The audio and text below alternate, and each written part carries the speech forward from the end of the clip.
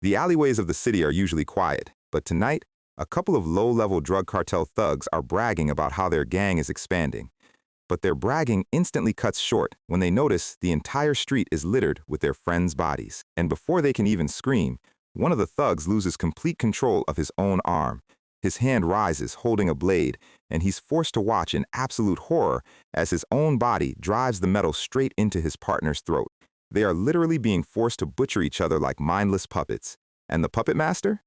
A tiny kid standing under the moon, controlling their every move with glowing purple strings of raw mana. This little monster is Deus, the future sin of sloth, and he's casually standing on a massive pile of freshly sliced cartel members. Beside him stands Utia, the future sin of wrath, swirling with catastrophic power, smiling like a yandere because nothing says welcoming our beloved master like a clean, drug dealer-free neighborhood. Meanwhile, back at the luxury estate, their master is happily munching on macarons, reading a cute little letter from them and thinking, wow, what a bunch of sweet, peaceful kids. But to understand how we got here, we have to go back to the beginning. 10 years from now, this beautiful, sprawling fantasy kingdom is destined to be completely erased from the map, and it is all thanks to these 5 absolute prime-tier monsters. They are known as the 5 Great Sins, and when they show up, humanity is basically forced to unsubscribe from life. The entire world is scheduled to take a massive, irreversible L. So, to make sure my own neck stays attached to my shoulders, I decided to step in and become their ultimate patron. Though, honestly, I didn't expect this whole sponsorship thing to turn into an accidental cult. Let's rewind a bit.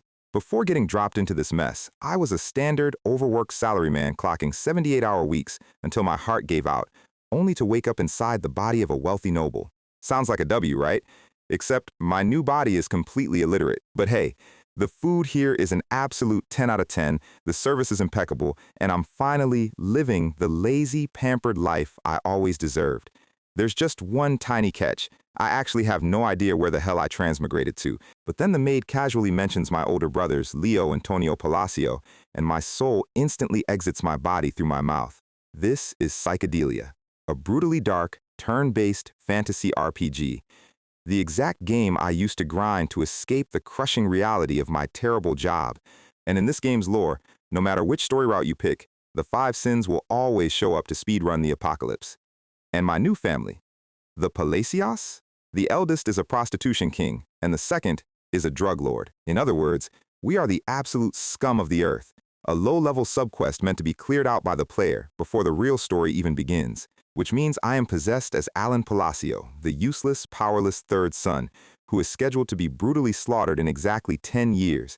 I escaped my terrible corporate boss just to get spawn killed by the end times. This is literally a scam, and to make it worse, I don't even have a cheat skill. But wait, if I know exactly how the world ends, doesn't that technically make me a prophet? What if I just find the future world-ending bosses while they are still tiny, traumatized kids and reform them with kindness before they turn evil? Step 1. I hire Evan, a highly skilled mercenary with a rare condition for this world, a functioning moral compass. He's incredibly loyal, and I need him to rescue the first future boss, Utia, who is currently locked inside an illegal human experimentation center. To make a good impression, I try to give Evan a reassuring smile, but my facial muscles are still lagging, so I look like a sleep paralysis demon. My soul definitely stopped loading at the face. But Evan thinks this terrifying grin is the mark of a cold, calculating mastermind. He asks why we left Utia at an orphanage instead of bringing her back to the mansion. He says even to a seasoned veteran like him, she was incredibly strange, locked away in a dark, damp cell, possessing power so immense she could have easily broken her chains, yet she just quietly endured it.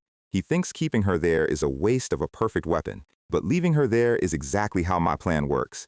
She is Utia, a non-human destined to make a pact with an otherworldly entity to become the Sin of Wrath, a literal engine of endless genocide. But if she grows up in a peaceful orphanage with warm meals, she won't turn into a monster. I'm a genius. So, to look mysterious, I lean back and tell Evan, it's not yet time. Pro tip, if you don't know what you're doing, just say it's not the right time, and people will think you're playing 4D chess. And it works. Evan is completely awed by my imaginary foresight. I then hand him a letter to deliver directly to Utia, a simple letter of reassurance to keep her calm. As Evan rides off to deliver it, I look out the window, praying this works. Because remember, I am completely illiterate in this language. So the letter I sent is literally just a copy-pasted quote from the holy ritual spell the game's priests used to try and soothe the sin of wrath during her final boss fight. In the game, it failed because she was already fully consumed by rage. But right now, she's just a lonely, traumatized kid. It should work perfectly, right? They worship some weird moon god anyway, so a cryptic religious quote should make her feel right at home. It's honestly hard to understand how these cultists think, but hey, whatever works. Meanwhile, back at the orphanage, Yuti is holding my letter, and the raw, terrifying mana radiating from her is absolutely insane. She looks up at Evan, asking if Alan was the one who sent this, and why her savior didn't want her by his side immediately. Evan is sweating bullets, feeling like he's standing next to a live nuclear warhead. Her eyes are glowing, manifesting a master-level aura that a child shouldn't even possess. So Evan remembers my dramatic words and plays his only card. He said, "It is not yet time." And Utia's brain instantly does a massive backflip. She stares at the holy quote in the letter, agony of the dark, impassivity of the bright. Evan is completely bewildered as her murderous red aura instantly vanishes, replaced by a fanatical, yandere smile under the blood moon. She thinks I'm her true master, and she has to prepare the world for my return. Meanwhile, back in my cozy bed, I'm sleeping like a baby, thinking I just did a wholesome good deed and saved the world with a friendly pen pal note. Sweet dreams, King. You have no idea what kind of monster you just unlocked. Oh, and a quick tip from my game knowledge. In this kingdom, they place blue primrose flowers on the coffins of the deceased. Keep that in mind. Oof. Back to reality.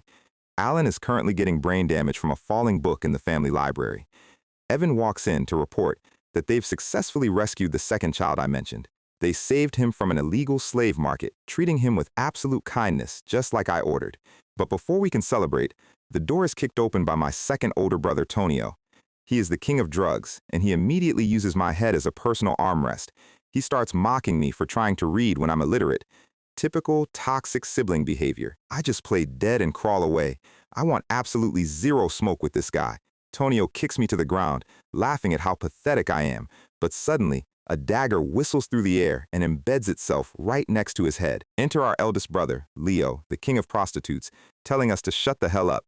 These two psychopaths immediately start having a stare down, and I take the chance to slide out of the room on my stomach. In the game, the Palacios were a joke and got wiped out instantly. But seeing them in person, their underground cartels are actually massive and terrifying. A violent shockwave of ice mana shatters the windows behind us. Evan has to physically shield me while I curl into a ball, reminding myself to act weak and incompetent to survive. Once the psychopaths leave, I collapse onto the sofa, completely drained. Evan is just standing there, staring at me in absolute silence. In his head, he's losing his mind wondering how a useless, illiterate master knew about illegal slave markets and secret bio-experiments. He decides I must be a tragic genius carrying the weight of the world in secret. He asks why I sent this second child to the orphanage too, because that kid isn't just a child. He's a walking natural disaster. The central nation of this world is the Kalian kingdom, and that is where this poor kid was sold into slavery. He was subjected to horrific, unspeakable human experiments, which completely broke his mind and turned him into the sin of sloth. He eventually awakened his powers and annihilated entire kingdoms, painting the streets in blood in ways that were so graphic, even the real-world players of the game were traumatized. But Sloth has one cheat code: he always pays back kindness tenfold. So treating him like a king now is my ultimate life insurance policy.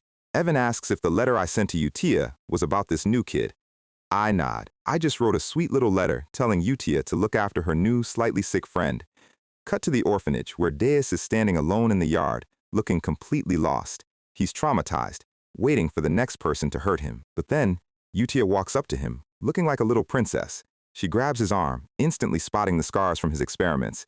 She realizes he was tortured by the Black Goat cult, and instead of pitying him, she smiles. She unleashes a massive, swirling vortex of pink mana, telling him the Great Moon has chosen him. She literally triggers his magical awakening on the spot. She extends her hand, promising him that if he stays loyal and follows his orders, meaning mine, he will finally get his absolute revenge. She holds up my friendly pen pal letter like it's a divine holy text and says it's time to send their master their very first reply. Back at the estate, a few days later, Evan slams the library door open, yelling that we have a massive crisis. He's pale, screaming that my second brother Tonio is dead. My brain completely short-circuits. Already? He's dead already? This is way faster than the game's timeline. At the funeral, the atmosphere is peak trash. My father, the Count, he literally brought prostitutes and drugs to his own son's funeral. I'm standing there thinking, yep, this family is playing on a completely different level of cooked. But then I noticed Tonio's coffin is covered in blue primrose flowers. In the game, Leo stabbed Tonio to death in a desperate struggle for the throne. But here, Tonio supposedly died of an accidental fall, and Leo can barely hide his smug face. The culprit is definitely Leo. I realize my actions are already warping the game's timeline. 1 year later, Leo completely absorbed Tonio's drug business, and the estate has actually become quiet. I am living my absolute best life, sitting on a velvet couch, eating macarons. Utia and I have become regular pen pals, sending letters back and forth. I'm reading her latest letter. Yuna is good at hide and seek. Deus likes puppeteering. I smile, thinking, what a wholesome bunch of kids. Evan notes that the orphanage is suddenly receiving massive, anonymous sponsorships from wealthy figures. And then he drops some real news. They found a clue about the third game boss. I'm hyped. If I can secure the third boss, my peaceful, lazy future is 100% guaranteed. Everything is going smoothly. What a beautiful, peaceful evening. Meanwhile, at a massive drug cartel warehouse in the slums, Leo's thugs are walking around, bragging about how their gang is growing, until they notice their entire night watch is lying dead in pools of blood. Suddenly, one of the thugs' arms moves on its own, drawing a dagger. He screams in sheer terror as his own hand forces him to brutally slash his partner's throat before turning the blade on himself. They are being slaughtered by their own limbs. And standing on the roof, Deus is manipulating them with glowing purple strings of raw mana. His eyes are cold, devoid of any emotion. He looks down and asks Utia if there was any point in wiping out this low-level cartel, since they have nothing to do with their ultimate revenge. Utia floats down, her silver hair swirling, and explains that of course it matters. She smiles her terrifying yandere smile and says, how can we let the place be shabby when he arrives? With a single wave of her hand, she unleashes a massive storm of mana, completely vaporizing the entire drug facility. They are literally running a brutal shadow syndicate called the Blue Moon, wiping out all of my family's corrupt business operations from the shadows, completely leveling my enemies to tidy up for me, while I'm back at the mansion thinking they're just playing with finger puppets at recess. So, it has been a clean 2 years since our guy Alan started his pen pal relationship with Utia. And while he is lounging in his backyard, practicing some incredibly basic low-tier magic, his faithful knight, Yeban, comes dragging himself across the grass like he just completed a marathon through a swamp. Yeban gives a weak thumbs up and gasps out that the 5th child has finally been safely delivered to the orphanage. Alan is so touched by his guard's absolute dedication that he actually feeds him a macaron right there on the grass. You love to see the boss-employee relationship thriving. Finding the third one, the sin of greed, was a bit of a nightmare, but using Alan's metagame knowledge and Yeban's pure muscle, they got it done. Yeban catches that macaron in his mouth like a golden retriever on a Sunday afternoon. Alan tells him he can finally take a long, well-deserved break now that the entire orphanage project is officially complete. Yeban drops to the ground with a massive sigh of relief. The heavy lifting is over. But then Yeban looks up and points out that Alan does not exactly look happy about this massive success. Alan deadpans that he is literally smiling right now. This is his peak joyous expression. The man's facial muscles are just permanently locked in a state of corporate burnout. Yeban decides it is probably best not to argue with the terrifying genius. With all 5 future world-destroying bosses gathered under one roof, Alan lays back on the grass, thinking everything is going absolutely perfectly. He has successfully changed the timeline. In the original game, these kids were subjected to the absolute worst horrors imaginable, turning them into completely broken, vengeful monsters. The chances of saving all of them before they awakened as the Sins were practically zero. Alan was genuinely terrified that he would have to rescue them after they had already gone full supervillain, which would have made his cozy retirement plans much harder to pull off. He asks Yeban how the orphanage is actually doing, while Yeban hands over the latest letter from Utia.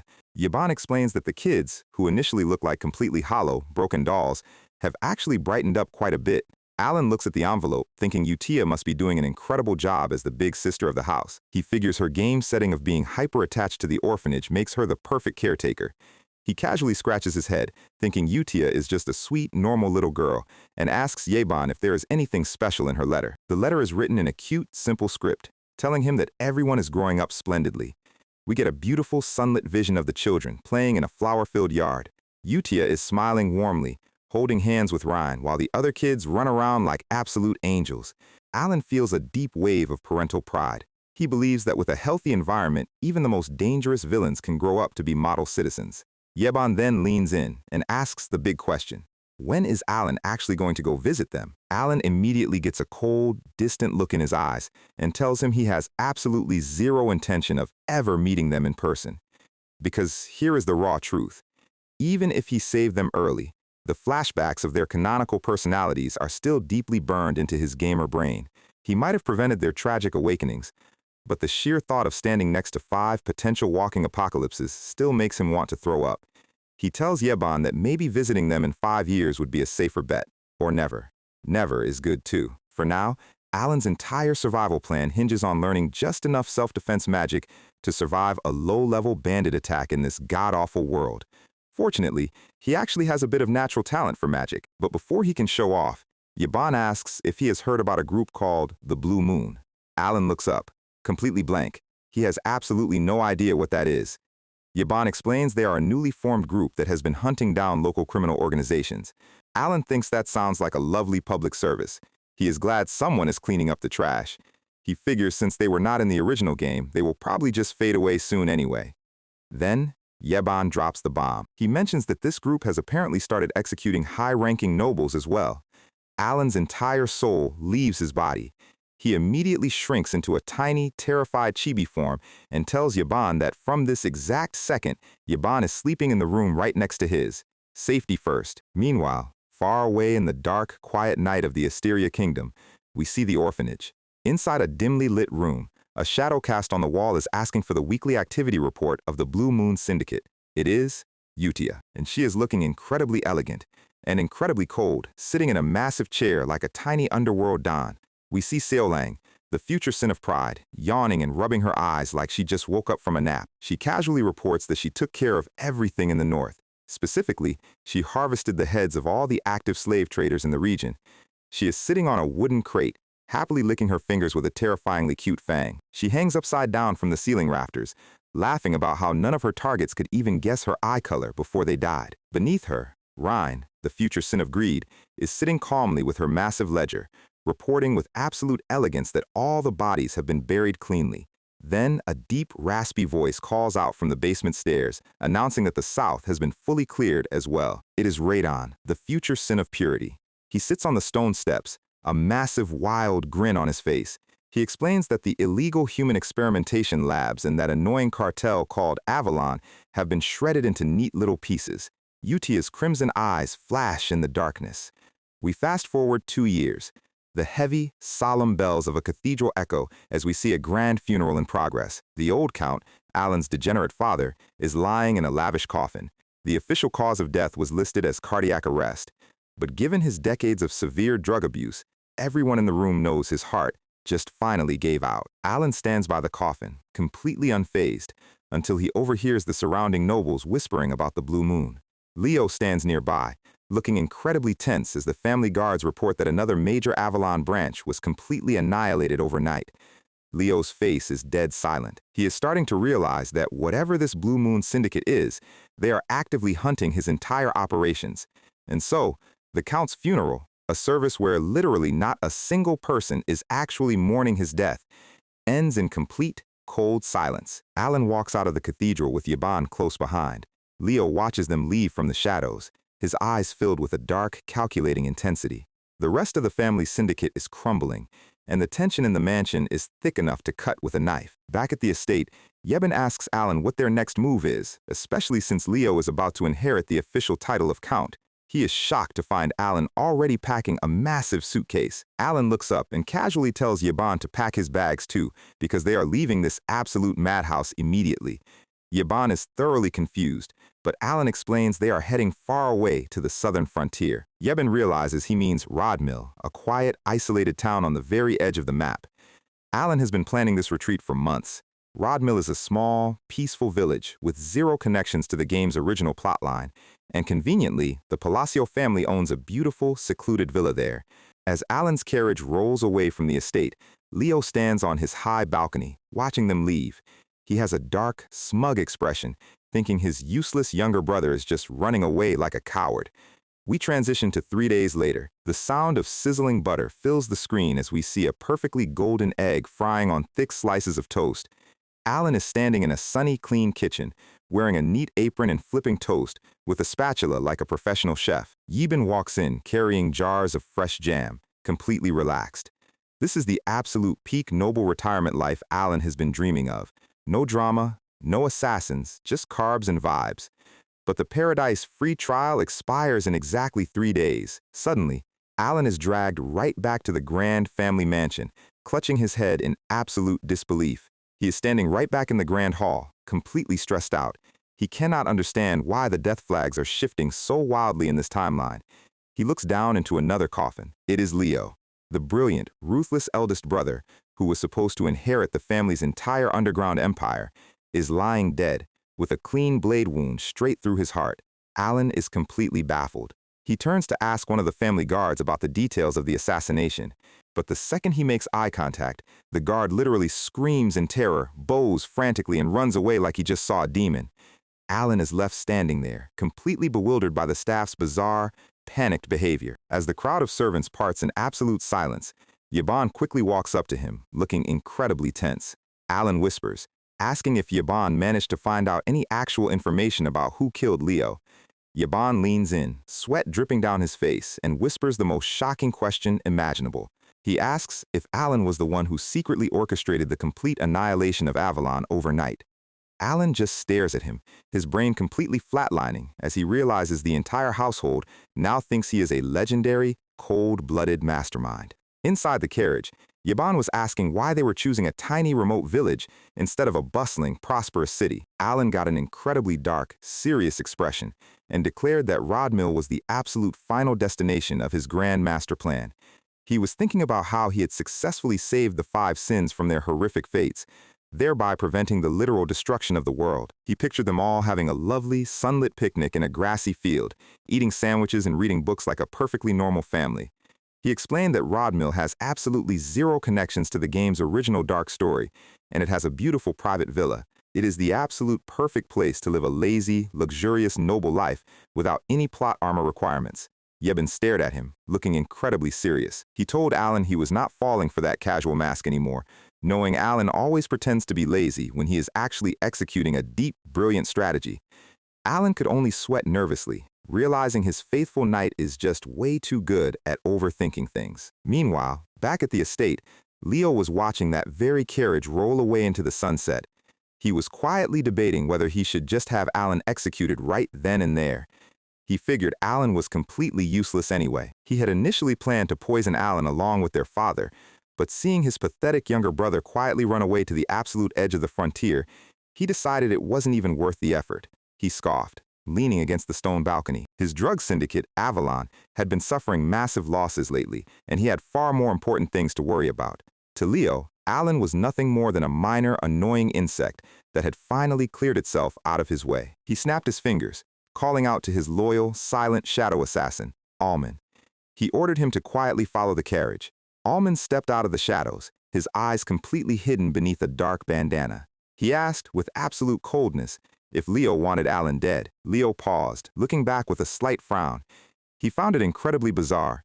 Alman was a perfect, mindless tool who had followed every single horrific order for years without ever asking a single question. Why was he suddenly asking for clarification now? Leo got irritated and told him to just do exactly what he was told. But mid-sentence, a cold steel blade erupts straight through his chest from behind. Leo coughs up a massive spray of dark blood, gasping in absolute shock as he realizes his most loyal assassin has just brutally betrayed him. Alman stands over him, his voice completely shifting. He calmly mentions that he actually really enjoys playing war games. He pulls off his bandana, revealing his glowing blue eyes. He is actually Hidan, a high-ranking member of the Blue Moon Syndicate. He explains that playing the role of Leo's loyal guard for the last 2 years was quite entertaining, but his tone goes completely arctic as he declares that if anyone dares to threaten the Great Moon, they must be eliminated immediately. With one swift, brutal arc of his sword, he slices Leo down, dark blood splattering across the elegant stone balcony. Hidan steps over the dying noble, mentioning that he was patiently waiting for Leo to officially order Alan's death. just so he would have a perfect reason to execute him. Leo gasps out that his syndicate forces will never let him get away with this, but Hidan calmly tells him that with those exact words, the entire Avalon syndicate is officially scheduled for extinction. Hidan looks down, with a cold, mocking pity. He tells Leo that the Great Moon actually gave him a chance to live by letting him leave peacefully, but Leo chose wrong. Hidan leaps off the high balcony, disappearing into the dark night sky under a crescent moon. We cut back to the beautiful, warm morning sun rising over the peaceful town of Rodmill. Alan is stretching his arms in his sunny bedroom, completely refreshed. He is enjoying the absolute peak of a peaceful, noble lifestyle, waking up whenever he wants, eating delicious, warm meals prepared by Yeban. He is happily chewing on a slice of golden toast, thinking he should honestly just retire and start a bakery. But the cozy vibes are instantly shattered as Yeban bursts into the dining room, holding a sealed telegram.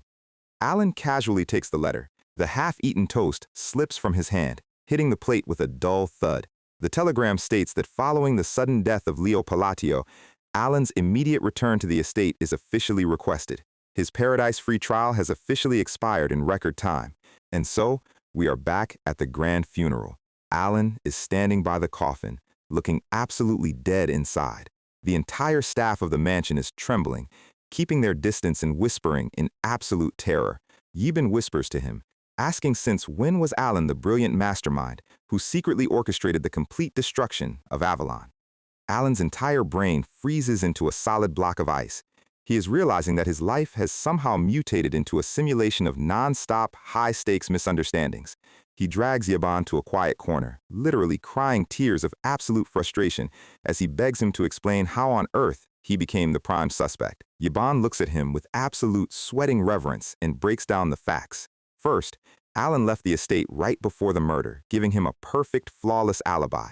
Second, with Leo dead and Avalon completely dismantled, there is literally no one left to challenge Alan's claim to the family title. And third, to the rest of the world, it looks like Alan has a masterclass assassin under his personal command who executed the entire purge. Yeben even does a theatrical bow, fully accepting his role as the legendary butler of a terrifying Shadow Lord. Alan clutches his throbbing head, wondering how a simple plan for a peaceful retirement could possibly fail this spectacularly.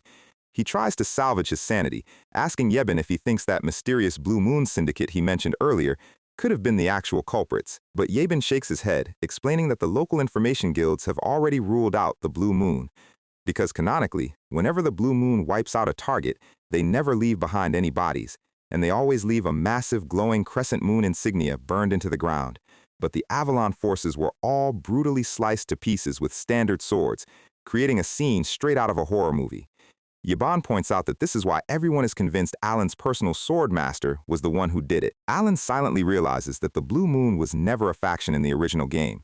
He has absolutely no idea who these people are, or why they are suddenly acting as his personal death squad. Meanwhile, back in the dark basement of the orphanage, we see the real culprits gathered around a table. Utia asks if they left any traces behind during the massive purge. Ryan calmly reports that they left absolutely zero clues. Xiaolong cheerfully spins her daggers, laughing about how there were just so many bodies to slice. She has a wild, ecstatic look on her face, thoroughly enjoying her role as Alan's secret protector. We see a heavy stone door slowly grinding open. Inside a vast, dark chamber, Dea stands engulfed in a massive, glowing purple aura. He calmly reports that the remaining Avalon forces consisted of exactly 486 elite mercenaries. And just as Utia ordered, Raiden steps forward, resting his colossal broadsword on his shoulder with a manic, bloodthirsty grin, announcing that they cleanly sliced every single one of them in half. Utia covers her face, letting out a soft, chilling laugh. To her, the complete eradication of a continent-spanning crime syndicate was just a minor, necessary chore to ensure her master's absolute safety. And just like that, Avalon, the massive criminal organization that once held absolute sway over the entire Asteria kingdom, was turned to literal dust in a matter of 5 days. But then Utia's expression turns cold as she mentions that their work is not completely finished yet. Raidon looks back, slightly confused. She reveals a thick, leather-bound document she recovered from Leo's private desk. The papers contain a list of high-ranking nobles who were deeply involved in Avalon's illegal drug operations, with the powerful Altia Duchy listed right at the top. Utia stares at the list in dead silence. Her crimson aura flares once more, dense and terrifying, as she looks up at her gathered companions. She asks them if they already know what she is about to say. The 5 future sins stand tall, their respective magical auras exploding in a dazzling display of dark pink, bright gold, deep green, and purple light. They are completely united, ready to unleash absolute devastation. Radon grips his massive sword, his eyes glowing with wild anticipation, as Utia gives the final, chilling command. They will quietly take care of every single noble on that list. Meanwhile, back in the peaceful southern town of Rodmill, the birds are chirping happily as Alan stands on his sunny balcony, quietly sipping his morning tea, completely and hilariously oblivious to the fact that his wholesome orphans are currently planning a systematic purge of the kingdom's entire high aristocracy.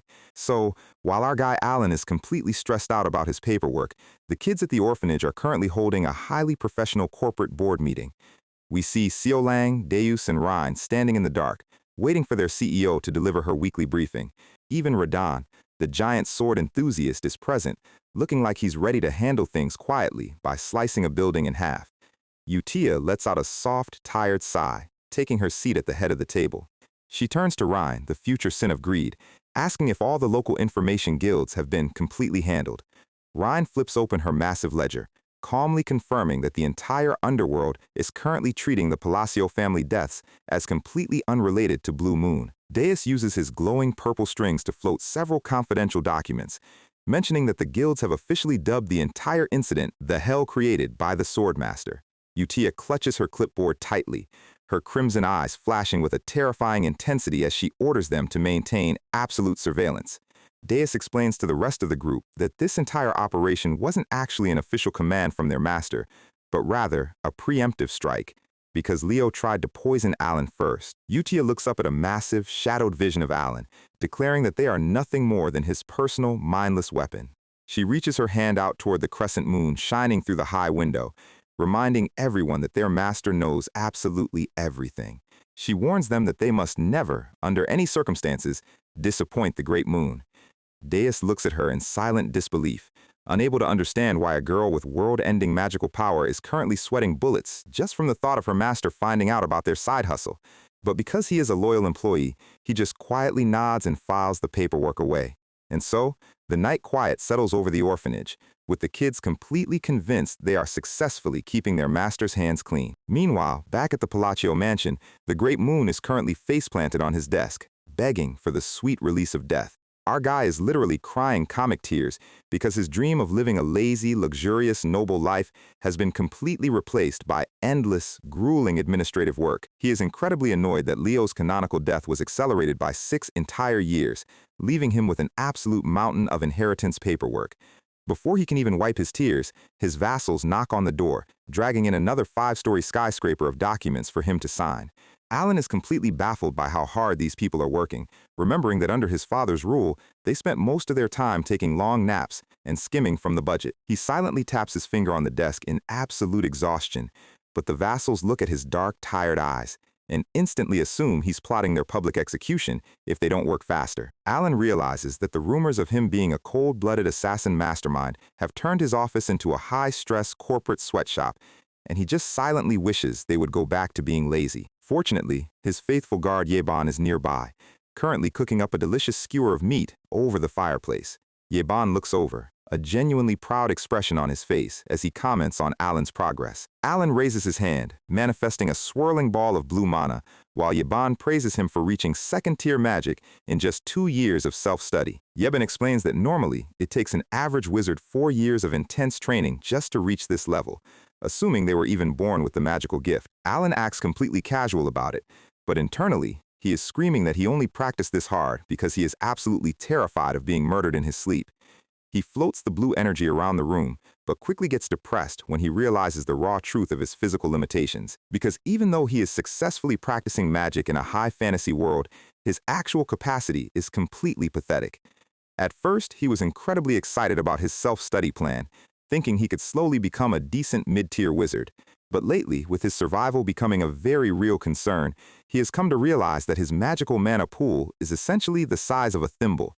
He visualizes the magical flow, explaining that a person's mana capacity is like an athlete's physical build completely fixed from the moment of birth. And unfortunately for our guy, His capacity is so incredibly small that no amount of standard training can ever cover the difference.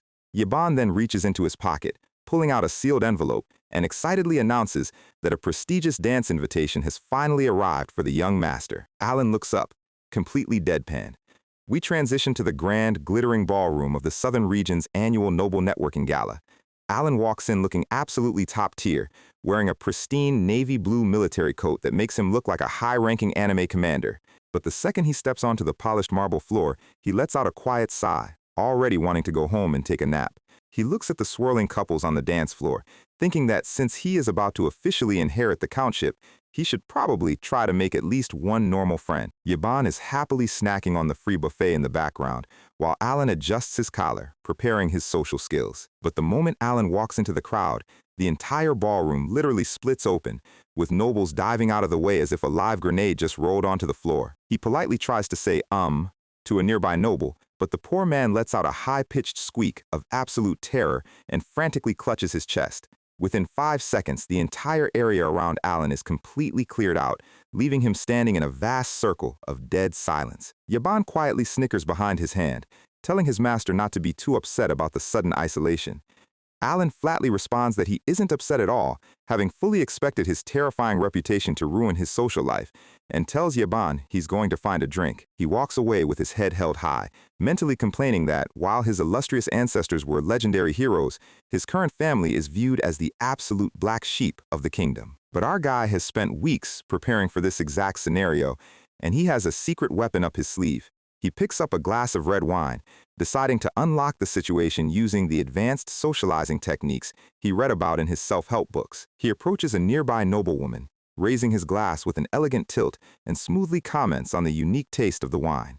Then, he attempts to deliver his highly practiced, warm, and reassuring smile. But because his soul isn't fully synced with his face, his attempt at a friendly grin turns into a terrifying, predatory smirk straight out of a horror movie. The poor lady goes completely pale, her eyes wide with absolute, paralyzing horror as she stares at his face.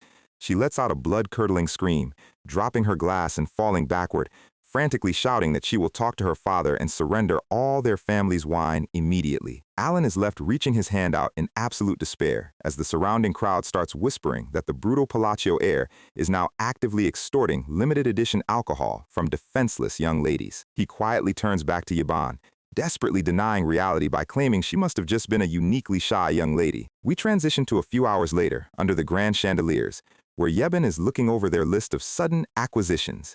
Yeben is thoroughly impressed, reading off a list of massive bribes that terrified nobles have surrendered to Alan, including a fine horse, expensive citrus tea, and custom-crafted metal. Alan stands in the corner, completely dejected, realizing his family name is far more infamous than he ever imagined. He looks at the tight circles of socializing nobles, accepting the fact that he has become a complete social pariah who everyone avoids like the plague. He tells Yaban he's going out to the balcony to get some fresh air, completely exhausted by the sheer effort of existing. As he walks away, Kalia Zenonia, the red-haired eldest daughter of the West's most dangerous crime family, watches him from behind her lace fan with a highly intrigued look. Alan steps out onto the quiet, stone balcony, looking out over the dark, starry night. He leans against the railing, quietly asking himself where his beautiful, cozy retirement plan possibly went so wrong. Suddenly, a soft, polite voice calls out from the darkness, asking if they can speak for a brief moment. Alan turns around in absolute surprise, wondering who on earth would be brave enough to willingly approach him. The wooden doors creak open, and a young girl steps out into the moonlight. She introduces herself as Loria, the third daughter of the Altia ducal house. Alan's entire face goes completely stiff as he recognizes the name, because the Altia family is canonically known in the lore of psychedelia as one of the 3 great villainous houses, commonly referred to as the black sheep of the north. He silently sweats, realizing that the only person in this entire ballroom who isn't afraid of him is, of course, a high-tier villain. But as he looks closely at her green eyes, he suddenly realizes a massive plot inconsistency. He cannot remember ever seeing this girl in the actual game, but before he can puzzle it out, Loria drops to her knees, desperately begging him to lend her his strength. She clutches her hands together, her voice trembling as she delivers a chilling prediction. She looks up at his shadowed face, quietly whispering that she is scheduled to be assassinated very soon. And as the wind blows across the balcony, Our guy is left standing there, realizing his self-help books did absolutely nothing to prepare him for this level of drama. Loria Altia quickly explains her highly tragic backstory, revealing that because she was the daughter of a mistress, she was only protected as long as her father was healthy. But now that the Duke of Altia has fallen gravely ill, her older sisters are actively preparing to have her murdered to secure their inheritance. Alan's gamer brain finally connects the dots, realizing she wasn't in the game because she was already canonically dead before the main story even started. But because he is a highly practical former corporate slave who values his own safety above all else, he flatly tells her that he refuses to help. Loria frantically offers him half of House Altia's vast territory in exchange for his protection, but Alan just turns his back, wishing her the best of luck with her survival struggle before walking away. He thinks to himself that keeping his own head attached is already a full-time job, and unlike his terrifying reputation, he doesn't actually have any special powers to save people. Loria is left standing alone in the cold night, her head bowed in absolute despair. Alan sighs as he steps back into the warmth of the ballroom, his neck aching from the sheer weight of all the death flags surrounding him. But as he closes the balcony door behind him, he turns back one last time, quietly telling her that something good will definitely happen for her. As he walks down the grand staircase, we see a dark figure in a heavy black cloak watching him from the high rafters, quietly plotting to inform their superiors about the Altia girl's approach. But suddenly, two familiar figures step out of the shadows right behind the stalker. Deus and Rhine are standing on the high roof, calmly observing the ballroom below. Rhine flips her ledger closed, explaining that since Loria is the only Altia who isn't involved with the illegal drug trade, she isn't on Radan's execution list, meaning they don't need to waste any effort on her. Deus nods, his purple eyes glowing under his hood, as he explains that their primary objective is to cut off all local information flow so that news of their massive underworld purge never reaches their beloved master. Alan is completely oblivious to his orphan's secret cleanup operation, walking through the hall while wondering if he has some kind of natural antisocial barrier around him. Suddenly, Kalia Zenonia walks up to him, offering a highly polite, elegant greeting that immediately makes our guy light up with childlike hope. He thinks to himself that he might finally have a chance to make a normal, noble friend, but the second she lowers her lace fan, his face completely flatlines. He recognizes her face instantly from the game, realizing that once again, the universe has sent him a highly dangerous, high-ranking crime boss instead of a normal person. He politely greets her as Lady Zenonia, and she giggles behind her fan, acting highly flattered that the famous Palacio heir knows her name. Alan flatly responds that of course he knows her, given that her family is incredibly famous throughout the kingdom. We get a dramatic map layout of the Asteria Kingdom's three great villainous factions. In the north, the absolute vipers of House Altia. In the east, the brutal street gang known as House Palacio. And in the west, the refined, corporate-style mafia syndicate of House Zenonia. Kalia Zenonia, the eldest daughter of the West's crime syndicate, smiles warmly, her crimson eyes holding a highly dangerous, calculating glint. Alan is crying inside, thinking that while his family is just a bunch of rowdy gangsters, the Zenonias are a highly sophisticated corporate death squad that he must never cross. He quickly delivers a smooth compliment about her legendary beauty, desperate to keep the conversation peaceful so he can make his escape. Kalia leans in close, her red hair brushing his shoulder, as she coyly asks if he would like to slip away to a quieter room to discuss their family's future business. Alan immediately panics, making up a quick excuse about there being far too many watchful eyes in the ballroom, while internally begging her to just let him go home in peace. Kalia lets out a quiet, amused chuckle, remarking that he is indeed exactly as deep and cautious as the terrifying rumors suggest. She brushes past him with an elegant swirl of her red dress, whispering that she highly looks forward to their next encounter. Alan is left standing in the middle of the corridor, completely bewildered by the sudden, highly confusing interaction. Up in the dark rafters, Rhine and Deus are quietly watching Kalia's departure. Rhine notes that their information containment of the Avalon incident is operating at 100% efficiency, but Deus points down toward a nearby tree, noting that a high-ranking assassin has apparently been quietly trailing Alan's carriage all evening. They leap off the high balcony, disappearing into the dark night like two silent ghosts, deciding to quietly eliminate the stalker before he can disrupt their master's evening. We transition to several days later. The hot morning sun is shining down over a massive, breathtaking canyon on the southern frontier. Alan is standing at the edge of the gorge, looking incredibly determined as he announces that they have finally located his real objective. Yeben walks behind him, looking highly exhausted as they navigate the ancient glowing stone ruins scattered across the canyon floor. Alan looks at an old map, thinking about his true purpose for traveling all the way to this remote southern region, the hidden dungeon known as the Labyrinth of Whispers. According to the original game's lore, anyone who successfully solves the ancient riddles in the 8 hidden chambers of this labyrinth will be rewarded with an incredibly powerful, high-tier artifact. Alan has the entire walkthrough completely memorized, and he is highly excited to enjoy some easy, low-level game grinding. They walk past massive, towering stone pillars covered in ancient, glowing blue runes. Even though he spent hundreds of hours grinding this exact location in the game, Alan is still deeply impressed by how imposing the actual ruins look in real life. Yaban looks at the hand-carved stone walls in absolute awe, asking how on earth his master discovered such a highly classified, ancient location. Alan casually jokes that he used to come here all the time in his past life, before quickly playing it off as a daydream. Yaban just sweats nervously, begging him not to make such terrifying jokes with a completely straight face. Suddenly, a shrill, blood-curdling screech echoes from the darkness above as a massive horde of gargoyles drops from the cavern ceiling.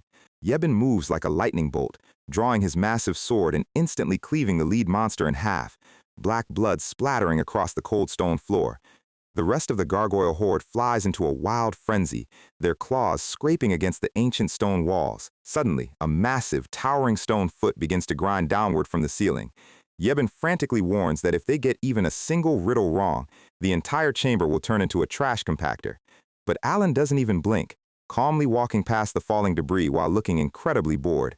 Yebin watches him in absolute sweating reverence, completely unable to comprehend how his master can remain so incredibly serene in the middle of a collapsing ancient temple. He quietly reviews the last 4 years of their journey, listing all the seemingly random, highly heroic deeds Alan has performed, completely unable to find any logical connection between them. Alan casually taps on an ancient stone tablet, solving the riddle in a matter of seconds, but notes that the main doors won't open until they clear out the remaining monsters. Yeban is thoroughly convinced that Alan is a divine prophet who possesses complete, infinite wisdom about the entire history of the world.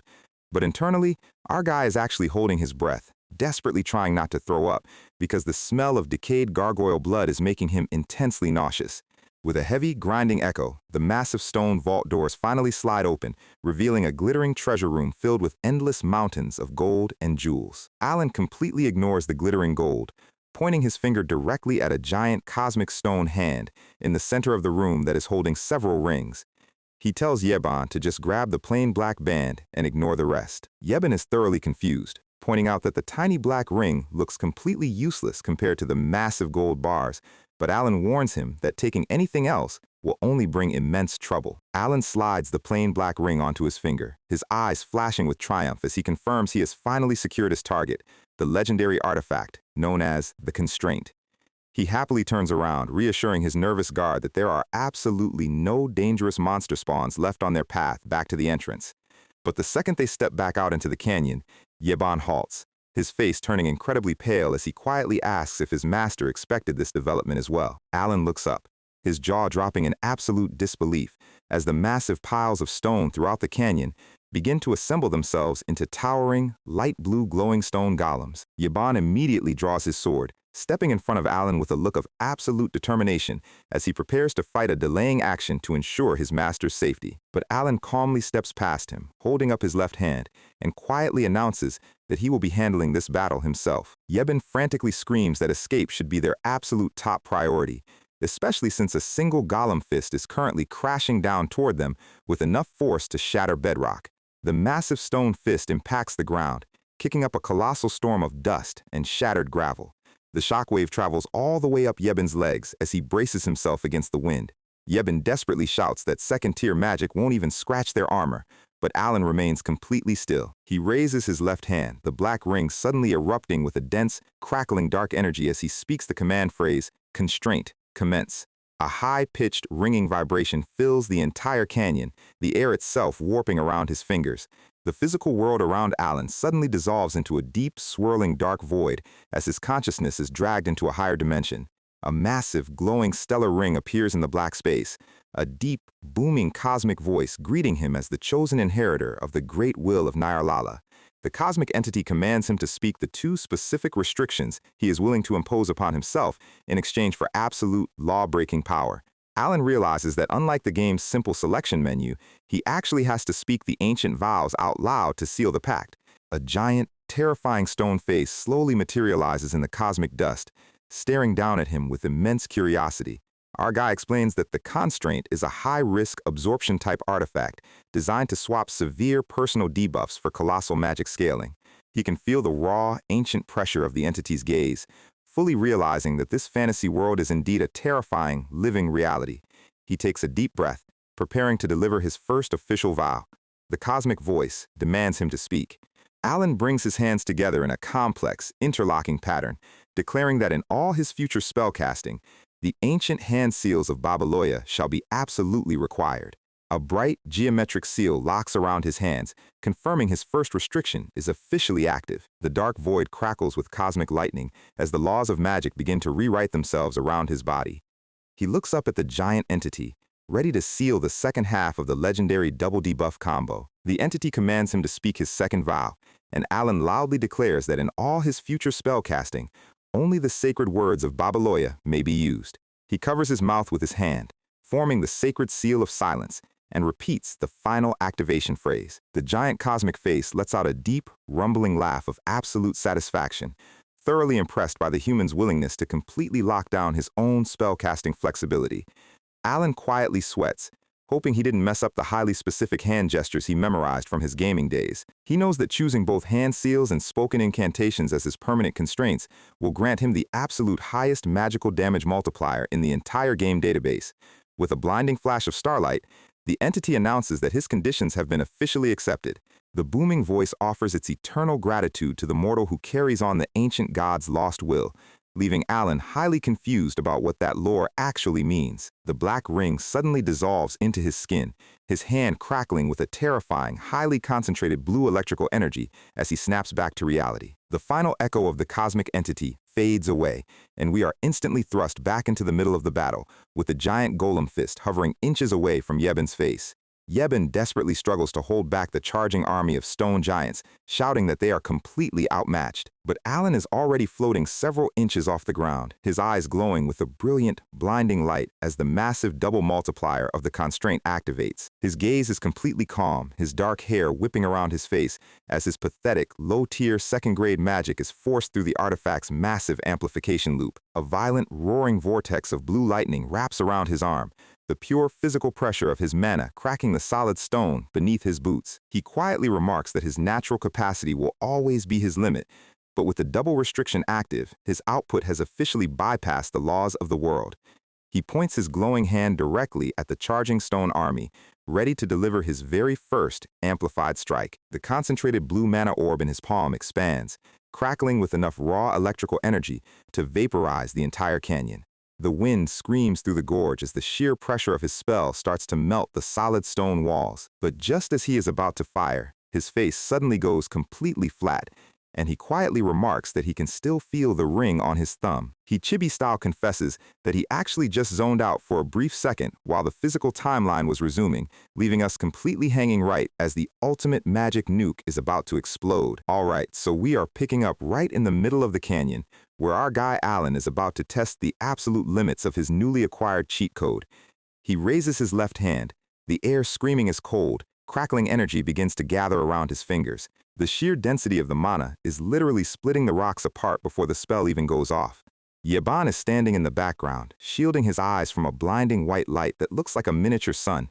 Alan begins whispering the ancient forbidden incantations of Babaloya, his voice echoing through the gorge. A colossal, swirling sphere of blue lightning condenses above his palm, towering over the massive stone golems. He quickly forms the complex, interlocking hand seals required by his first self-imposed restriction. And then, he releases it. A massive, earth-shattering pillar of pure blue electrical energy crashes down from the sky, completely swallowing the entire golem army in a matter of milliseconds. Yebin's face is a picture of absolute, terrifying shock as he watches his master's low-level magic turn into a tactical nuke. The physical impact of the spell is so violent that the sound of the thunder is literally rupturing the air. The lightning branches out across the canyon floor, tearing through solid stone like wet tissue paper. When the smoke finally clears, there are no golems left. There are no ruins left. There is only a smooth, glowing crater of molten glass. The absolute, terrifying scale of the destruction is completely off the charts for a standard second-tier spell. The remaining residual electricity quietly crackles in the air, slowly dissipating into the dark sky. The entire canyon is silent. Yaban just stands there, staring down at the massive, empty canyon where a legendary golem fortress used to be. He slowly turns his head toward Alan, sweat dripping down his neck as he mutters that this is completely unbelievable. Yeben asks him, with absolute reverence, if Alan has been secretly hiding his true godlike powers this entire time. He points out that in his 15 entire years of working as a veteran mercenary, he has never seen any wizard pull off something this insane. Alan just looks back at him with his standard, exhausted deadpan, calmly confirming that yes, that was indeed a basic second-tier spell. But internally, our guy is sweating bullets, completely shocked by how much stronger the constraint is compared to the original game mechanics. He visualizes the turn-based combat system of psychedelia, explaining that normally, a spell could only be enhanced by a small margin per turn. But because he stacked 4 highly specific incantations and hand seals over 5 continuous turns, the magic was amplified several-fold, transforming a basic spark into a large-scale lightning catastrophe. He remembers the cosmic entity's booming voice, realizing that the massive damage boost was a direct reward for his absolute dedication to the Forgotten God's rules. He stretches his arms, thinking that while the results are fantastic, using second-tier magic to completely vaporize a canyon was probably a bit of an overkill.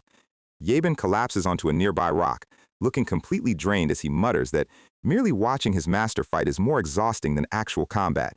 He looks up at the massive, glowing dome of the labyrinth, quietly asking what kind of legendary monster could have possibly designed such a dreadful place. Alan's eyes get a distant, nostalgic look as he remembers the online forums and guidebooks from his past life. He casually mentions that the dungeon was created centuries ago by a legendary warrior named PROTION.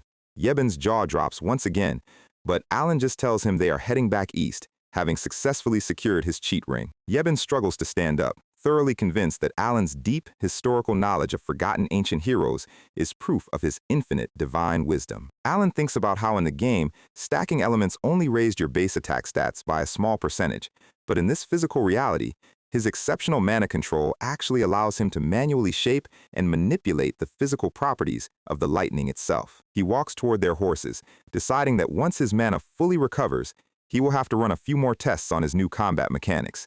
Meanwhile, high on the rocky cliff above, a dark figure in a heavy black hood is quietly watching them leave. The shadow leaps from the cliff, descending into the deep, quiet darkness of the canyon floor.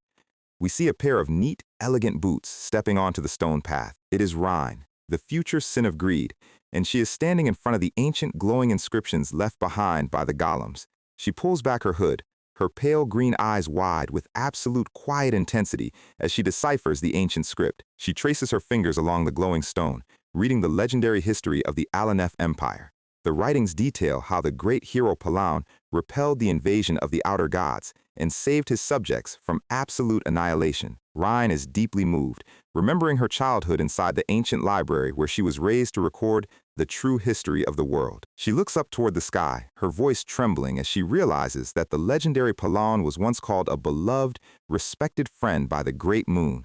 She thinks about how Utia's fanatical descriptions of their master's supreme divinity actually turned out to be completely true.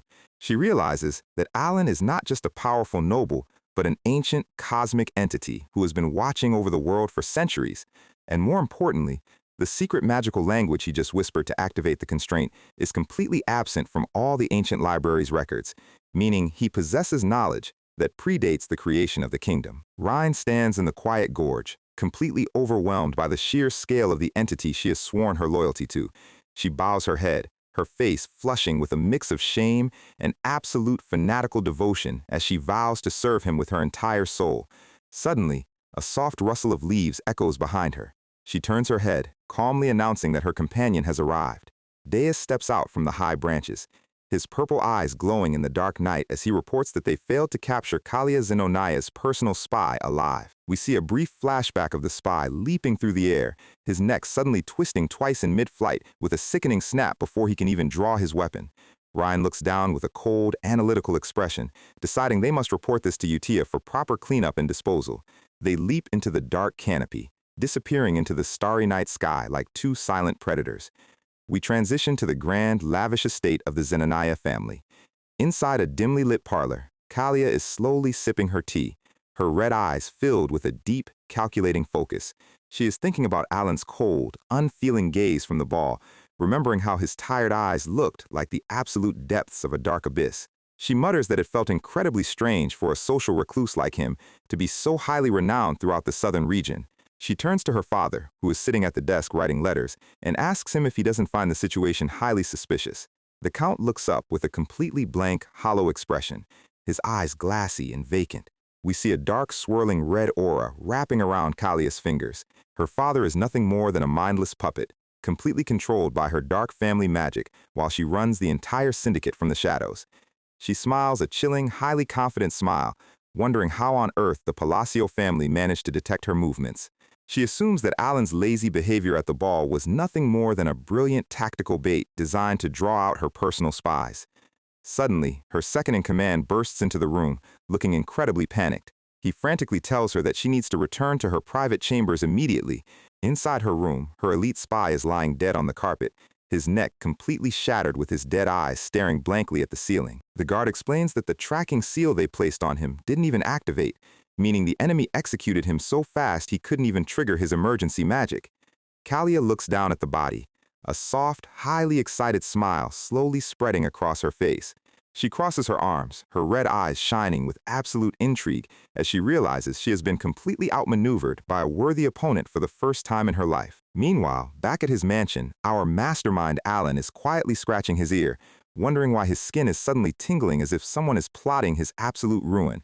Yaban is fast asleep on his lap, completely exhausted by his master's genius, where a carriage is slowly rolling through the snowy, grand gates of the Altia ducal territory. Inside, Loria is looking out the window with an incredibly dark, tense expression on her face. She is thinking about Alan, remembering him as the terrifying noble of the underworld, who possesses eyes as cold as her father's. She walks up the stone steps of her mansion, realizing that her desperate attempt to recruit him was her absolute last lifeline. She reviews the names of her highly toxic, ambitious siblings, Tamalian, Marianne, Philin, and Kig, knowing they are currently waiting inside to have her executed. She stands in front of the massive double doors, her heart pounding as she prepares to face her family's deadly inheritance trap. Suddenly, the heavy doors swing open, and her maids run out screaming her name in absolute hysterical terror. The maids collapse onto the floor, shrieking that Lady Philin and Lord Kig have apparently committed suicide inside their private chambers.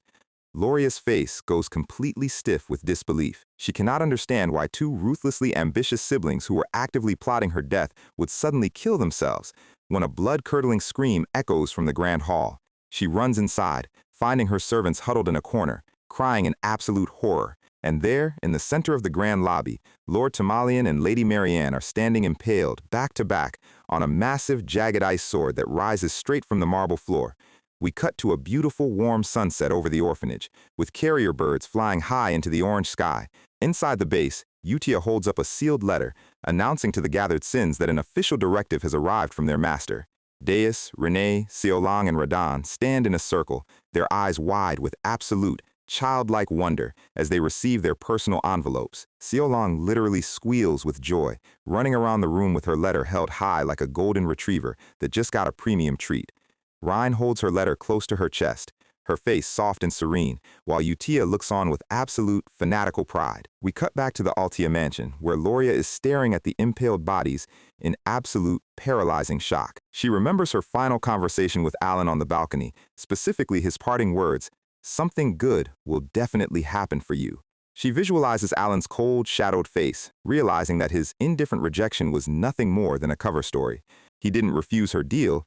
He had already dispatched his personal, god-tier death squad to completely erase her entire family before she even returned home. She looks at the pools of dark blood on the marble floor, her hands trembling as she realizes the sheer, terrifying scale of the shadow organization Alan controls. She realizes that Alan is the absolute, undisputed king of the Asteria underworld, who silently coordinates the rise and fall of great houses from his office. To her, his lazy, tired expression is nothing more than a brilliant, chilling mask designed to hide his absolute, predatory nature. She clutches her dress, her entire body shaking with a mix of intense terror and absolute, unwavering loyalty. And just like that, without lifting a single finger, our guy Alan has officially inherited the entire political leverage of the Altia Duchy overnight. Loria stands alone in the quiet corridor, letting out a soft, hollow laugh at the sheer absurdity of her situation. She realizes she has made a pact with a literal demon, but there is absolutely no turning back now. She knows what happens to those who dare to betray the great moon, and she has no desire to join her siblings on an ice sword. Her green eyes flash with a new, dark determination as she vows to become the perfect, obedient puppet for her master's grand design. We fast forward 2 months. Inside his cozy study, Alan is looking up in absolute deadpan confusion as a messenger bows before his desk. Yaban stands nearby, his eyes popping out of his head as he opens a lavish wooden case containing a bottle of legendary Cernax wine worth several thousand gold. Alan reads the attached card, finding Loria's elegant signature, and gets incredibly stressed out. He asks the messenger if this incredibly expensive gift is truly meant for him, and the messenger confirms that the Duke personally ordered it to be delivered by hand. Alan's brain completely flatlines as he connects the dots. He realizes that Loria, the helpless crying girl from the balcony, has somehow become the official Duke of the entire Altea territory in a matter of 8 weeks. Loria is currently sitting in her massive new office, stretching her arms after a long day of signing state decrees. She looks around the grand study, thinking about how she wasn't even allowed to enter this room under her toxic family's rule. She is thoroughly convinced that her smooth rise to power was entirely orchestrated by Alan's brilliant, behind-the-scenes political manipulation. She remembers her panic when her entire secret organization was wiped out, realizing that Alan deliberately cleared out the trash so he could rebuild her house from scratch. She shivers, thinking about how incredibly terrifying his strategic foresight actually is. She is convinced that Alan's entire plan required the political weight of the Altea name, and he used her as a convenient pawn to secure it.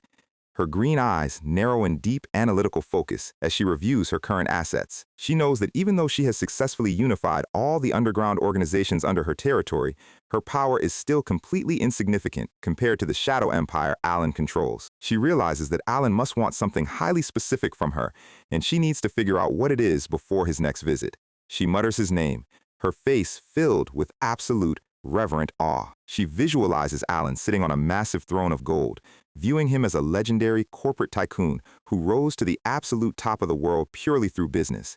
She realizes that the only thing she has that he doesn't is the legendary political renown of the Altea name, which he intends to use to manipulate the entire kingdom's parliament from the shadows. She looks at the portraits of her ancestors, fully accepting her role as his premier political representative. She decides to focus entirely on her duties, ensuring she is ready when her master finally makes his move. She smiles warmly, hoping her premium wine gift successfully pleased her terrifying benefactor. Her face is filled with absolute, peaceful confidence as she prepares to serve him. Back in the study, the messenger politely takes his leave, closing the heavy doors behind him. Alan is left staring at the wine bottle, his sweat glands working overtime as he mutters that something incredibly strange is going on with the Altea family. We see a beautiful, wide shot of the Grand Palacio mansion covered in a light layer of winter snow. Alan is walking through the quiet, sunlit corridor, looking out at the snowy gardens. Yaban runs up behind him, playfully asking if he should start addressing him as Count now that the new year has officially arrived. Alan looks slightly bitter, thinking about how inheriting a noble countship wasn't actually part of his cozy, lazy retirement plan. But he quickly cheers up, remembering that being a high-ranking count comes with some incredible perks, and reaches out to take the latest letter from Utia. As they walk to the library, Alan asks if the information guilds managed to find any clues about Leo's assassins. Yaban sits down at the table, reporting that the guilds are still thoroughly investigating, and asks Alan if his goal is to seek revenge. Alan shakes his head, calmly explaining that he just wants to be fully prepared for any sudden changes in the game's original timeline. Yeben looks at him with absolute, starry-eyed admiration, praising him for sounding incredibly noble, while Alan just sweat drops and tells him to go with that. He slides open the letter, happily wondering what kind of cute, wholesome activities his orphans have been up to lately. Utia's letter describes how everyone is enjoying their normal hobbies. We see a cute drawing of Deus practicing puppet plays, which is actually him practicing controlling human corpses with his strings, and Ryan is quietly reading books and digging in the garden, which is her managing the logistics and burying the bodies of their victims. Alan looks at the letter, a warm, incredibly proud smile on his face, as he thinks about how sweet and wholesome his little family is. He suddenly asks Yaban how old the kids are now, realizing it has been quite some time since they first opened the orphanage. Yaban explains that they are about to reach the age to officially step into society, and mentions that some of the older kids have already left to find work. Alan is touched, visualizing his 5 cute orphans running through a field of flowers, completely unaware that they are actually the continent's most feared vigilantes. He looks at a cute illustration of the kids bowing to him and thinks to himself that with the apocalypse successfully averted, it is probably time to let them go live normal, peaceful lives. Yaban is surprised, asking if he is truly planning to release the kids he went to such extreme lengths to rescue and protect. Alan looks out the window, his eyes serious as he thinks about their canonical traits from his past life.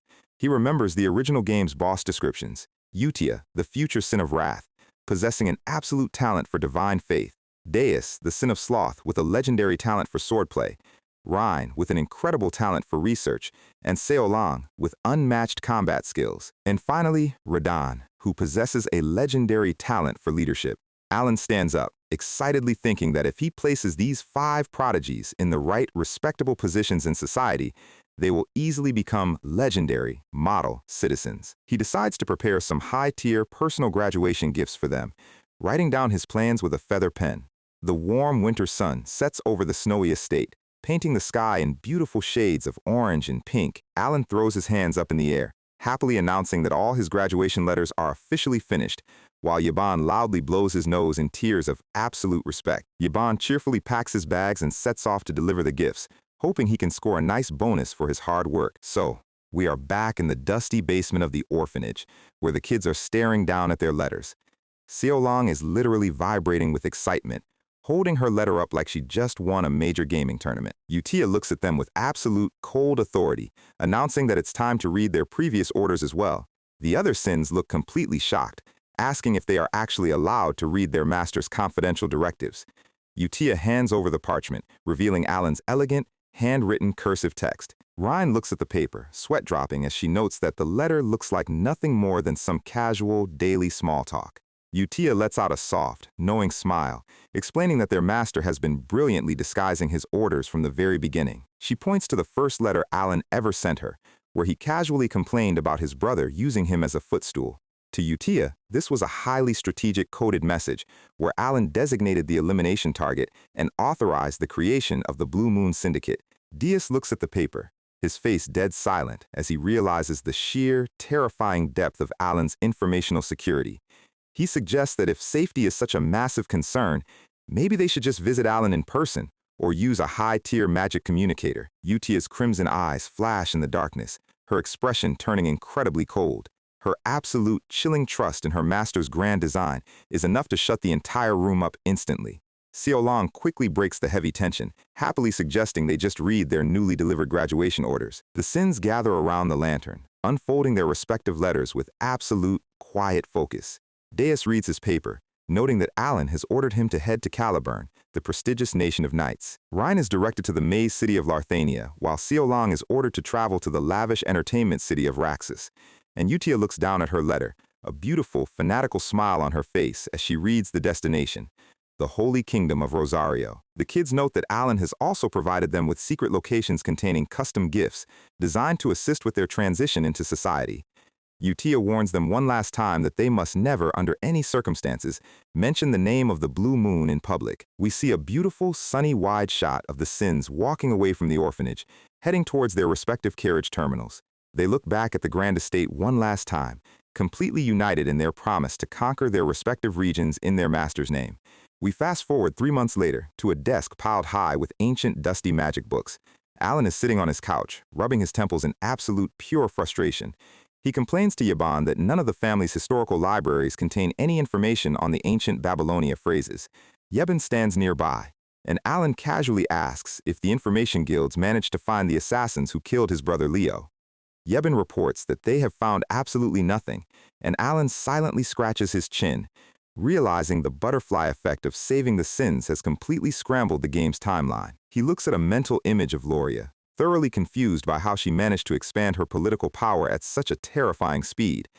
He flatly tells Yebin to just stop the investigation into the assassin, deciding that ignorance is absolute bliss in this scenario, because in the lore of psychedelia, there is practically nothing that can escape the network of the legendary underground guilds. He figures that if he tries to dig too deep, some high-tier secret organization will probably decide he's a threat and have him quietly executed. He sighs, muttering that as long as he doesn't meddle in their business, there's absolutely no reason for them to target him. Yebin nods, agreeing to call off the search, but then mentions some highly interesting news from the southern border. He happily reports that Deus has apparently been officially appointed as a knight in the Caliburn Kingdom. Alan looks up, a bit surprised, but thinks it's a lovely, respectable career choice for the quiet boy. But Yeban continues, casually mentioning that Deus has also managed to create his own entire personal knight order in just 3 months. Alan literally chokes on his spit, asking how on earth a rookie knight could possibly pull off such a massive political achievement. Yeban happily explains that the local noble circles are already talking about how Deus is on track to become the youngest master knight in history. We see a beautiful, clear wide shot of the grand palatial mansion under a bright summer sun. 1 year has officially passed since the Sins graduated from the orphanage, and Alan has finally gotten used to his daily paperwork. But before he can even enjoy his morning tea, Yeben bursts into his study with some highly explosive recent updates. He gasps out that Deus has officially been named one of the Swords of Caliburn, making him the 5th Master Knight of the kingdom. Alan's pen drops from his hand, his face completely frozen in absolute, pure disbelief. He points out that according to the game's core mechanics, only legendary sword masters are eligible to become Master Knights. Yeban explains that Deus is indeed about to officially unlock his derivation, the ultimate, reality-warping combat aura of a true master. Alan is sweating bullets, remembering that the Kingdom of Caliburn has been locked in a brutal, decade-long war against the northern barbarians. He explains that normally, realizing and manipulating mana at that level takes a normal wizard or warrior at least 15 years of intense training, and unlocking a unique derivation technique usually takes several decades of life-and-death experience. He thinks about Reinhardt, the legendary first sword of Caliburn, who was considered a once-in-a-generation genius for achieving the rank at 32. We get a beautiful, classic visual display of Reinhardt's official character card from the original turn-based RPG. Alan is completely overwhelmed, realizing his quiet, frail little orphan has somehow shattered the kingdom's entire historical record. He thinks to himself that since Deus is growing this incredibly fast, maybe he can leech off his political protection much sooner than expected. But then he gets a highly depressed look, wondering if Deus will even bother to remember his name now that he is a national hero. Yeban tries to cheer him up, but Alan quietly laments that the only letters he ever receives from the orphanage are from Utia. He looks at Utia's thick weekly envelopes, which are always filled with cute descriptions of the other kids' activities. He sighs, thinking that even though they've never actually seen his face, they could have at least sent him a simple thank you letter for sponsoring them. He slaps his cheeks with both hands, trying to go back to the basics and clear his mind of any ungrateful thoughts. He reminds himself that as long as the kids are happy and healthy and not actively destroying the kingdom, he is perfectly content. We transition to the grand, glittering capital of Caliburn, the heart of the Northern Knight territory. Outside the Solar Eclipse Knight's massive fortress, elite soldiers are marching in perfect formation, their swords gleaming in the sunset. Inside a vast, Gothic chamber, a dark figure stands looking out of the massive stained glass window. It is Deus Macallion, the youngest captain of the Solar Eclipse Knights, wearing a magnificent set of dark purple plate armor. He lets out a soft, tired sigh before noticing 2 figures walking through the courtyard below. A young girl with vibrant purple hair spots him, waving her hand excitedly as she calls out his name. Deus's pale, serious face instantly softens, a warm, genuine smile gracing his lips as he waves back. He quietly clears his throat, a soft blush on his cheeks as his thoughts drift back to his tragic past. He remembers the horrific day he lost everything to the dark cult, when his family was brutally slaughtered and he was dragged away in chains. He visualizes himself reaching out into the dark void, his heart filled with nothing but absolute uncontrollable rage and hatred. He spent years locked in a cold, damp cell, staring at a single piece of crystal, waiting for his turn to be sacrificed. He recalls the beautiful, silver-haired angel, Utia, who suddenly shattered his chains and dragged him out into the light. Initially, he didn't join her because of any loyalty to her mysterious master, but rather because she promised him the power to execute his family's killers. He spent years training in the dark, surviving the most dangerous, grueling missions without any care for his own physical well-being. But then, on the day of their graduation, Utia handed him a personal, sealed envelope from the Great Moon. Deus unfolds the letter, remembering how incredibly confused he was by his master's sudden, highly specific directive. The text simply ordered him to travel to a small, remote hotel in the southern border of Caliburn, promising him a custom gift. He recalls walking through the wooden doors of the tavern, thoroughly convinced that his master was just sending him a standard weapon. But the second he stepped inside, his eyes went completely wide with absolute, paralyzing disbelief. Standing in the center of the warm room, quietly sweeping the floor, was his younger sister, Mia. He reached out with a trembling hand, his throat completely tight as he saw the face of the family member he thought was lost forever. He dropped his sword, collapsing onto his knees as he wrapped his arms around her, holding her close as if she might disappear. And there, in the quiet, sunlit room, Deus Macalian broke down into tears of absolute, pure joy. The family he thought was brutally murdered had been safely found and protected by his master's shadow forces. We open right back in the warm lobby of the Southern Hotel, with Deus holding his sister in a tight, protective embrace. He pulls back, tears still in his eyes, as he quietly asks her what happened after they were separated at the cult's prison. Mia smiles warmly, gently wiping the tears from his cheeks, and leads him to a nearby table.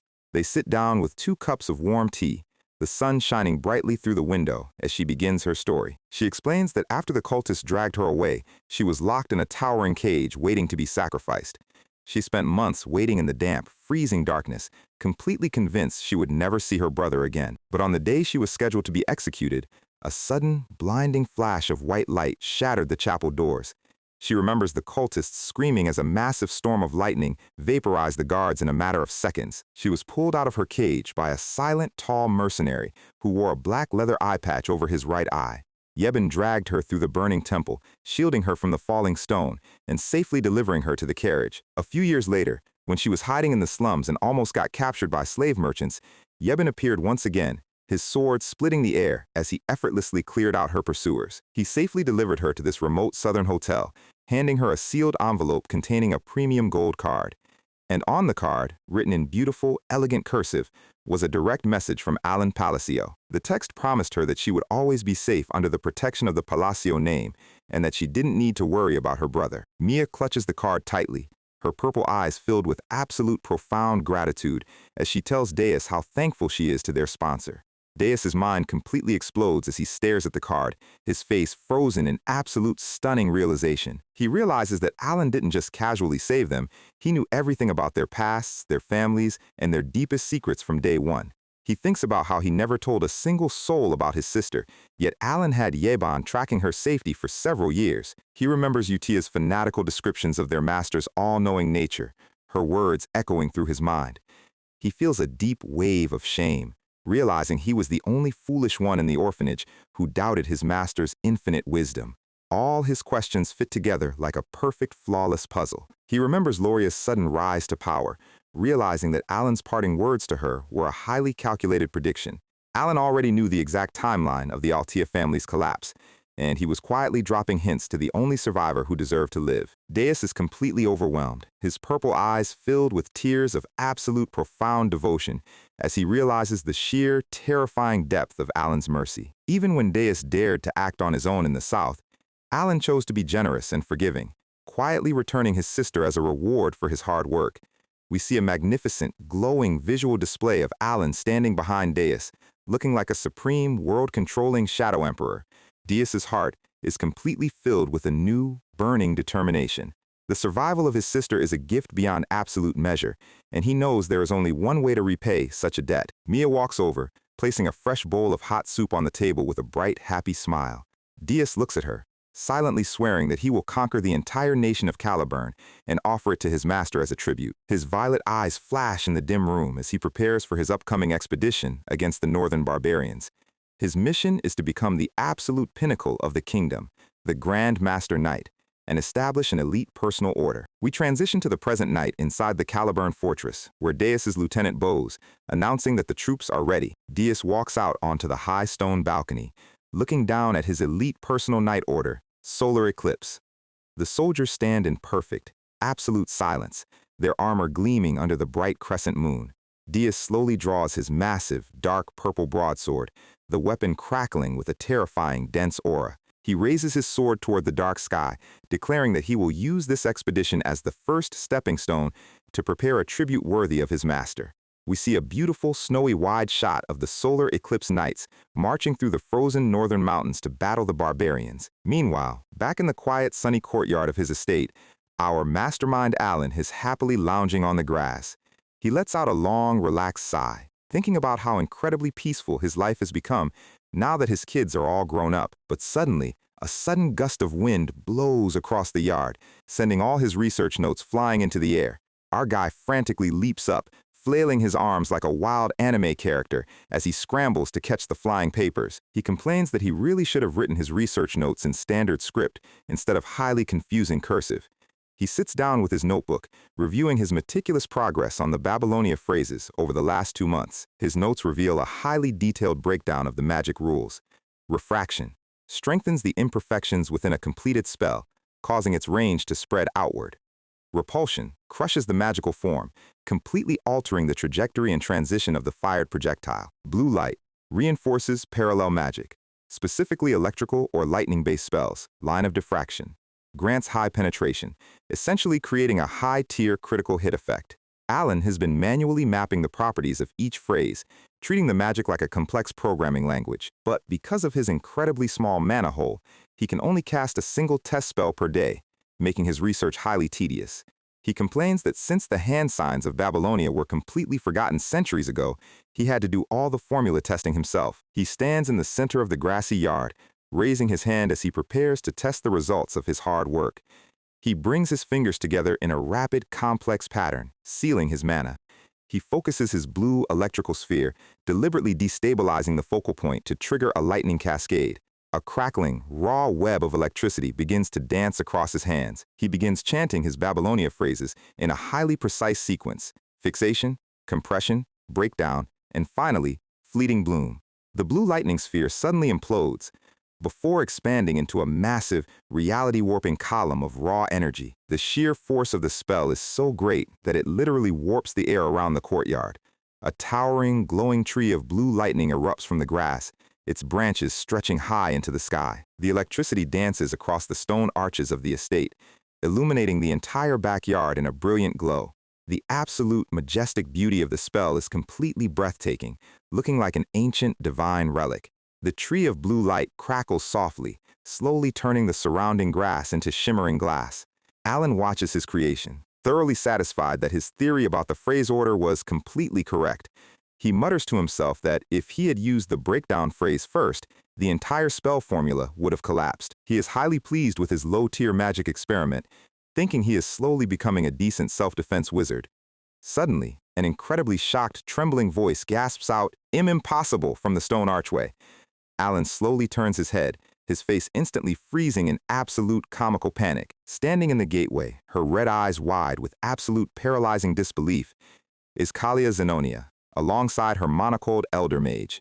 The old mage is literally trembling with terror, frantically shouting that Alan has just cast Origin Magic, a reality-warping tier that is only possible for legendary 7th Circle Master Mages. Alan is left standing in the grass, his brain completely flatlining as he realizes his tiny self-defense test has just accidentally secured him a reputation as a world-class archmage. And as the wind blows through the courtyard, our guy is left facing the West's most dangerous crime boss, completely cooked by his own success. We start inside the silent reception room of the Palacio estate, where the air is so thick with tension you could cut it with a knife. Kalia Zenonia is sitting on the couch, sweating buckets, because she had 2 very specific high-stakes reasons for coming all the way to this estate. First, she believed this mysterious count held a secret leverage card that could utterly ruin her family's entire underground syndicate in the West. Second, she wanted to test his magical weight class and size up the shadowy security force protecting him. But instead of a simple negotiation, she is currently watching her personal trump card, shaking like a leaf. This shaking old man is Bianco, a 5th-rank high-circle mage who literally got kicked out of the prestigious mage tower for doing forbidden, mad scientist human experiments.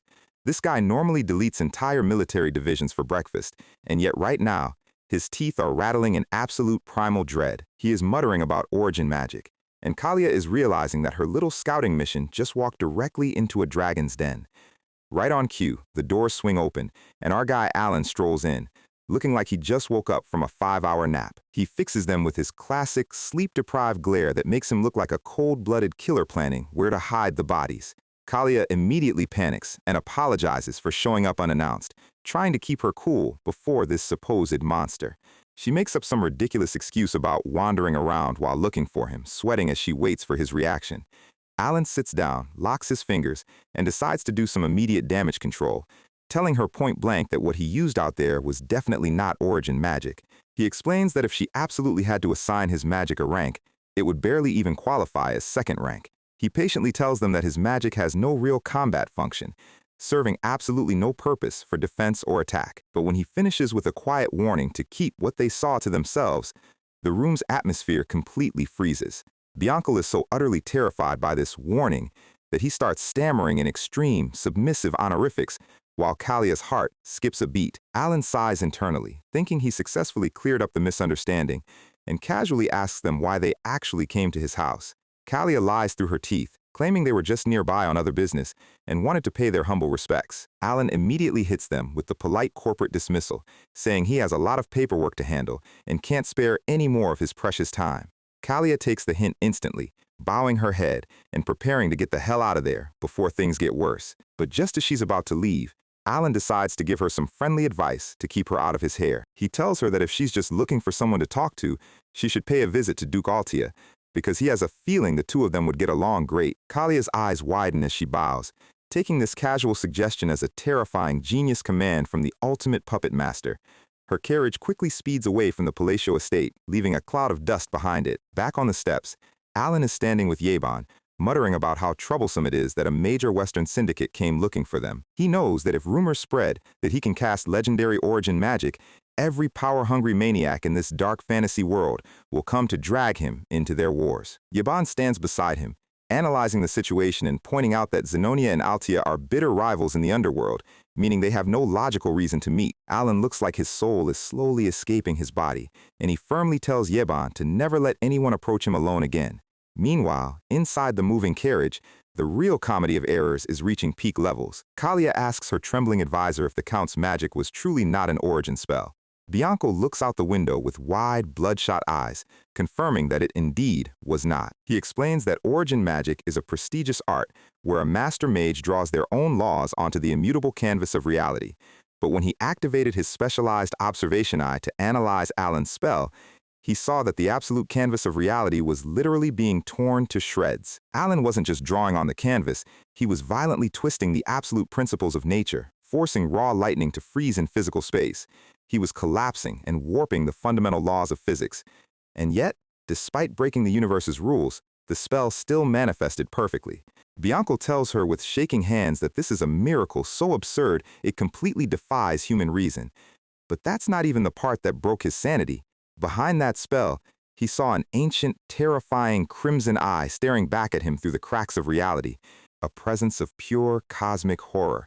He gasps, clutching his head in agony, saying that even trying to think about that presence any further is extremely dangerous for his soul. He reminds Kalia that he spent his entire life researching the forbidden magic of the Forgotten Era, so his assessment is absolute.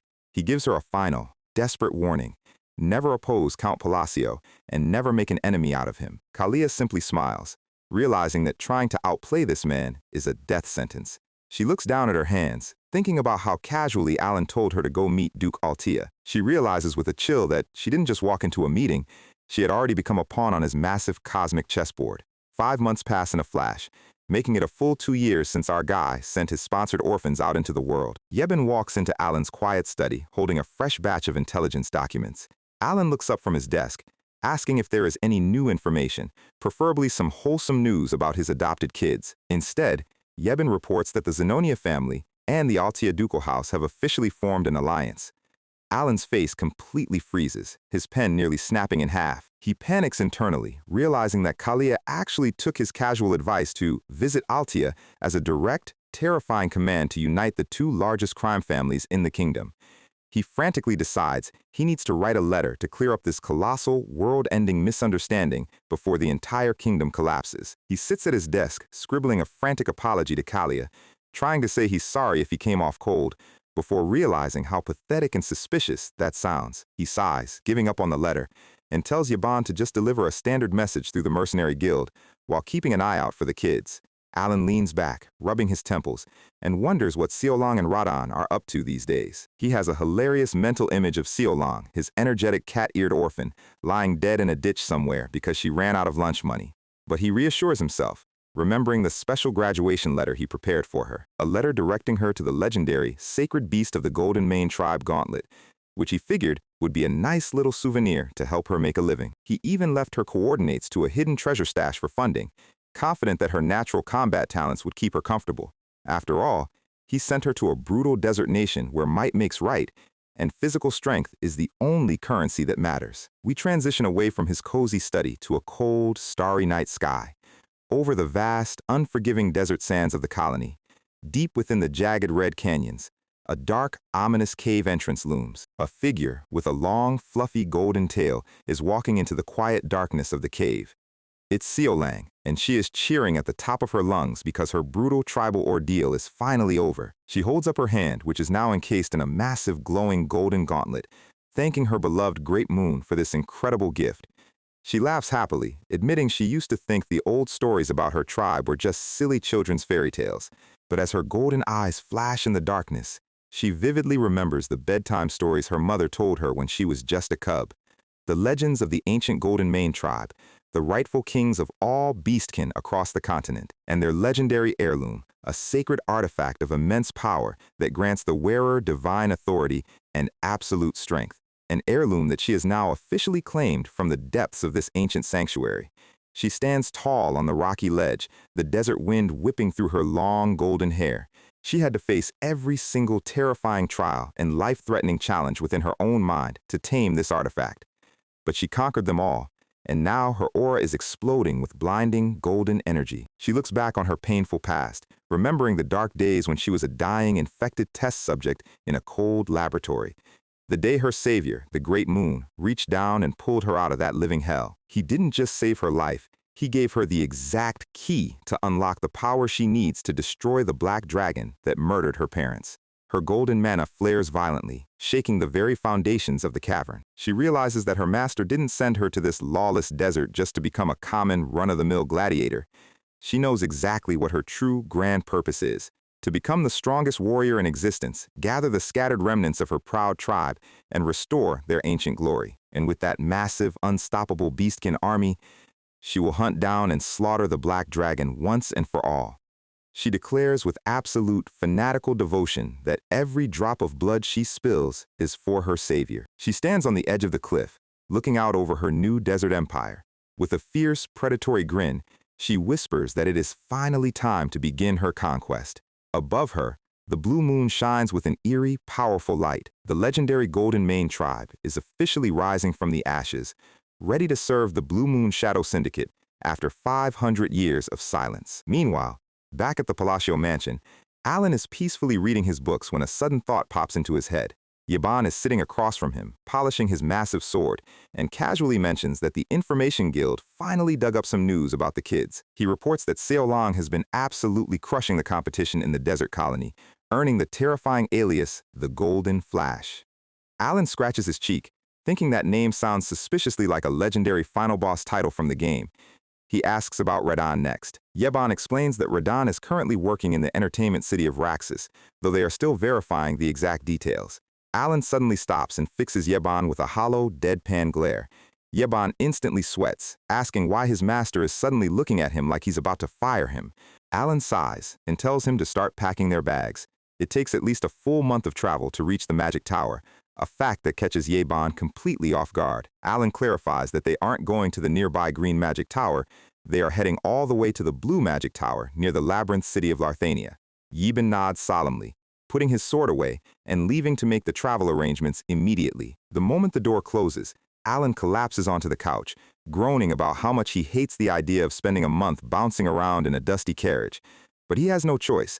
The high-tier artifact that can support and expand his pathetically small mana hole is located inside that tower. He looks up at the ceiling, thinking about Larthania and recalling his gaming memories of the place.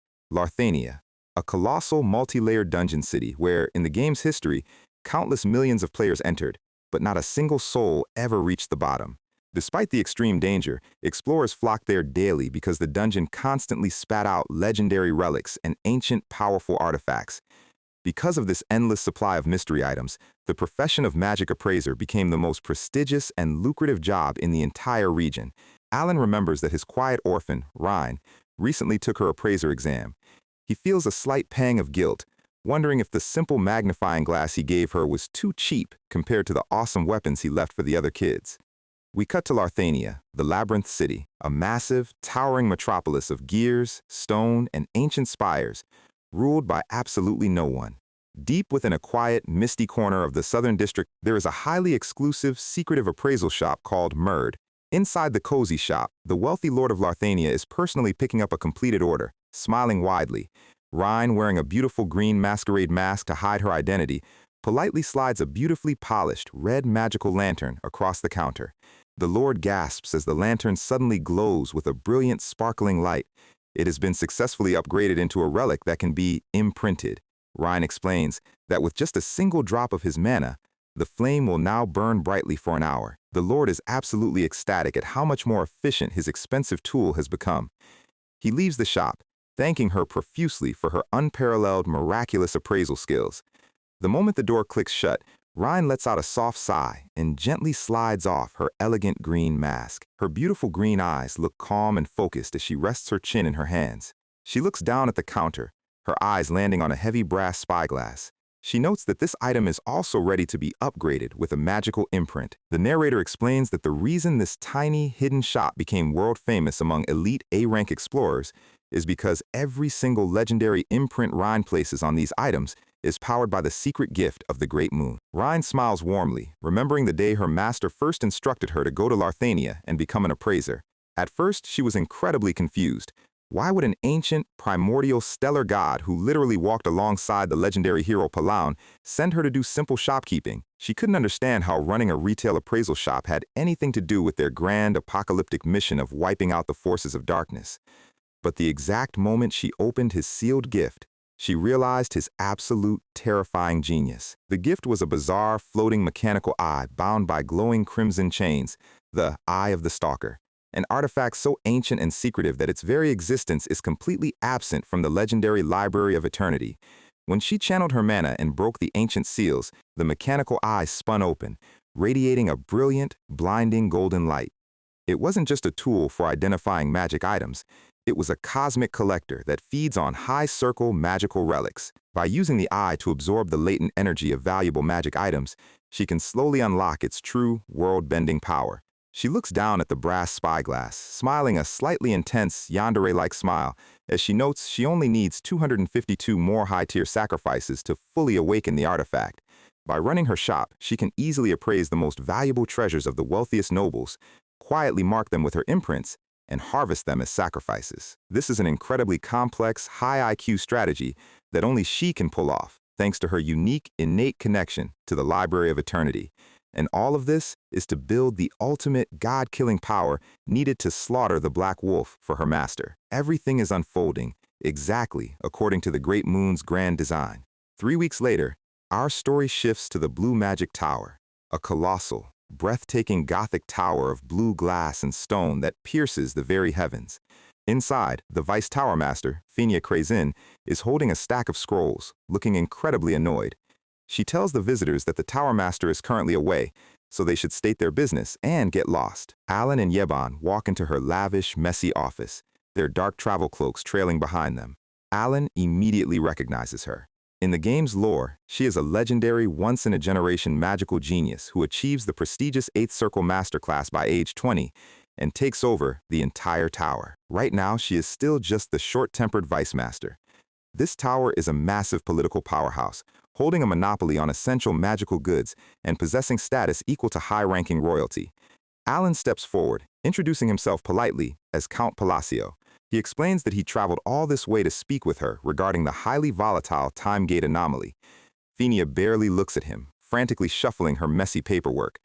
But the moment Alan calmly states that he can permanently eliminate the time gate, her hands freeze midair. The narrator explains, the time gate is a highly dangerous tear in reality that connects to a chaotic subspace, appearing in areas of extreme magic use and spitting out destructive, high-level monsters.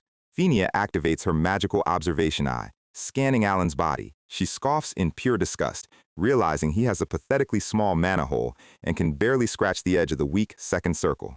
She waves her hand dismissively, telling him to stop wasting her time with his ridiculous lies and leave her office immediately. Alan's sweat drops, realizing his peaceful negotiation plan is going horribly wrong. Phinia snaps, her temper flaring as she mocks him. asking if he really thinks he can just walk in, pretend to close a legendary anomaly, and claim the high-tier treasures inside. She slams her hand on her desk, screaming that she has to deal with dozens of desperate fraud nobles trying to pull the exact same scam every single day. She sneers, telling him she knows exactly what this is. Rumors are spreading that he only inherited his title by pure luck when his competent brothers died, so he is desperate for a massive public stunt to fix his reputation. She explodes with a massive, freezing gale of blue mana, floating into the air as her magical power tears through the room. She yells that his pathetic reputation problems don't give him the right to bring his circus to her tower. Alan is nearly blown off his feet, desperately holding on to Yebon for dear life. He thinks to himself that while this girl is a massive workaholic, her underworld gossip network is impressively fast. Phinia glares down at them, her long blue hair whipping around her as she radiates enough freezing mana to turn them both into ice sculptures. Yebon leans over, whispering sweatily to Alan that this girl is a monster, and they will literally get folded in half if they try to mess with her. Alan nods in silent, comical agreement, but our guy is extremely desperate to fix his mana limits, so he takes a deep breath, steps forward through the magical wind, and makes a wild, high-stakes bet. He promises that if he fails to close the time gate, he will hand over his entire family fortune and estate to her tower. He looks her dead in the eye, offering to sign a binding magical oath. He points out that it's a free mansion and a massive inheritance for her, in exchange for just 5 minutes of her time. Phinia stops her magic, staring at him in a long, silent, and highly calculating silence. She accepts the deal and leads them down to a massive, heavily reinforced vault door. She smugly reminds him that all of his wealth belongs to her the second he fails. Alan simply smiles, saying that won't happen. As Alan walks through the heavy doors, Phinia watches his back with a cold, mocking expression. She wanted to see if he was some secret, hidden mastermind of the South or just an incompetent fool who got lucky. And after watching his weak, uncoordinated movements, she is 100% convinced he is the latter. She scoffs at his pathetic, microscopic mana signature, wondering how a weakling who can barely cast a basic spark spell thinks he's going to survive a tear in the fabric of space-time. The narrator notes the hilarious irony. Phinia knows the gate doesn't even need to be closed, as it naturally vanishes in 3 months after spitting out a relic. She is literally just letting him enter so she can legally rob him of his entire family fortune. Alan steps into the center of the massive, cracked stone chamber, standing directly before the glowing blue rift of the time gate. He quietly unbuttons his cuffs and starts slowly rolling up his sleeves. Phinia's jaw drops. She realizes he isn't drawing a magic circle or even holding a staff. He is preparing to channel raw magic directly through his bare hands. A legendary, primal method that modern mages only read about in ancient fairy tales. She yells at him to stop playing pretend and get out before he gets himself vaporized. But before she can take a step, a sudden, unfathomably heavy pressure slams down on the entire room. Phinia's eyes go wide with horror as she realizes she literally cannot move a single muscle in her body. The magical particles in the air completely freeze, and time itself seems to grind to a violent, echoing halt. Behind Alan, the space-time continuum violently splits open, revealing a massive, hellish crimson void. And from the darkness of that void, the colossal, blood-red eye of the ancient stellar god slides open, bathing the entire chamber in a terrifying, apocalyptic light. Alan calmly raises his hand, initiating the constraint ring's Babylonia loop. Phinia stands completely frozen in absolute paralyzing terror, staring at the back of the pathetic second circle noble who just casually summoned a cosmic horror into her tower. The heavy stone chamber of the blue magic tower falls into a dead, suffocating silence. Phinia Krazen is frozen in place, her eyes wide with a cold, paralyzing terror that claws at her throat. Her observation eye is frantic, spinning wildly as it tries to process the incomprehensible magic unfolding right in front of her. Directly behind our guy Alan, the air splits open to reveal the massive blood-red eye of a forgotten, ancient stellar deity. A hellish crimson light bathes the entire room, turning the proud magic tower into a cosmic execution chamber. Her analytical mind is screaming. Whatever is standing before her has bypassed the fundamental laws of reality, looking directly into the very essence of her soul. The message is simple, absolute, and echoing in her brain, this is an existence that must not be provoked. She swallows hard, realizing that even trying to comprehend this power is like drinking from a poisoned chalice destined to rot her mind. The massive, glowing red hand of the outer god slowly reaches down through the rift. Phinia collapses backward onto the cold stone floor, completely overwhelmed by the sheer, crushing weight of the cosmic pressure. It is an absolute, non-negotiable demand of submission, and she frantically whispers that she understands and accepts the terms.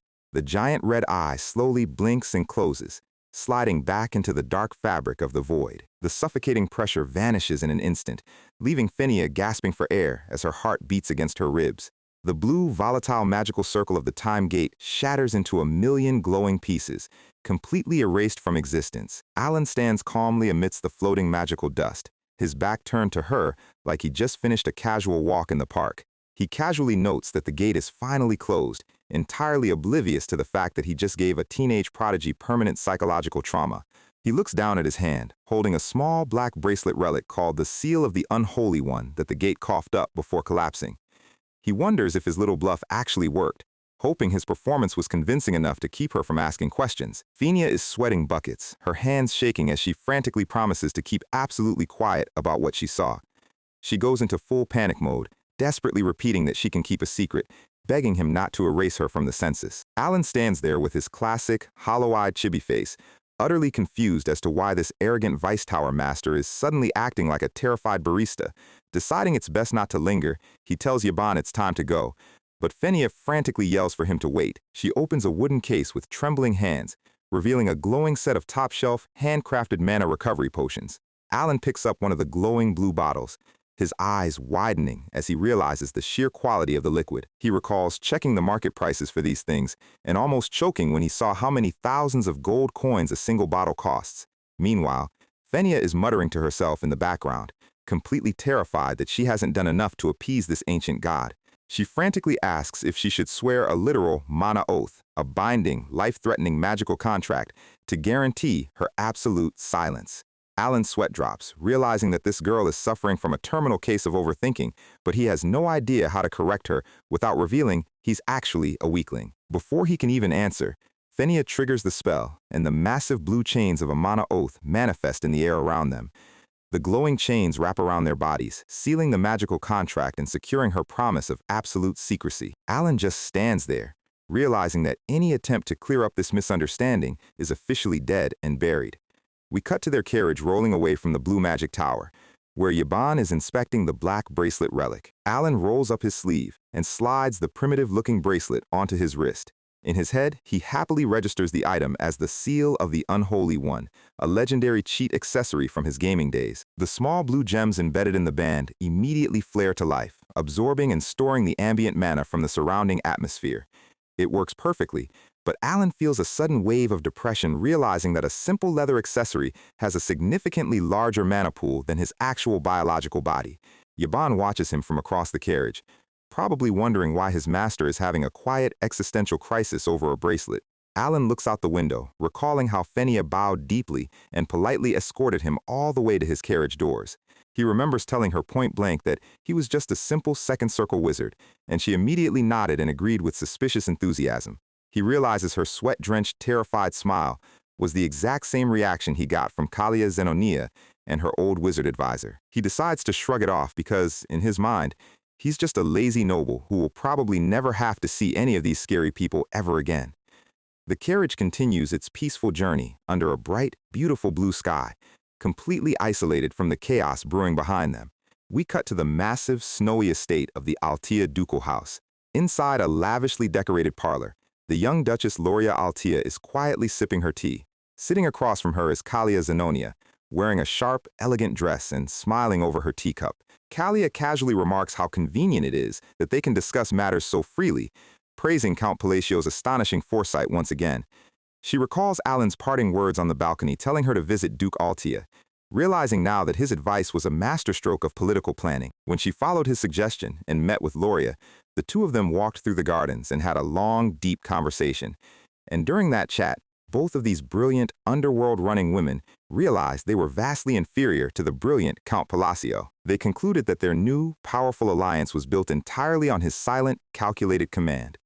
Since trying to fight for the #1 spot is completely meaningless beneath an absolute monster like Alan, they decided to become highly cooperative allies. Loria asks why Kalia decided to visit today of all days, since their official underworld conference isn't scheduled until next month.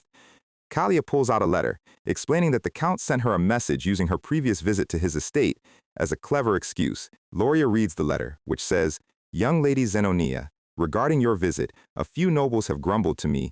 Therefore, there are not many nobles that suit me, so please understand. Kalia points out that while it looks like a normal, polite apology letter on the surface, Loria's eyes go sharp and calculating, agreeing that there is undoubtedly a massive, dark scheme hidden within his words. Kalia smiles a cold, knowing smile as they prepare to decode their master's secret message. Loria maps out the political standing of the specific nobles Alan was speaking to at the ball, noting they belong to both the noble faction and the royal faction. In short, Alan is telling them that he doesn't like or trust either of the kingdom's major political factions. The two girls sit back, letting the gravity of this realization wash over them. They draw a wild, terrifyingly epic conclusion. Count Palacio wants to completely push out the existing nobility, overthrow the royal family, and establish an entirely new regime. Loria gasps, her mind blown as she finally realizes why Alan put her on the ducal throne. He needed her political fame to back his revolutionary coup. And with the massive underworld powerhouse of the West backing him, his victory over the kingdom is practically guaranteed. They immediately lean in, ready to spend the rest of the afternoon meticulously planning their roles in their master's upcoming revolution. Meanwhile, back at the Blue Magic Tower, the official Tower Master has returned, asking about the rumors surrounding Count Palacio. He looks down at his desk, where Fenia is completely slumped over, her face buried in her arms in a state of absolute vegetative trauma. She makes a pathetic, tearful face, letting out a heavy sigh as she refuses to speak a single word about what happened in that chamber. We cut to a quiet forest clearing at sunset, where Alan is happily eating a hot sweet potato by a campfire and suddenly starts coughing violently. Yibin quickly hands him a water skin, asking if he is all right. Alan wheezes that he just choked on a sweet potato, completely oblivious to the fact that his fan club is currently planning a French revolution in his name. He sits by the fire, drinking his water and enjoying his quiet evening, completely unaware of the chaos he has set in motion. We transition to a beautiful, starry night sky over a grand, ancient temple. Sleek silver-white hair blows gently in the cool night breeze. A gorgeous, alluring young nun with striking red eyes and a playful smile walks through the temple courtyard. White lilies sway in the wind around her feet, framing her like a dark saint. An informational page explaining that high-ranking mages can awaken the insight eye around the 6th circle. At the Blue Magic Tower, the door to the office is pushed open. The Tower Master, an elite 8th Circle Archmage named Salim Macardo, steps in and notes that he can't feel the Time Gate's magical energy anymore. He looks down at Fenia, who is still slumped over her desk, looking completely dead inside. Salim is highly confused, asking her what's wrong, since she's not yelling or getting angry at him like she usually does. He recalls that because Fenia became Vice Tower Master at such an early age due to her genius talent, her arrogance and pride have always pierced the sky. He figured her attitude would only soften once she finally reached the 7th circle and realized how vast the magical world truly is. He laughs, asking if his long business trip left her with too much paperwork to handle on her own. Fenia just looks up with a tearful, pouting face, her pride completely shattered. She looks over at her shelves of colorful, top-grade magic potions. She quietly explains that Count Palacio closed the gate, but she can't reveal the details of how he did it because she swore a binding mana oath. She adds that there's really not much she can say anyway, looking down in defeated silence. Salim is stunned, realizing that whatever incomprehensible magic the Count used, it was powerful enough to completely humble his most arrogant disciple. He pats her head, and she's so traumatized she doesn't even try to swat his hand away. Salim smiles to himself, becoming deeply, highly intrigued by this mysterious Count Palacio of the Asteria Kingdom. We hear a sudden, heavy rumbling sound as dirt and grass fly into the air. A month after returning from the tower, Alan is standing in his training yard, dusting off his hands after a magic test. Thanks to the Seal of the Unholy One bracelet, his mana recovery is vastly improved, allowing him to practice his magic multiple times a day. He looks down at a handwritten list of rules for combining magical phrases, don't use mismatched elements, don't repeat the same phrases, and limit the combination to a maximum of 4. He scribbles in his research diary, noting that similar phrases can create overlapping effects if set up properly in advance.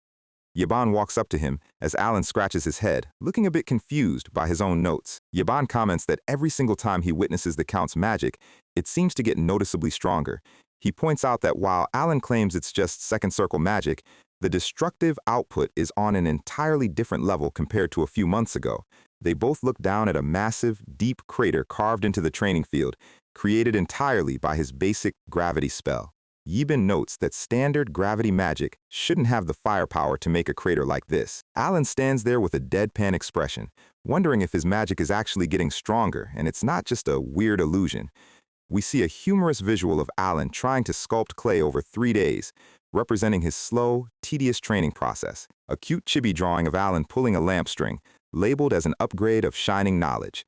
He visualizes a presentation chart, explaining to himself that power normally only increases gradually as he fine-tunes the optimal arrangement of his phrases. He decides to lie to Yeban, claiming he's probably just in better physical condition lately, and Yeban hands him a newly arrived letter from Utia. Alan takes the letter, thanking him and saying he'll read it in his room since he has already used up his daily limit of 3 spells. He walks back toward the mansion, still racking his brain trying to figure out why his gravity spell acted like a mini meteorite. Now, let's slow down and explain how this world's magic system actually works, because this is where the real genius of the plot clicks into place. Alan wonders if his sudden power boost is a reward for some kind of curse. In the lore of psychedelia, a curse is an intense ritual where a caster sacrifices a portion of their own life force to place a negative effect on another person, which triggers a compensatory power reward for the target. But Alan realizes he has no enemies from the East who would curse him. Then he thinks, maybe I'm receiving faith? But he immediately laughs it off, realizing that he is just a minor noble of a tiny, ignored kingdom, meaning there is absolutely no way anyone is worshiping him. He decides to just forget about it and enjoy his afternoon, entirely oblivious to the fact that his sponsored orphans are currently running a massive religious cult in his name. We transition far away to the Holy Kingdom of Rosario, specifically the sparkling capital city of Ryanel, a beautiful, pure white city where the citizens devoutly worship Sharonia, the goddess of the moon and peace. Inside the Grand East Prayer House, a high-ranking holy paladin walks toward a silver-haired nun standing before a statue. Sir Lok bows his head respectfully, greeting the young sister as she finishes her prayers. A massive, beautiful full moon shines brightly in the clear night sky above them. The silver-haired nun turns around, her red eyes glowing with an alluring, sharp intensity as she asks if he has been well. Lok notes internally that she is just a low-ranking nun who doesn't even wear the official sash of holy grace, and yet he shows her the absolute highest level of respect, reporting that thanks to her guidance, they were able to save 25 lives and 8 children from a nearby village. She bows her head modestly, telling him that he was the one who actually executed the righteous deeds. But Lok shakes his head, insisting that she was the one who taught him, an ignorant soldier, how to truly wield divine power. We flash back to Lok's training days, where his steel sword lay forgotten in the dirt of the courtyard. He was sitting on the ground, clutching his head and crying in pure, desperate frustration, because he couldn't manifest a single spark of holy magic. Sister Utia walked up to him under the crescent moon, telling him that if he desired power so desperately, he should try placing his faith in the moon. Lok looked up at her, utterly confused by her strange advice. She fixed him with her glowing red eyes, smiling warmly as she told him he would understand once he actually tried it.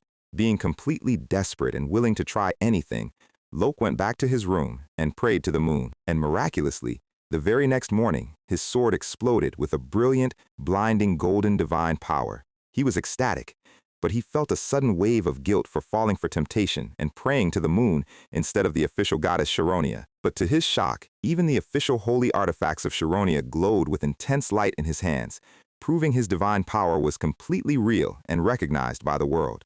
Later, he went back to her, asking why she told him to believe in the moon. She stood by the window, explaining that faith in an invisible goddess takes a long time to manifest, but it is always easier to obtain power from something that actually exists. She smiled, her crimson eyes flashing as she whispered that the moon will always be standing right there, watching over him. Lok stared at her, completely awed as he concluded that the goddess Sharonia must simply be the moon herself, using a different name.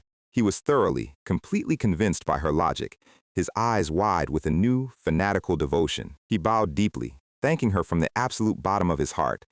Utia looked down at him, her smile widening as she suggested that if he truly wanted to express his gratitude, they should pray together. Lok agrees instantly, placing his hand over his heart as she smiles a sinister, triumphant smile. They open the heavy wooden doors of the cathedral, revealing a massive hall packed with hundreds of kneeling followers. Utia walks down the center aisle, her long white habit flowing behind her. She ascends the steps of the grand altar, bathed in the vibrant pink and blue light of the stained glass windows.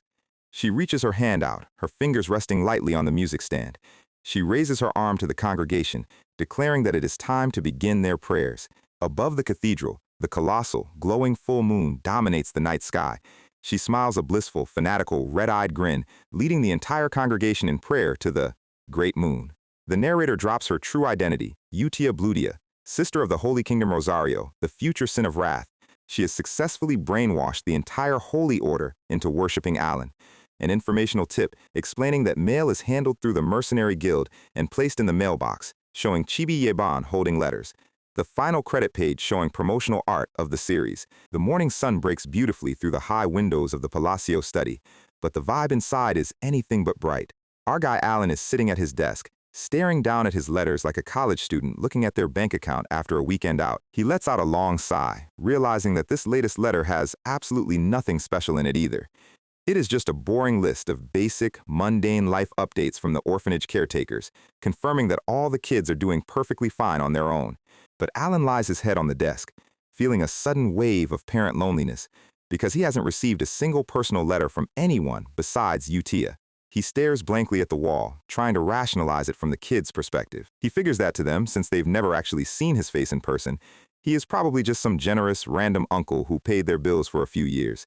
He sits up and takes a deep breath, trying to force himself into a state of inner peace. He tells himself that he achieved his real goal, keeping these future world-ending bosses on a wholesome path so they don't grow up to destroy the world. But his soul is crying inside, realizing that out of 5 kids he raised, only his eldest, Utia, actually appreciates his existence. Suddenly, Yeban slides the door open, scaring the absolute crap out of Alan. Yeban apologizes for the fright and quickly explains that he just received some massive updates regarding the children from the Information Guild. Alan perks up, asking about Radan, the kid he's been worried about since their last talk. Yeben nods, saying they've finally deciphered the raw intelligence reports. Alan tells him to spill every single detail from start to finish, completely unaware that his wholesome fatherly expectations are about to be vaporized. Yeban sits down and explains that, first of all, Xiaolong and Deus are currently making the absolute most noise across the continent. He reports that Xiaolong has already achieved a staggering 32 consecutive wins in the lawless desert gladiator arenas. Alan nearly chokes, pointing out that 32 wins in a row is insane, and asks who currently holds the highest win streak in the colony's history. Yeben calmly replies that the current record holder is the legendary Lion King with 41 consecutive wins. Alan's eye twitches because he remembers the game lore. The Lion King is a ridiculously broken tier character who isn't even human, and Xiaolang is already on track to beat him. Next, Yeban reports on Deus's personal night order, confirming they have successfully eliminated one of the 8 great barbarian chiefs of the northern snowfields. He mentions the defeated chief was Kurga of the Snowfield, a monster who transcended human limits through brutal rituals. Alan sweats, recalling his gaming days where players had to struggle immensely to fight those barbarians and their ancient, terrifying deity, Ultultus. He sighs with relief that he doesn't have to deal with that game-clear headache himself, but Yeben adds that Deus is now being treated on the same level as the kingdom's first sword, Reinhardt. Alan sits back in his chair, wondering if he should have actually gone to see his orphans in person to enjoy the sweet perks of their success. He asks about Reine, and Yeben explains she is doing incredibly well as an appraiser, quietly applying legendary black imprints that double the power of high-tier artifacts. Alan nods, but then his face goes completely serious as he brings up the real main point of the meeting. He asks if Radan, his sweet ocean-dwelling boy, really became a common pirate. Yeban hesitates, asking if Alan has heard of the 7 archipelagos of Raxus, where the great pirates dwell. He drops the bomb.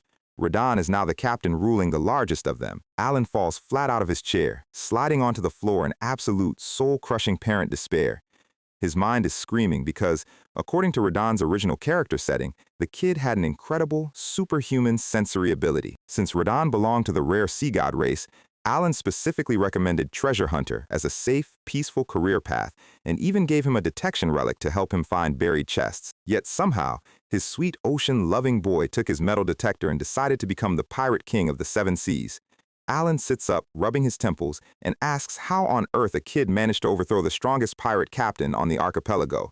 He remembers that the pirate captains in Psychedelia were all superhumans with monstrous strength. He wonders if Raiden actually took over the entire pirate fleet through the sheer, broken power of the sensory item he gave him. He buries his face in his hands, completely exhausted by the universe's relentless ability to ruin his plans. He feels a wave of bitter disappointment, looking like a tired father who worked 80-hour weeks to pay for his son's medical degree, only for the kid to drop out and join a heavy metal band. We transition away from his study, crossing the sea to the great maritime city of Raxus, where the warm tropical sun shines down on the 7 archipelagos, the lawless paradise of the continent's most feared pirates. The busy docks are packed with massive warships and rowdy crews celebrating their latest raids. We see a shattered, broken steel sword lying on the wooden deck of a flagship. A heavy leather boot steps directly onto the broken blade, crushing it into the wood. Standing tall on the railing is the brand new captain of the first archipelago, our silver-haired orphan, Radan. He looks out over his massive, cheering pirate fleet, his long white hair whipping in the sea breeze. He scratches his head, muttering to himself that he still can't wrap his brain around the situation. He looks down at his hand, wondering what exactly the Great Moon actually is. He admits that at first he never gave it much thought, simply viewing Alan as a grateful, kind uncle who saved him from a slave cage. He recalls his early days in the Shadow Syndicate, admitting he only participated in their operations because he wanted to follow Utia's lead. But when he finally received a direct, personal letter from Alan, he stared at the paper under the moonlight in complete confusion. The letter told him to go to Raxus and become a treasure hunter, a command that Radan initially found completely pointless. He felt a deep sense of repulsion toward the idea of digging for shiny trash when his heart was completely consumed by a burning desire for bloody revenge. He remembers his childhood on a beautiful, hidden tropical island where his peaceful tribe used to live, until the dark day when their sanctuary was suddenly invaded and slaughtered by the Black Things. His home was destroyed, and his people were dragged down into the dark depths of the ocean. He barely managed to escape the slaughter, running as fast as his young legs could carry him. But when they reached the mainland, a group of ruthless human hunters tracked them down, murdered his exhausted parents right in front of his eyes, and cold-bloodedly slaughtered everyone who tried to defend him. They threw him in heavy iron chains and sold him off to the highest bidder in the illegal slave markets. So when he received a letter telling him to go play underwater metal detector, he couldn't see how a simple treasure hunt would help him achieve his bloody revenge. He decided he would just pretend to follow his savior's orders for a while to pay back his debt. But as he stood on the cliffs of Raxus, watching a massive pirate ship celebrating with colorful fireworks, his eyes landed on a set of wanted posters nailed to a nearby wall. He looked at the faces of the legendary pirate captains of the 7 archipelagos, and his blood turned to ice as he recognized those faces. They weren't just pirates, they were the exact hunters who slaughtered his family, the monstrous captains who gained their superhuman strength by cold-bloodedly sacrificing his parents' bodies in a dark ritual. Now let's slow down and explain the dark, twisted lore behind Radan's race, because this is why his loyalty to Alan is about to go completely infinite. The sea god race possesses a highly unique biology. Their body parts act as literal high-tier magical conductors for oceanic divine power. By sacrificing a member of the sea god race to the sea god, Clyard, a mortal can receive a permanent massive boost to their physical and magical strength. The pirate captains of the 7 archipelagos had systematically hunted down Radan's entire tribe, keeping their severed body parts as holy catalysts to maintain their superhuman authority over the ocean. And when Radan realized that every single captain in Raxus was actively using his family's remains to power their fleets, his eyes burned with a pure, murderous fury that shook the very ground beneath him. He realized that the hunters had intentionally divided his parents' remains among the 7 archipelagos to split the divine power. And as the ocean waves crashed violently against the rocks, he finally understood the terrifying, absolute genius of his master's plan. The fireworks explode in bright colors over the harbor of Raxus as the pirate crews continue their rowdy singing. Radan stands on the cliffside, the ocean wind whipping his silver hair, asking himself how on earth Alan could have known the truth. He realizes that his savior didn't just send him to Raxus randomly. Alan possessed complete, infinite knowledge of his tragic past and purposefully laid the foundation for his revenge. He clenches his fists so hard his knuckles turn white, knowing he can't rush in blindly because these captains are still highly powerful superhumans. But as he looks down at the celebrating flagship, he thinks about the seemingly useless treasure hunting gift Alan gave him. He realizes that everything his master did was completely intentional. He pulls out the golden pendant, the Amrita goggles, which glows with a brilliant, pulsing, magical light. This wasn't just a simple item for finding buried chests. It was a highly specialized, divine sensory artifact designed specifically to locate the hidden, stolen remains of his race.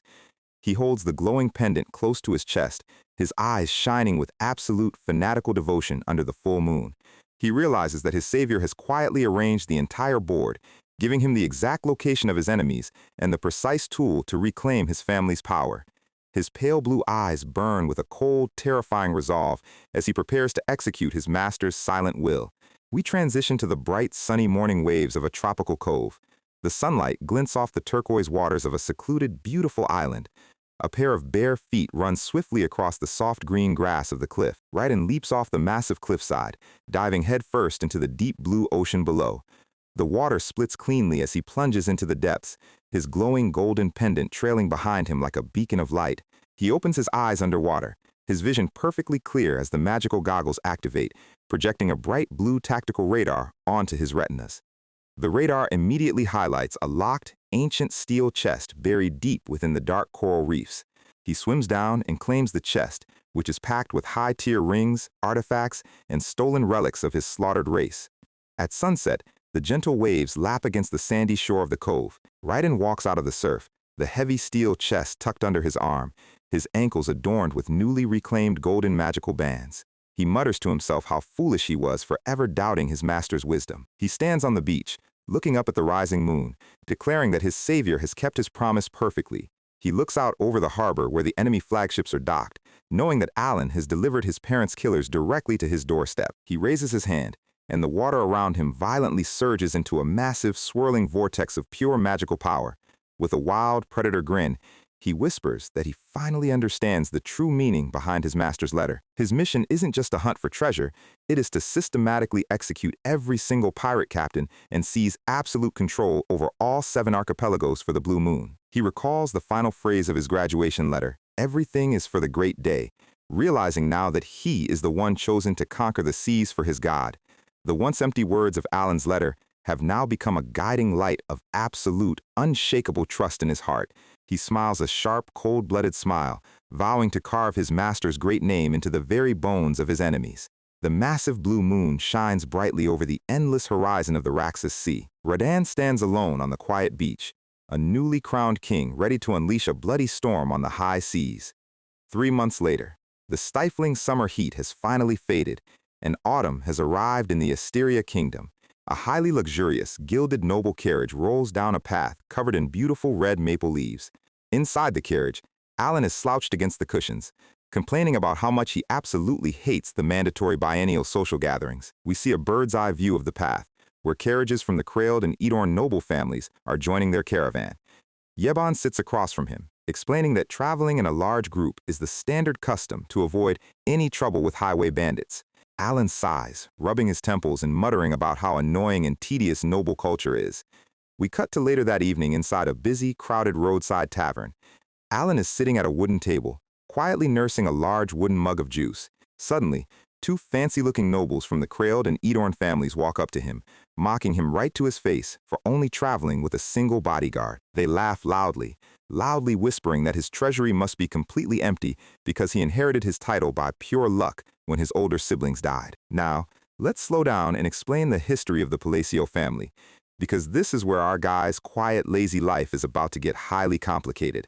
Historically, the Palacio family was a notorious underworld syndicate that dominated the entire eastern region through their illegal cartel, Avalon.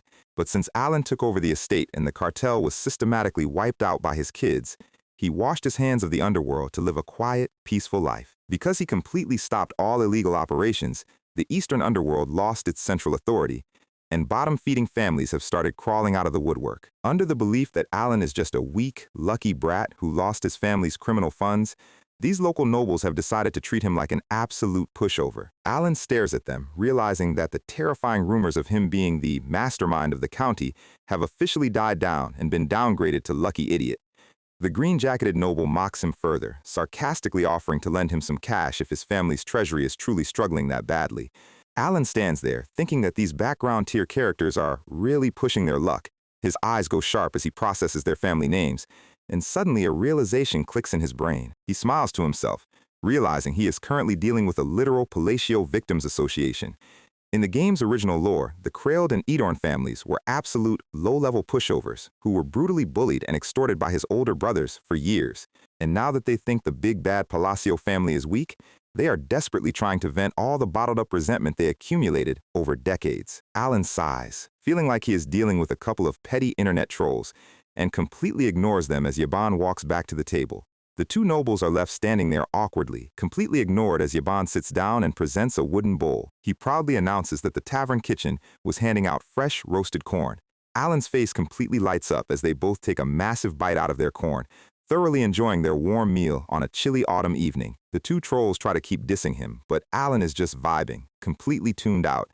Alan looks at the shouting nobles, thinking that their pathetic, desperate insults are starting to sound like a low-tier diss rap. He happily munches on his corn, thinking it would have been even better with some butter, while the two nobles stand there looking completely ridiculous. We cut far away from the warm tavern to the freezing, endless snowfields of the north. A group of heavily armed Kulkan barbarians are lying dead on the blood-stained snow. The massive barbarian chief, Kurga of the snowfield, is crawling through the snow, heavily wounded and bleeding from his chest. He spits blood, cursing the cowardly Caliban bastards, Diaz, who know absolutely nothing about honor. He recalls the defeat, explaining that his warriors were caught in a sneaky, cowardly trap after falling for a Caliban knight who proposed a traditional, honorable duel. He coughs up dark blood, his body trembling as his life force slowly drains onto the ice. He collapses onto his side, his breath freezing in the air as he struggles to stay conscious. He cries out to the empty snow, asking what will happen to his proud tribe now that he has been defeated so shamefully. We see a broken steel sword and shattered armor scattered across the freezing ground. He screams in agony, declaring that he has met an end so shameful that his soul cannot even close its eyes in peace. Suddenly, a massive, oppressive dark magic surges through the snowy winds, darkening the sky. A booming, ancient, and highly sinister voice echoes directly in his mind, calling him my kin. The voice commands him to call upon his name, the great name his ancestors worshipped for centuries. Kurga's eyes wide as a bright, glowing, magical light fills his vision. He gasps out the name of his ancient warrior deity, Ultultis. The freezing wind howls violently as his massive body begins to rise from the snow.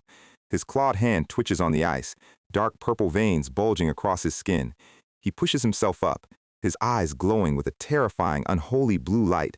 He screams the name of the great god Ultultis into the freezing storm, his voice echoing across the mountains. He declares that they dare to call upon his honorable name to exact vengeance on their cowardly enemies.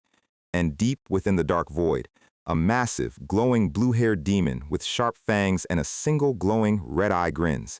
The god grins a terrifying, razor-sharp smile, whispering that if they call upon him, he will gladly grant their heart's deepest, bloodiest desire. The massive carriage caravan slowly winds its way through the beautiful, blood-red autumn forests of Asteria, and even on the road to the social gathering, the incredibly uncomfortable coexistence with the petty nobles continues. The Krailed and Edorn barons are still trying to run their low-tier diss track on Alan, but our guy is just using basic gamer etiquette, no feeding the trolls. As night falls over the forest, the caravan leader calls out to halt and set up camp for the night. The petty nobles are sitting by their campfire, absolutely losing their minds because Alan is completely ignoring their existence.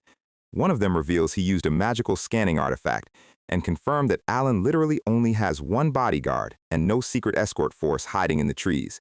They conclude that the rumors about the Palacio family being ruined are 100% true, meaning they can proceed with their plan to hijack the underworld drug trade.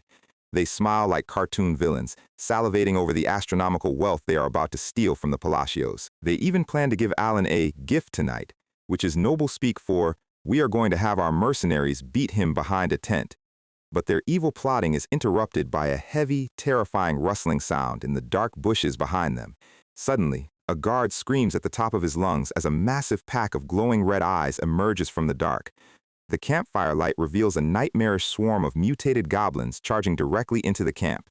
The defender's mage frantically raises his staff, launching a light spell into the sky to secure their field of vision. A bright sphere of magical light arches over the treetops, illuminating the entire clearing. The light reveals a scene of pure, unadulterated horror as the monsters let out a deafening, metallic screech. These are not your typical low-level green pests. They are giant, muscular, crystal-infused mutants carrying massive meat cleavers. The guards are completely caught off guard, having expected simple, weak forest pests, but instead, they are being violently overwhelmed by a highly aggressive, mana-boosted horde. The defensive line collapses instantly, and the lead guard can only stare in sheer disbelief as his comrades are wiped out. A giant, blue-skinned mutant steps over the bodies of the Outer Watch, its massive foot crushing a shield into the dirt. The survivors panic, screaming that they have never seen goblins with such a terrifying mutated build in their entire lives. The monsters are covered in purple amethyst crystals, their veins pulsing with a corrupted, violent mana.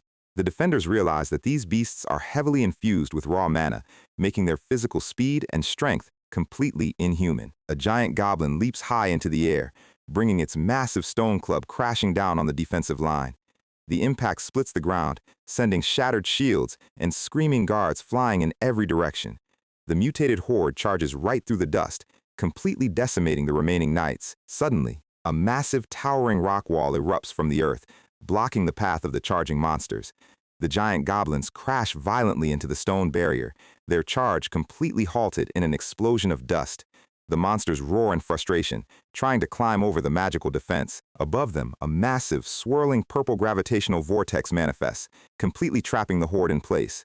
The defender's mage is completely stunned, realizing someone just cast a third-tier rock wall and a second-tier shield simultaneously without a staff.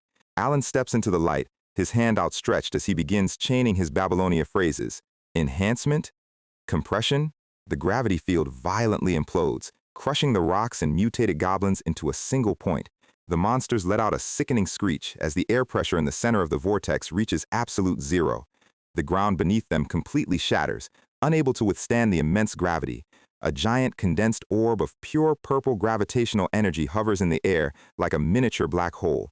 The surviving knights can only stare in absolute breathless silence at the back of this mysterious savior. Alan stands before the hovering orb of destruction, looking like a god of gravity preparing to delete the forest. He clenches his fist, triggering the final phrase, vacuum, return to the primordial.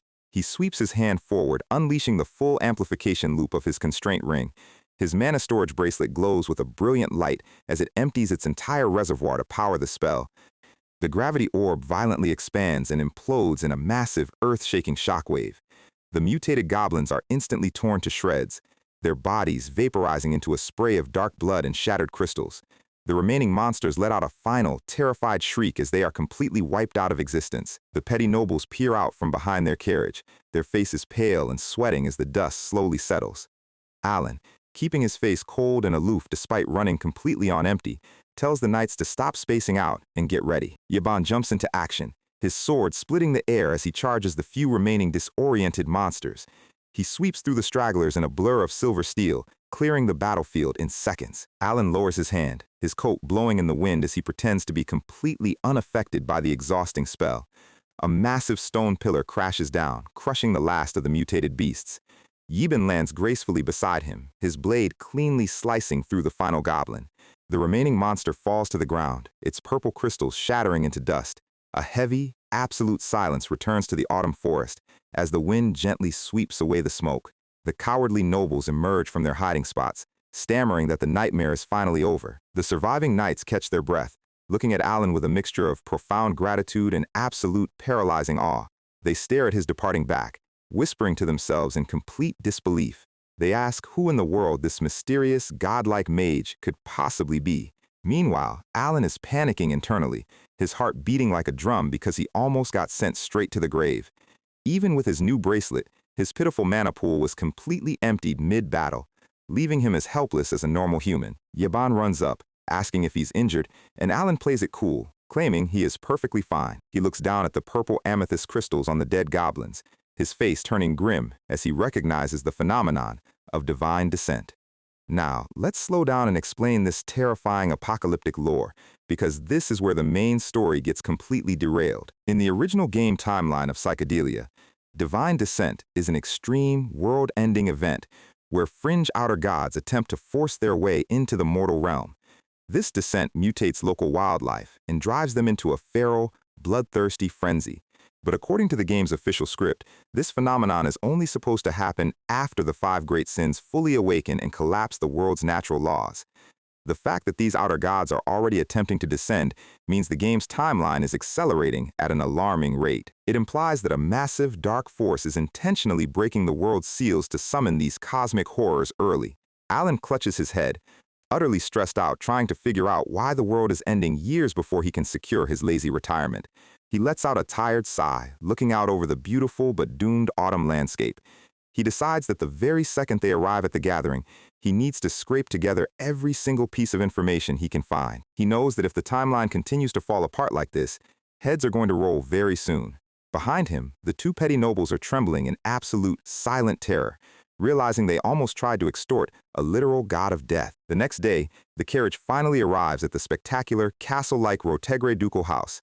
Alan stumbles out of the carriage, completely motion-sick and pale, clutching his stomach in agony. But despite his physical suffering, the grand gates swing open, and the curtain rises on the spectacular social gathering. Alan leans heavily on Yeban, groaning that he just wants to go home and sleep for the next 3 business days. The grand golden ballroom is packed with elegant nobles chatting under massive, glittering crystal chandeliers. Yeban is casually pouring some expensive red wine, while Alan stands beside him, admiring the buffet table and thinking everything looks incredibly tacky. Laughter echoes through the hall as the nobles praise the immense wealth and competence of Duke Rotegre. The Duke himself is standing in the center of the room, surrounded by highly flattering noblewomen who fawn over his every word. Alan decides to keep his distance, wanting absolutely nothing to do with these exhausting aristocratic cliques. But his peaceful buffet hunting is interrupted by a sudden, hesitant voice calling out to him. He turns around to find the 2 petty barons from the forest standing there, clasping their hands with incredibly fake, submissive smiles.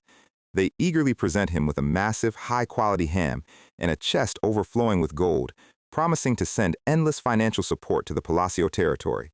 Alan's face completely blanks, utterly confused by their sudden, bizarre act of extreme generosity. But because his soul is currently out of sync with his body, his confused expression morphs into his terrifying, predatory, sleep paralysis smile. The 2 barons immediately scream internally, thoroughly convinced they have just angered the ultimate mastermind. They recall their frantic conversation from the previous evening, shaking in pure, retrospective dread. They had dragged their hired third circle mage aside, asking her to analyze the Count's gravity spell. The young mage had stared at them with wide, trembling eyes, holding her purple staff in a tight grip. This was a highly professional, highly paid third circle mage hired specifically to show off their family's wealth. And she had flatly told them that Alan's spell easily bypassed her own magical limits, meaning his caliber was at least 4th circle or higher. The barons realized with a chill that Alan was a hidden, god-tier wizard who was purposely hiding his strength. They realized he traveled with only 1 guard because he literally didn't need escorts. They believed he was playing a high-stakes psychological game, baiting his enemies into showing their cards. They saw the cold, cruel nature of the Palacio bloodline staring back at them. So back in the present, they immediately drop to their knees, bowing their heads in a full-on emergency apology. They cry out, begging for his mercy and claiming they were completely out of their minds for ever disrespecting him. Alan stands there with a deadpan face, wondering what kind of bizarre fanfiction these 2 have written in their heads. But since they're already this terrified, he decides to play along, throwing them a cold, condescending glare that makes them shake even harder. The 2 barons hold hands, weeping silently and concluding that their families are officially ruined. The official title card of our chapter shows a beautiful selection of fresh egg tarts on the buffet table. Alan walks over to the table, deciding it's finally time to scout for some political gossip while enjoying the expensive food.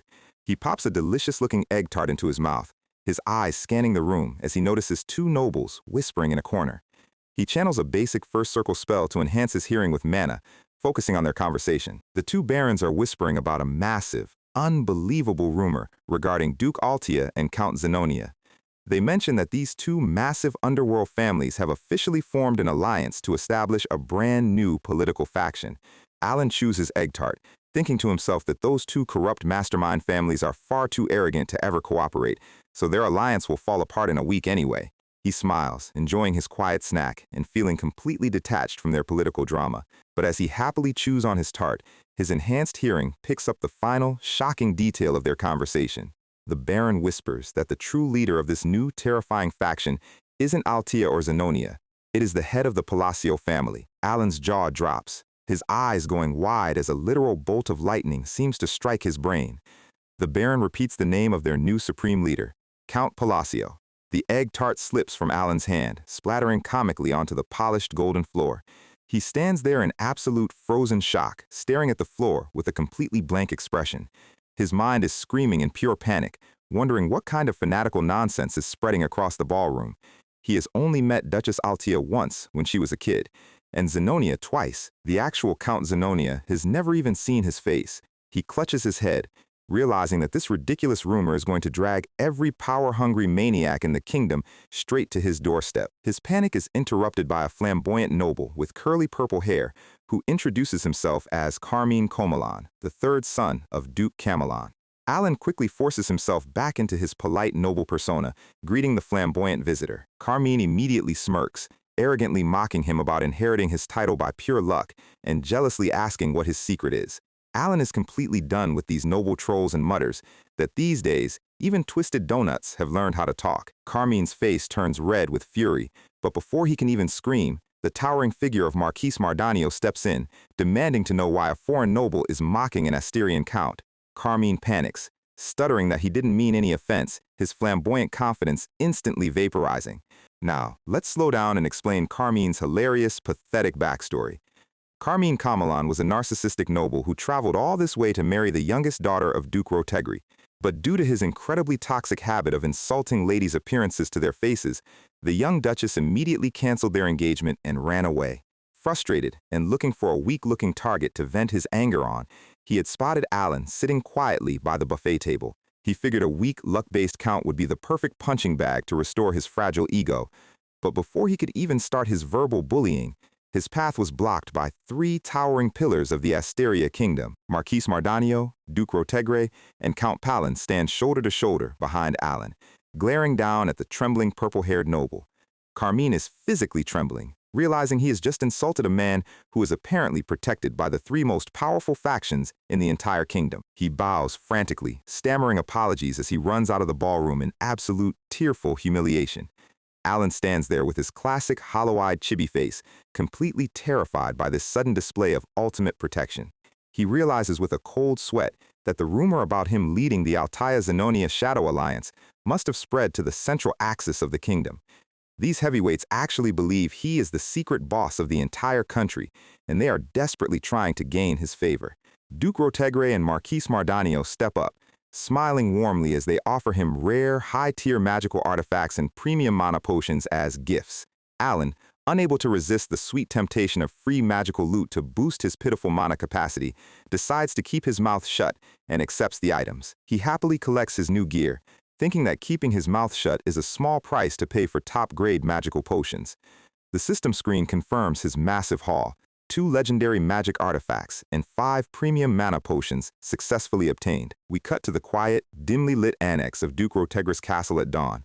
Marquis Mardanio is sitting in a leather chair, meeting secretly with Duchess Loria Altea, who is wearing an elegant, dark-veiled hat. Mardanio smiles a satisfied smile, reporting that the Count has successfully accepted their gifts, meaning they have officially been accepted into his faction. Loria Altea smiles a sharp, triumphant smile behind her dark lace veil. The narrator reveals the terrifying truth: Loria has successfully recruited the head of Asteria's royalist faction into Alan's supposed revolutionary army. They sit back, raising their glasses to coordinate their upcoming, kingdom-wide revolution.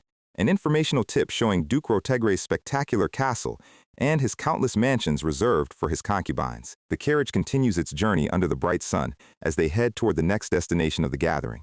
Alan is completely exhausted, resting his head on his arms as they ride. But the story is far from over, as the focus shifts back to the freezing north, where the newly resurrected barbarian chief, Kurga of the Snowfield, is standing tall in the snow, his eyes glowing with unholy blue power. He raises his massive axe, his voice booming like thunder as he commands his warriors to prepare for an honorable, bloody war.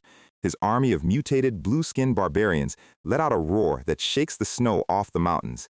They have officially summoned their ancient warrior deity, Altultus, to lead them in a glorious crusade against their enemies. And deep within the dark, frozen void, the massive, white-haired god of battle grins, ready to unleash a freezing storm of blood and steel. The giant red eye of the god flares with a terrifying, unholy light as he prepares to descend upon the mortal realm early. A final, beautiful illustration of our silver-haired pirate king Radon, looking out over his new ocean empire under the full moon. The blue moon glows brightly, casting its shadow over the chaotic, rapidly accelerating events of the world. And deep within the dark forest, a group of shadowy, cloaked figures watch the caravan's departure with cold, calculating eyes. Whatever they have decided to do next, It is going to bring a massive, inescapable storm directly to our guy's quiet, lazy life. He wants nothing more than to go home and sleep. But the universe has other plans. The curtain closes on the golden ballroom, but the shadow of the coming revolution is just beginning to spread across Asteria. Make sure to subscribe and hit that notification bell, because the real chaos is about to begin. She has that classic "I am 5 steps ahead of everyone in this room" smile on her face. She is sitting across from Marquise Mardanio, who is completely starstruck and honored to be invited to her private table.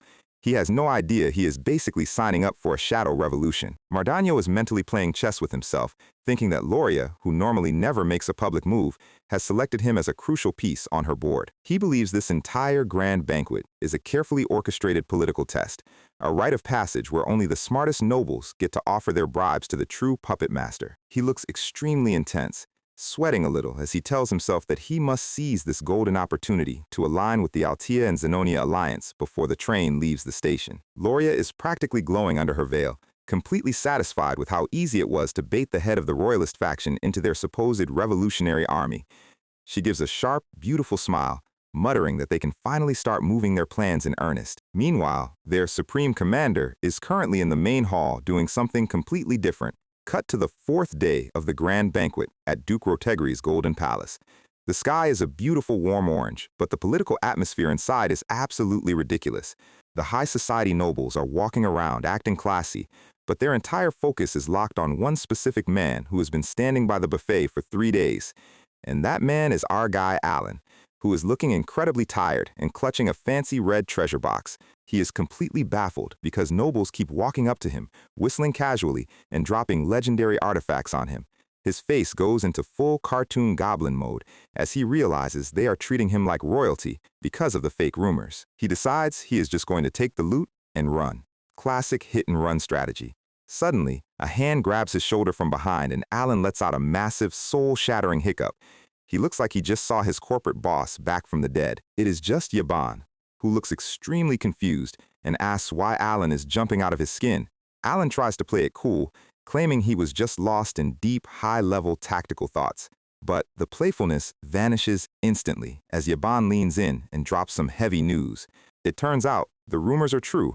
An outer god has actually descended in the freezing northern territory. Yaban explains that the entire northern region of Caliban is in complete uproar, and ancient texts state that those purple amethyst crystals mutating the monsters are the direct calling card of an outer god. Alan's face goes completely dark and serious as he asks about the specific target location he requested. Yebin tells him the person they are looking for is in a small village north of Ashtalan. Alan decides they are leaving immediately. Yaban is totally caught off guard by the sudden gear shift, asking why they are rushing to the north all of a sudden. Alan tells him he will explain the details on the road. As the carriage is prepped outside the beautiful estate, the tension is through the roof. The easy, lazy, noble life Alan spent 2 years building is officially on thin ice. Once Yaban leaves the room, Alan completely collapses onto the sofa, grabbing his head in absolute, desperate stress. He really hoped the apocalyptic scenario wouldn't accelerate this fast. Let's slow down for some crucial lore. In the original game Psychedelia, there are 2 types of world-ending threats: the 5 great sins and the outer gods who attempt a divine descent to break reality. These outer entities mutate everything they touch, turning ordinary beasts into giant, purple crystal-covered monstrosities that can easily wipe out entire kingdom defense lines. Alan is sweating bullets, staring at his hands. He played this game for thousands of hours and saw hundreds of terrible bad endings, so he knows exactly how this tragedy usually plays out. If left unchecked, the dark future is already written in stone. He is sitting alone in the dim, massive room, feeling the sheer weight of a collapsing timeline pressing down on him. He sees a vision of the kingdoms crumbling, cities engulfed in roaring magical fire, and innocent people being vaporized in useless, foolish wars against otherworldly horrors. And if the entire continent goes up in flames, his beautiful, cozy plan of sleeping in till noon and drinking expensive wine is going to be shattered in an instant. He cannot let that happen. But there is a silver lining. When an outer god first descends, it enters a cocoon-like stabilization period that lasts for several months before it fully awakens as an immortal living god. During this golden window, they cannot exert their full divine power, which means striking them now is the only viable option. Alan grabs a quill and starts frantically writing a letter, sealing it with purple wax. He sits by the window, staring at the letter, and mutters a hilarious question. I wonder what that kid would like. Yes, ladies and gentlemen, he is about to sponsor the actual main character. Cut to 1 week later in the northern territory of Caliban. A vice commander of the Solar Eclipse Knights runs up to his leader with a highly confidential report. And that leader is Deus Macalian, the future Sin of Sloth. He looks absolutely stunning and incredibly sharp in his dark, high-collar uniform, but his eyes go wide when he reads the report. The vice commander stands at rigid attention, waiting for his captain's orders, completely unaware of the absolute chaos happening in Deus's head. Deus looks incredibly majestic as the sunlight hits his purple hair. He coldly orders that the scheduled northern military campaign be pushed back by 2 weeks. He has a highly important personal reunion to attend first. Meanwhile, we cut to Pakran, a beautiful, peaceful little village north of the Ashkelon kingdom. The sky is clear blue, and Alan is standing in the square, completely amazed at how easily he found his target. Suddenly, a wild child appears in the middle of the street, sparkling with literal shoujo manga background effects, and waving his arms with a massive, energetic, "Hello!" Alan's face turns into a deadpan chibi expression. This is Elaban, the official playable protagonist of the RPG Psychedelia. He stands out so much it is actually ridiculous. He looks like a lost anime idol. He looks exactly like the official game illustration, but Alan is staring at him in deep, silent concern, mentally asking, "He's a boy, right? Why on earth is he this beautiful?" Elaban is posing like a classic gacha hero, scratching his head and proudly announcing his name to these two random, heavily armed men who just rolled up in a luxury carriage. Alan looks down at him with a very serious, tired expression. He realizes that no matter how much this real world differs from the turn-based game he played, the protagonist is still the protagonist. Ultimately, this kid is destined to become the strongest, most famous hero on the continent who will defeat the darkness and save the world. He has the ultimate plot armor. Alan plaster on a polite smile, telling the boy he has a very bright personality. He is mentally sweating, thinking about how weird it feels to stand face to face with a character he used to control with a controller. And then, Alan decides to execute his ultimate strategy. He reaches out and literally drops a massive heavy leather pouch of gold coins right into Elaban's hands. Elaban's brain completely short-circuits.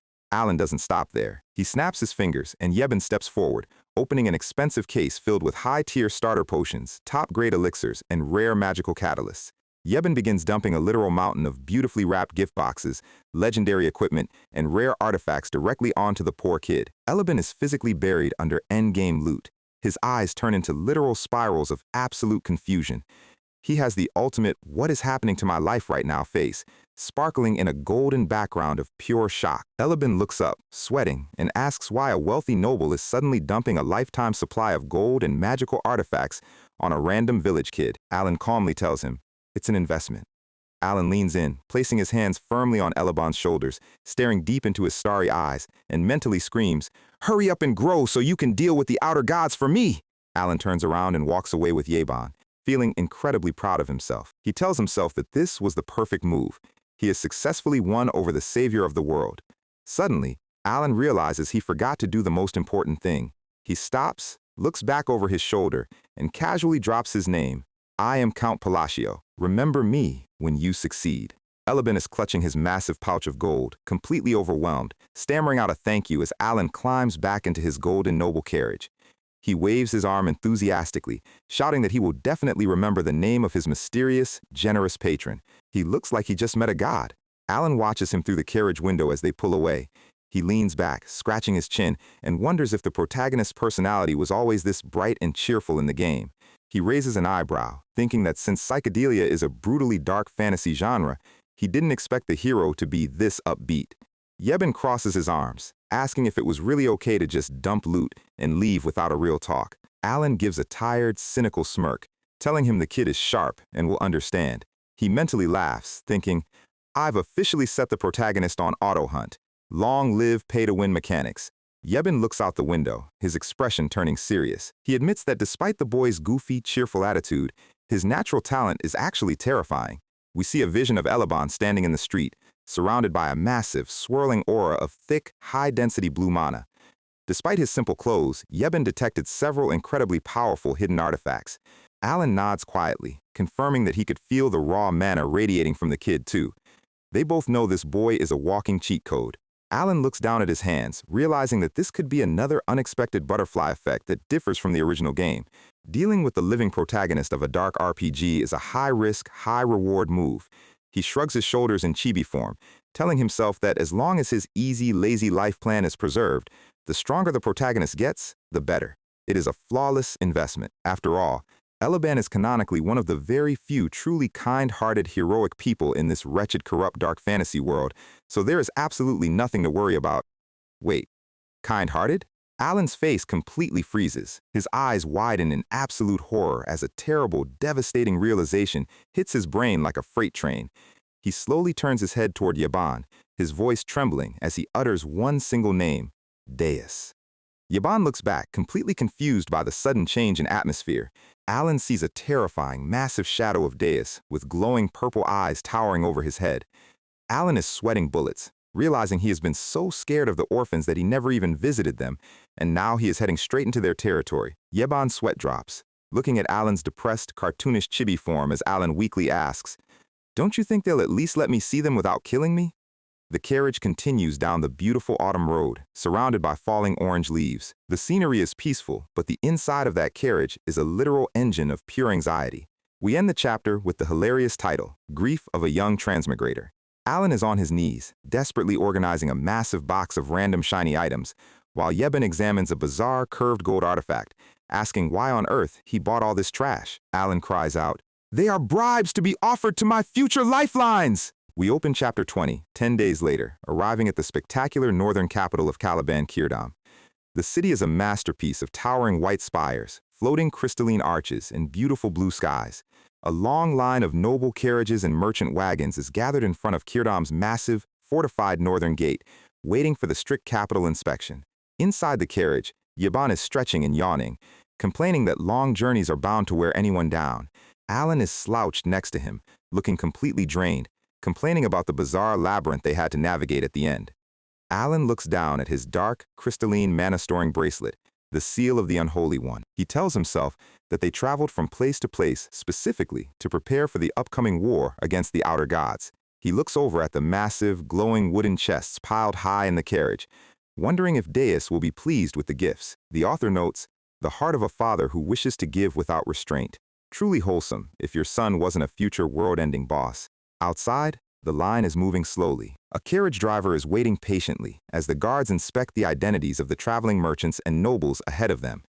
Yaban steps out of the carriage, telling Alan that the capital inspection should be a simple identity verification and that he will be right back. Alan waves lazily from inside, telling him to off he goes.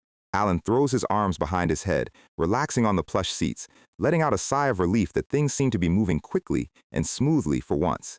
Famous last words. Suddenly, the carriage door is pulled open and Yeben's serious face appears in the frame. He tells Alan that a slight issue has arisen.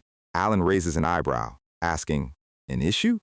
Cut to the gate. A squad of heavily armored royal knights has surrounded Alan's golden carriage, forcing them to step aside from the main line.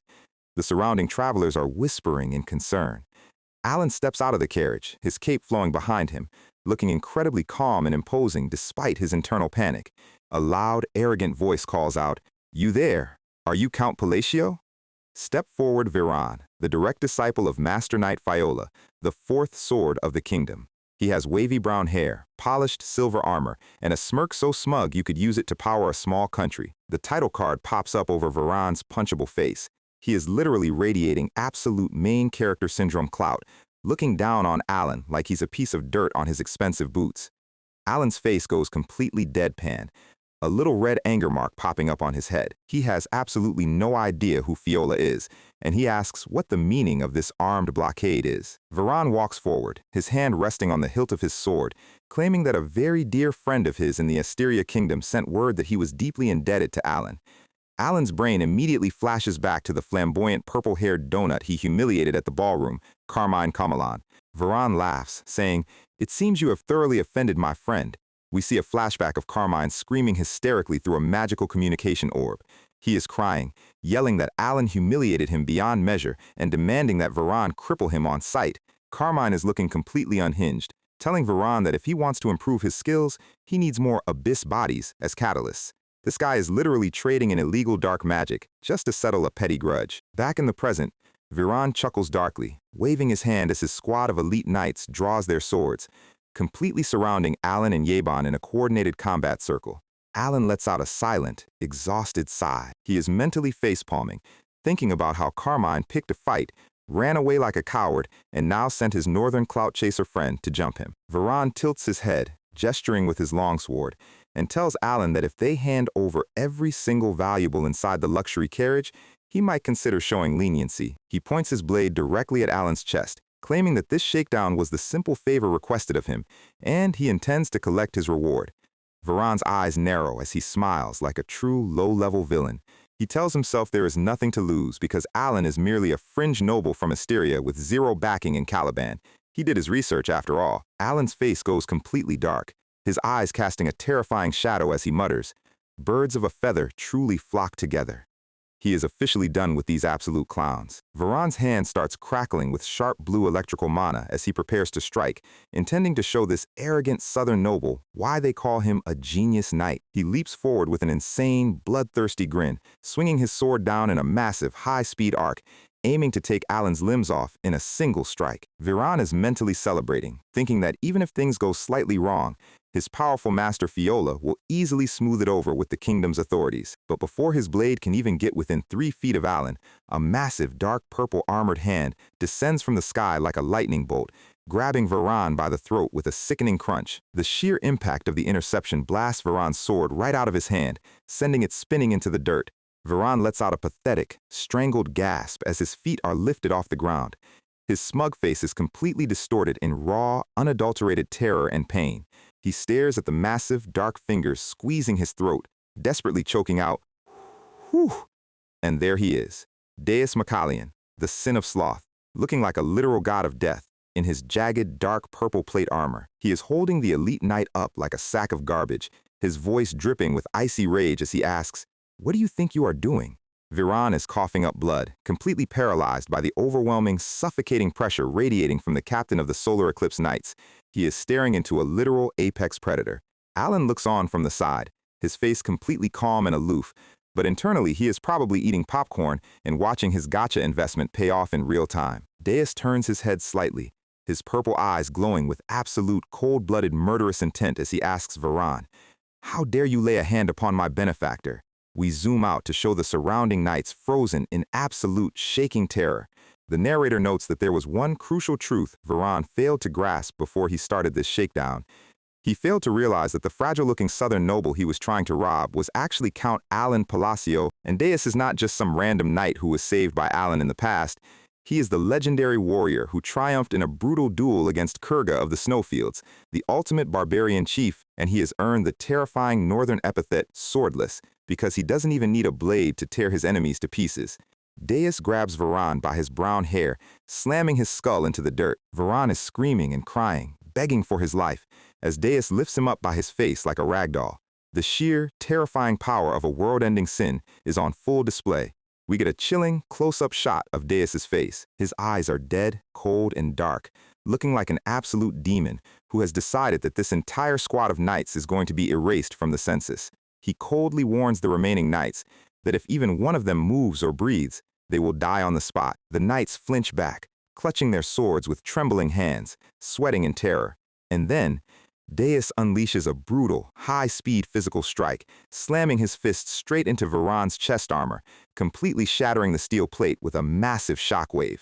Viran is sent flying through the air, coughing up a massive spray of dark blood, his body spinning like a broken toy before crashing violently into the dirt. Alan is watching this raw violence, his face completely blank. He is mentally processing that this terrifying, bloodthirsty knight is the present-day Deus, the same little boy he sponsored 2 years ago. Deus is not done. He leaps after the falling knight, telling him to be grateful that they are in a situation where he cannot legally kill him. He swings his foot in a massive, bone-shattering kick. The kick connects with a sickening impact, sending Viran crashing straight through a massive oak tree, shattering the trunk into splinters as the knight screams in agony. Viran is looking completely ruined, his face swollen, bleeding and drooling as Deus systematically unloads a relentless, brutal barrage of punches and stomp attacks on his body. Alan stands there in silence, watches the beatdown, and thinks, "Wow, you strike quite well." Yes, ladies and gentlemen, he is entering full proud father mode. He looks at Deus, who is sparkling in a glorious golden background of sheer filial piety. Alan is incredibly touched, thinking about how Deus called him his benefactor and rushed to protect him. Alan's internal chibi is literally crying tears of joy, hugging a tiny cat with a fish, thinking, "It feels as though I have received every single reward for raising a son! He has grown so well!" He looks at Deus's handsome face as he wipes the blood off his hands, thinking about how this rascal has matured into an exceptionally upright, noble, and sweet young man. Alan is wiping a proud tear from his eye, thinking, "This father is proud of you." Yaban looks over, completely deadpan, and says, "Excuse me, father. You are aware your son is literally beating a man senseless right behind you." "Yes?" Alan completely ignores Yaban, putting his hands over his ears, weeping in pure, comically distorted emotional joy. Why is my son so unbearably sweet and protective? Meanwhile, Deus is stomp-crushing Varan's face into a literal puddle in the background. Finally, Deus stops. He looks down at the completely unconscious, bloody, and broken knight lying in the dirt, wondering if his protective display was perhaps a bit too excessive. Deus slowly walks back toward Alan, his footsteps heavy and silent in the quiet forest. The surrounding knights are still frozen like statues, too scared to even run away. As Deus approaches, the cool autumn wind blows. Alan's face goes calm, but his brain suddenly does a massive, terrifying double-take. He looks at Deus's towering, dark purple armored form, and the golden, proud father filter in his brain is suddenly shattered. He remembers the cold, hard reality. Deus is literally one of the 5 great sins destined to destroy the world. But the terrifying tension vanishes instantly as Deus stops in front of Alan and executes a flawless, 90-degree submissive bow, completely humbling himself before his savior. He looks up with a soft, incredibly handsome and gentle smile, his voice warm as he says, "I shall escort you." The surrounding knights are completely losing their minds. The entire battlefield is a literal graveyard, littered with the burning remains of tents and the bodies of fallen northern barbarians. Standing victorious over the carnage is a red-haired knight holding a massive crimson banner representing the sun. Meet Delman, the 3rd Blade of Caliburn and captain of the Crimson Flame Knight Order, who is currently yelling at the top of his lungs. His knights raise their swords in the air, cheering and celebrating a complete, decisive victory over the Kulkan barbarian clan. Delman orders his troops to pack up and return to the forward military base for immediate gear maintenance and rest. But behind that heroic smile, this guy is running on pure, insecure hater energy. He tells himself that with a victory of this magnitude, he won't be outdone by some young upstart like Deus Macallion, who just recently became a master knight by defeating Chief Kurga. Now, let's look at how he actually won. Caliburn and the Northern Barbarians have historically maintained a strict, honorable code of duel-based warfare, but Delman is a complete fraud. He deceived the barbarian chief Kulkan, using an underhanded infiltration force to ambush him when he came out alone. He needed a spectacular result to overshadow Deus, but during the chaos of the battle, Kulkan's corpse mysteriously vanished. Delman shrugs it off, knowing that even if the chief somehow survived the ambush, the glowing green poison he coated his blade with would have finished him off by now. He walks away with a smug, punchable grin, thoroughly convinced that he is the greatest military genius of his generation. Suddenly, his foot stops in its tracks. A freezing, ominous pressure falls over the snowy pass, and the air turns dead silent. His knights look ahead, their faces turning completely pale as they realize their entire forward military base has been utterly vaporized.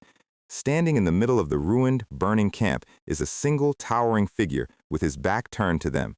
Delman's eyes widen in absolute, sweating horror as he recognizes the unmistakable silhouette of Kulkan. Instinct takes over, and Delman immediately channels his fiery aura, his longsword bursting into roaring orange flames. But the energy radiating from the giant is not human. It is a suffocating, blood-red pressure that feels like a physical weight on their chests. Kulkan slowly turns around. He is glowing with a massive, swirling column of chilling teal-colored mana that freezes the falling snow. This is not Kulkan. Delman is a superhuman who can slice through hundreds of soldiers in a single swing, but his body is literally shaking with primal fear. Delman screams, demanding to know what kind of monster is wearing the dead barbarian chief's skin. The entity mockingly asks if it's his fault for trusting the word honor on a battlefield, completely dismissing Delman's fiery stance. Delman launches a desperate, high-speed vertical slash, unleashing a massive pillar of roaring crimson fire to incinerate the beast. But the entity doesn't even flinch. He casually stands in the middle of the fire, the ground behind him splitting open in a massive trench. With a terrifying, glowing purple eye, the mutated chief looks down on the human, declaring that this is his absolute last chance. Delman panics, screaming at all his remaining knights to draw their weapons and prepare for an all-out battle to the death. The entity lets out a dark, echoing laugh, stating that a mortal who cheats and lacks honor does not deserve a clean or honorable death. He snaps his fingers, and a horrific, agonizing scream echoes across the snowy mountainside.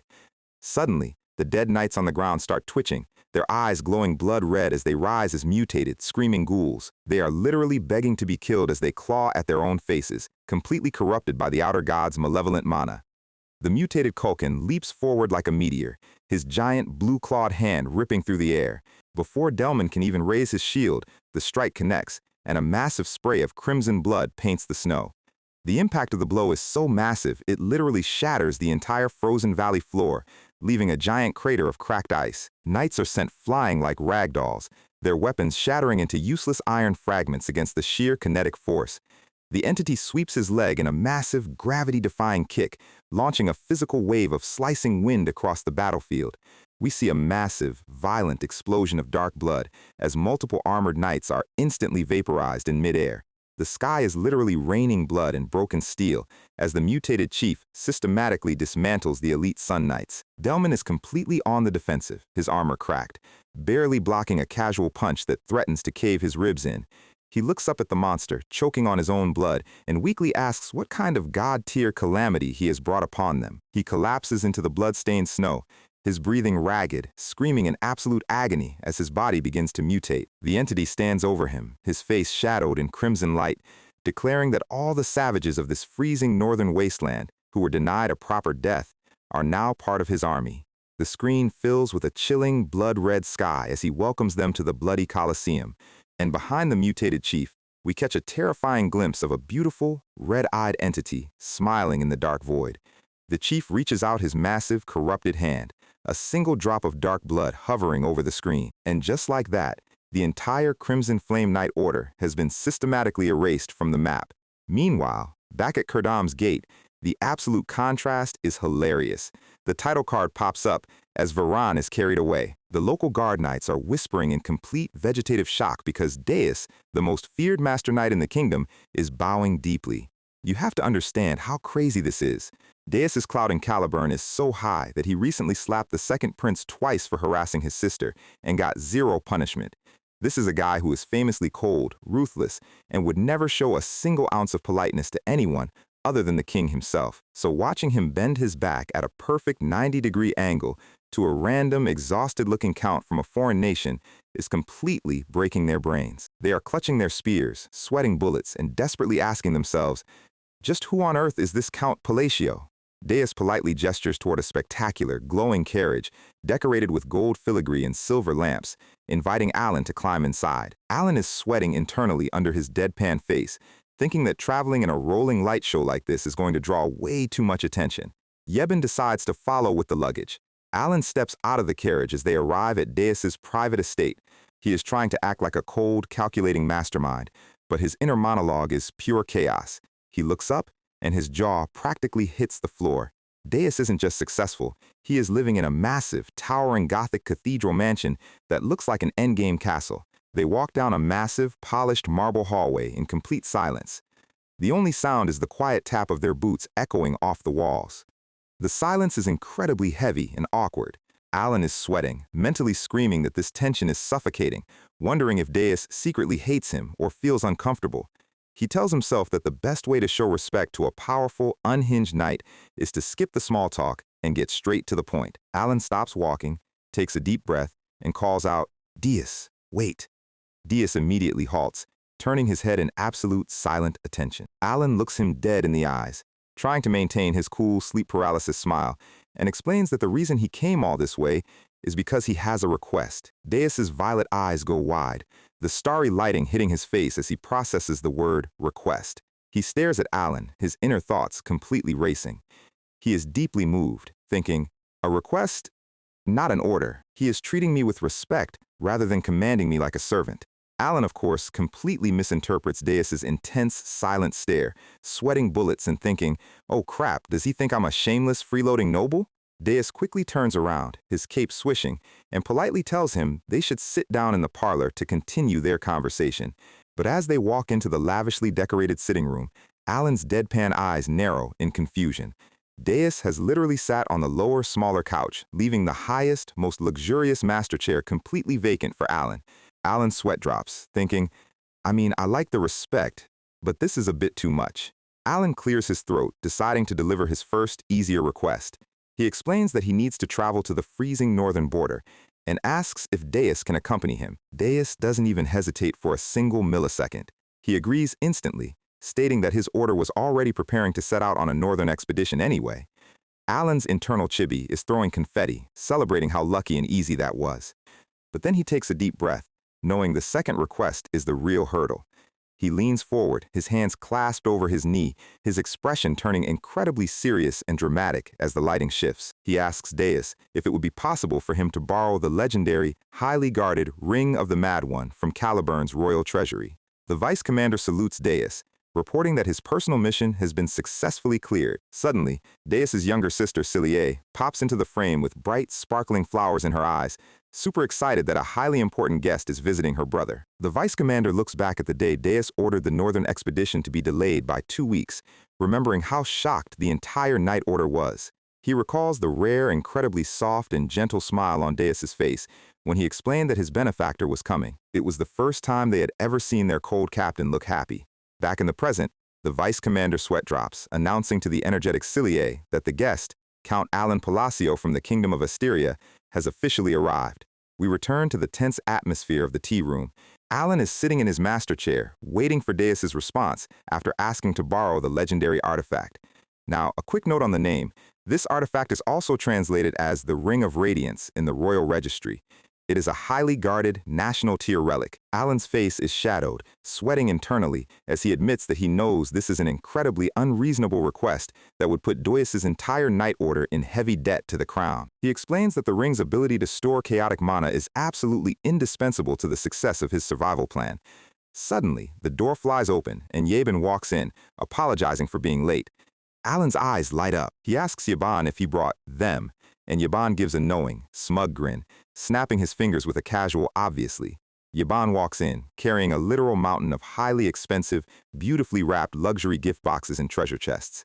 Alan proudly holds up a gorgeous, sparkling silver and blue amulet, mentally cheering that this massive gift barrage is going to create a warm, cozy, and negotiable atmosphere. He clears his throat, politely telling Deus that he hand-selected all of these high-tier elixirs, jewelry, and rare artifacts with care, hoping Deus likes them. Deus stares at the mountain of treasures, his face completely blank and expressionless. He quietly thanks Alan, but makes absolutely no move to open a single box. Alan's inner chibi collapses in despair, realizing his gift strategy has completely failed. He sweat drops, thinking he looks like a poor, pathetic foreign count trying to buy a master knight's loyalty with cheap trinkets. But Deus's brain is operating on a completely different level of fanatical devotion. He doesn't care about gold or jewelry. His mind is purely locked onto the fact that his master needs that ring. Alan tries to backpedal a bit, pointing out that since the ring is kept deep inside the highly secured royal treasury, obtaining it is going to be extremely difficult and will take weeks of diplomatic paperwork. Deus closes his eyes, his face completely serious as he enters deep, tactical calculations. Then he opens his eyes and casually states, "The king can be annoying, but I think eliminating about 50 people in the palace should suffice to retrieve it. Should we leave now?"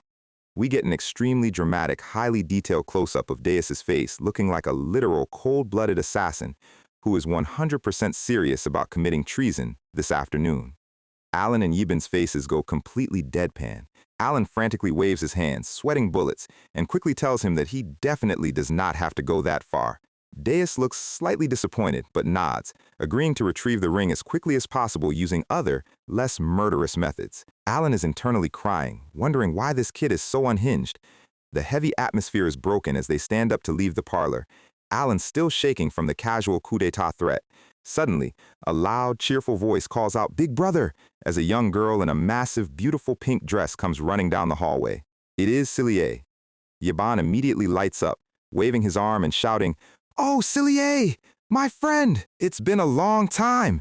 The two of them instantly turn into adorable tiny chibis, holding hands and spinning around in a circle, singing happily like literal toddlers. Alan looks on with a deadpan expression. He remembers Cillier from his gaming days. In the original timeline, her tragic, violent death was the sole catalyst that broke Deus's mind. Seeing her alive and happy is a massive relief. Suddenly, a massive, chilling hand reaches out from the side, grabbing Cillier by the shoulder. Deus pulls his sister back, his face completely shadowed in a terrifying, overprotective dark aura, coldly telling her, "This man is not your friend, he is a mister." Yaban looks utterly defeated, muttering, "Hey, I just said hello." Deus's eyes glow a menacing purple as he tells the old man to stay the hell away from his sister. Alan watches the comedy show, realizing Deus's extreme politeness toward him is likely because Alan was the one who ordered Yaban to save Cillier. Alan's internal chibi starts posing arrogantly, thinking that at this rate, Deus will do absolutely anything for him. He quickly shakes his head, telling himself not to get too ahead of himself. Cillier steps forward, her large violet eyes sparkling with genuine warmth, politely asking if he is Count Palacio. Alan nods quietly. Cillier explains that Yaban told her everything, that Alan was the mysterious master who specifically ordered her rescue from the slave market. She reaches out and gently takes Deus's hand, leaning against her brother's side with a beautiful, pure smile. She bows deeply, thanking Alan from the bottom of her heart for saving her life and reunited her with her brother. Deus looks down at his sister, his expression incredibly soft. Alan looks at them, his eyes softening. He admits to himself that while he didn't save her purely out of the goodness of his heart, but rather to prevent a world-ending villain from spawning, it still feels incredibly good to be thanked so sincerely by the people he helped. And so, with a warm, peaceful atmosphere established, Alan's temporary stay at Deus's massive northern estate officially begins. The next morning, Alan is casually sitting on the sofa in his pajamas, drinking tea, when Deus walks in and casually drops a golden box on the table. He opens it to reveal the Ring of Radiance. Alan literally chokes on his tea, his eyes bulging as he stares at the glowing ring, completely shocked that Deus secured a royal treasury artifact in less than 24 hours. Suddenly, Yaban bursts through the door, panting. Yaban looks completely panicked, sweating as he announces that some absolutely wild, unbelievable news is spreading across the capital. He explains that Deus literally marched into the royal palace, demanded the artifact, and when the second prince refused, Deus slapped the prince across the face twice, seized the ring, and walked out. Alan's face turns into a silent scream of terror. 3 days later, a massive, dark blue flag representing the solar eclipse night order flutters in the freezing northern wind. A massive caravan of armored knights and luxury carriages is moving across the endless snowy mountain pass, heading toward the northern border. But 2 weeks later, as they arrive at the outpost, the peaceful journey is shattered by devastating, blood-red news. We see a vision of a young girl with silver hair, her face covered in blood, screaming in absolute desperate rage as her squad is slaughtered. The mutated, blue-skinned barbarian chief Kulkin stands over the carnage, his hand glowing with chilling green mana as an army of mutated ghouls rises behind him. Inside the warm commander's tent, a massive, chaotic argument is happening. The northern lords and marquises are slamming their hands on the table, screaming that they must retreat immediately. Suddenly, a heavy, thunderous clap echoes through the tent, silencing the entire room in an instant. Deus sits at the head of the war table, looking incredibly majestic and intimidating in his dark purple battle armor, staring down the panicking lords. A young woman with a long, light blue ponytail steps forward, trying to calm the lords down, agreeing that they need to think rationally before making a final decision. Meet Fiola, the fourth blade of Caliburn and commander of the elite Order of Perseverance, who looks incredibly stressed as she walks outside with Deus. She sighs deeply, explaining that the outer god is causing absolute chaos at the forward border, and the elite Crimson Flame Order under Delman has been completely annihilated. She looks up at the sky, her blue eyes trembling, admitting that she can physically see the strange, terrifying reddish aura of malevolent mana enveloping the entire northern sky. This is the chilling spectacle of dark mana that only those who have achieved Awakening, the legendary Master Knight class, can physically perceive. She describes the sky as a swirling, bloody vortex of corruption, a visual nightmare that makes even the strongest warriors hesitate to draw their swords. She turns to Deus, wrapping her arms around herself, admitting that the ominous pressure is suffocating, and a tactical retreat might be their only option to survive. Suddenly, Deus's nose twitches. He raises an eyebrow, sniffing the air, and wonders where the smell of burning wood and sweet smoke is coming from. They turn around to look. In the middle of a literal military war zone, Alan and Yeben have set up a giant barbecue grill, using advanced magical formulas to roast sweet potatoes. Alan is casually holding a hot potato on a stick. Fiola's face completely redlines in anger. She stomps over, waving her wooden documents, screaming at these idiots for grilling snacks, while an apocalyptic dark god is marching to kill them all. She is shouting at the top of her lungs, demanding to know why a foreign count and his bodyguard are acting like they are on a luxury camping trip. Deus stands by the side, looking completely unbothered as Fiola points her finger directly at Alan, yelling, "Hey, you!" But as she steps within 3 feet of Alan, her observation eye suddenly activates. Her face instantly freezes, her eyes widening in absolute vegetative psychological trauma. She looks up, and her vision is completely engulfed in a terrifying, reality-warping crimson aura of cosmic power. Alan is sitting there, looking like an ancient, all-knowing deity of death, her mind completely shattered as she tries to process the dark, terrifying cosmic aura swirling around him. Alan is just standing there with his half-eaten roasted sweet potato, looking incredibly tired as he spots Fenia, the genius Vice Tower Master, running up to them. Alan decides to do some casual negotiation, dryly complaining that the custom-made defense potions she promised him are completely out of stock. Fenia's face turns into a spiral of pure, unadulterated panic. Believing she has somehow offended an ancient, reality-warping deity, Fenia frantically screams that she can make more, offering to charge him a single gold coin just to stay alive. Alan happily accepts, giving a tired smirk, while Fenia's subordinates from the Blue Magic Tower stand in the background, their jaws completely hitting the dirt. They are clutching their heads in absolute disbelief, whispering that their proud genius Vice Tower Master just got scammed into selling master-tier elixirs for pocket change. Fenia runs off at absolute maximum speed, clutching her wooden scrolls, shouting that she will whip up the potions immediately and serve them piping hot. The 2 remaining Magic Tower researchers are staring at Alan like he is a legendary conqueror, their eyes literally sparkling with a mix of raw terror and absolute respect. Alan casually takes another bite of his roasted sweet potato, completely oblivious to the fact that he has just traumatized the brightest academic minds of the kingdom. Suddenly, a massive, slicing wind tear through the camp, blowing open the curtains of the command tent as Deus and Fiola immediately leap into action. Deus's eyes go sharp and dark as his hand drifts toward his invisible mana strings, sensing a massive spike of hostile energy approaching their position. The alarm sirens are screaming across the entire outpost. The sky has turned a deep, blood-red color, and a massive army of mutated undead is marching over the ridge. The defensive lines collapse instantly. The mutated barbarians and undead soldiers are ripping through the northern guards, painting the snow in a massive wave of dark blood. The fallen soldiers are rising almost instantly, their bodies mutating and sprouting purple crystals as they cry out in agonizing, corrupted pain. Fiola steps onto the snowy battlefield, her blue hair whipping in the wind as she begins chanting a high-tier spell. She launches a massive, reality-freezing blizzard of jagged ice shards, instantly freezing dozens of mutated ghouls into solid blocks of ice. The frozen monsters shatter into a million glowing pieces, but the wave of undead just keeps pouring over the ridge like a never-ending flood. Deus leaps high into the air, his cape swishing as he weaves his invisible mana strings through the ranks of the mutated barbarians, slicing them to pieces with raw kinetic force. Fiola looks up through her magical monocle, her eyes locking on to the primary source of the malevolent energy standing in the middle of the storm.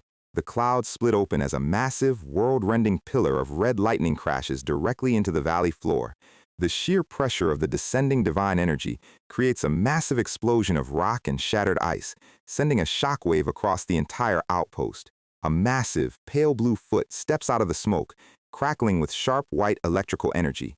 It is Ertholtus, the outer god, currently occupying the mutated body of Chief Kulkan.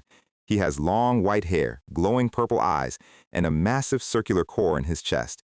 Fiola launches a high-speed charging thrust, her sword glowing with concentrated aura, aiming directly for the giant's neck. But the monster doesn't even raise a shield. He casually intercepts the razor-sharp magical blade with his bare chest, the steel sliding off his skin with a screech. He lets out a deep, booming laugh, swinging his giant arm in a massive arc that unleashes a slicing wave of wind, sending Fiola flying through the air.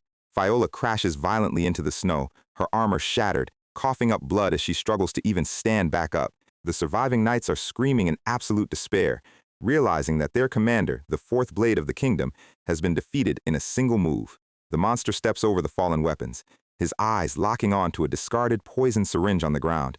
He sneers at their lack of honor. But before he can strike again, our guy Alan steps out into the crimson light. He looks incredibly cool, his cloak flowing as he recites an ancient sacred oath from the game. The outer god stops, a massive toothy grin spreading across his blue face as he hears the ancient words of the Grand Pact. The giant bursts into a thunderous, sky-shaking laugh that echoes across the entire valley, completely thrilled by this unexpected turn of events. He looks down at Alan with deep intrigue, highly pleased to find a mortal who actually remembers the sacred hand signs and oaths of his era. Suddenly, massive columns of dark, swirling shadows erupt from the ground, wrapping around the surrounding undead and pinning them to the earth. The outer god spreads his arms, welcoming his noble opponent to the bloody Colosseum, a sacred combat zone where absolutely no one can interfere.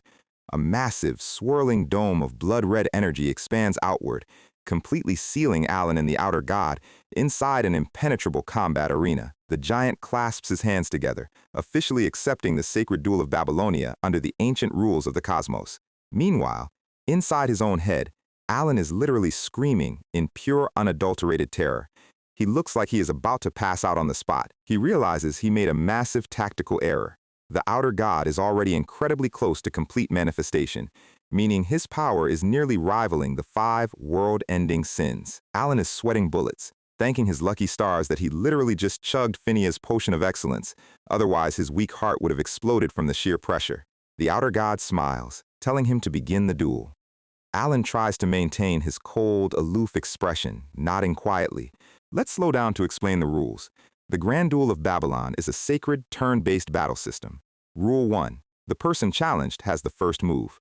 This means Erthaltus gets the first turn. He laughs maniacally, preparing to play his ultimate world-shattering strike, the Song of Ruin. Deus and the surviving knights are screaming from behind the barrier, begging Alan to run and take cover, but he doesn't move a single inch. And that brings us to Rule 2. The defender cannot move outside of their turn. If struck by a divine interdict, they are physically locked in place and must tank the attack. The outer god is absolutely thrilled, shouting that Alan is a truly magnificent and honorable opponent for standing his ground. And Rule 3. A turn consists of one single attack and one single defense.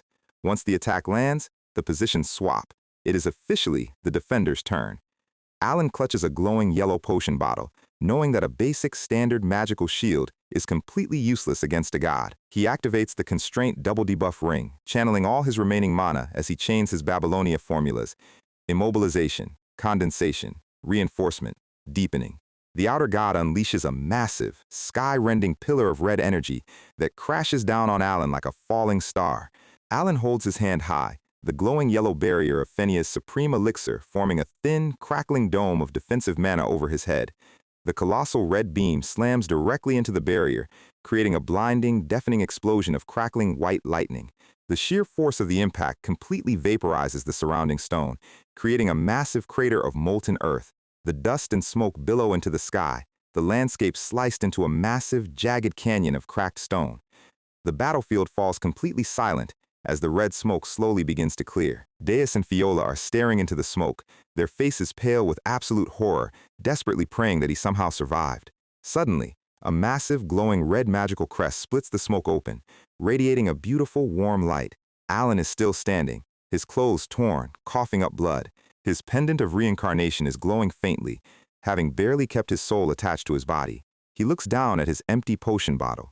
It was a combination of Phineas' custom elixirs and his cheat items that saved his life. He is coughing and trembling, his stored mana completely exhausted, but his defense succeeded. He has successfully survived the first turn. He raises his left hand, the stolen ring of radiance, shining with a brilliant, swirling light. He uncorks his supreme recovery potion, pouring it over his body to temporarily restore his physical strength. His silver eyes go sharp and dark through the smoke, looking like an absolute demon who has just survived a strike from a god. He raises his fingers, forming a complex hand sign, and chants the activation formula, Binding Summon. The hour of the long-awaited attack has finally arrived. The boss fight with Erthaltus operates under strict turn-based rules. By dragging the outer god into the sacred duel of Babylonia, Alan completely locked down the god's ability to move or attack outside of its turn. Using his meta-knowledge, the reincarnation pendant, and Phineas' master-tier defense potions, he successfully survived the god's first turn. And now, since the defender survived the attack, the positions officially swap. It is now Alan's turn. He stands in a cosmic void, the massive ancient stellar eye of Nyarlala opening behind him in the dark clouds. Alan smirks under his breath, knowing that since they are in a real world and not a video game, his turn has absolutely no time limit. He can take his sweet time to charge his attack. The outer god stands perfectly still inside the bloody Colosseum, bound by the sacred rules of the duel, unable to defend or interfere with the incoming attack. Alan coughs up a bit of blood, chuckling as he remembers that in the original game, the boss would let you land the first attack without moving. He decides to stack the most extreme restrictions using the constraint to multiply his basic electrical magic into a world-ending nuclear strike. A giant blood-red eye opens in the sky as the stellar entity accepts his vows. Alan speaks his first restriction. The magic must be cast upon this frozen wasteland. His hand starts crackling with sharp purple lightning as he speaks his second restriction. The magic must be cast in a near-death state, twisting the laws of the world. The electrical energy surges up his arm, the air pressure in the valley dropping to absolute zero as the clouds begin to swirl. He chains his formulas: diffraction, single point, compression, annihilation. The purple light condenses into a tiny blinding sphere of gravity lightning on his fingertip. And then he speaks his third and final restriction. The magic must be cast specifically to face a god, twisting reality to its absolute limits. Alan's face is completely serious, his silver eyes glowing with a terrifying light as the lightning wraps around his arm. He points his finger directly at the giant, chanting the final trigger phrase, "Silent Line." A razor-thin, blinding purple and white pillar of pure gravity lightning shoots out from his finger, slicing through the air with a deafening roar. The outer god's face is completely frozen in a mix of absolute shock and pure manic excitement as the beam approaches. The colossal pillar of lightning slams directly into the giant, creating a massive, reality-warping explosion that splits the earth for miles. Alan falls to one knee, panting and coughing, desperately hoping that his single-point strike was enough to finish the job. But as the smoke clears, the outer god is still standing.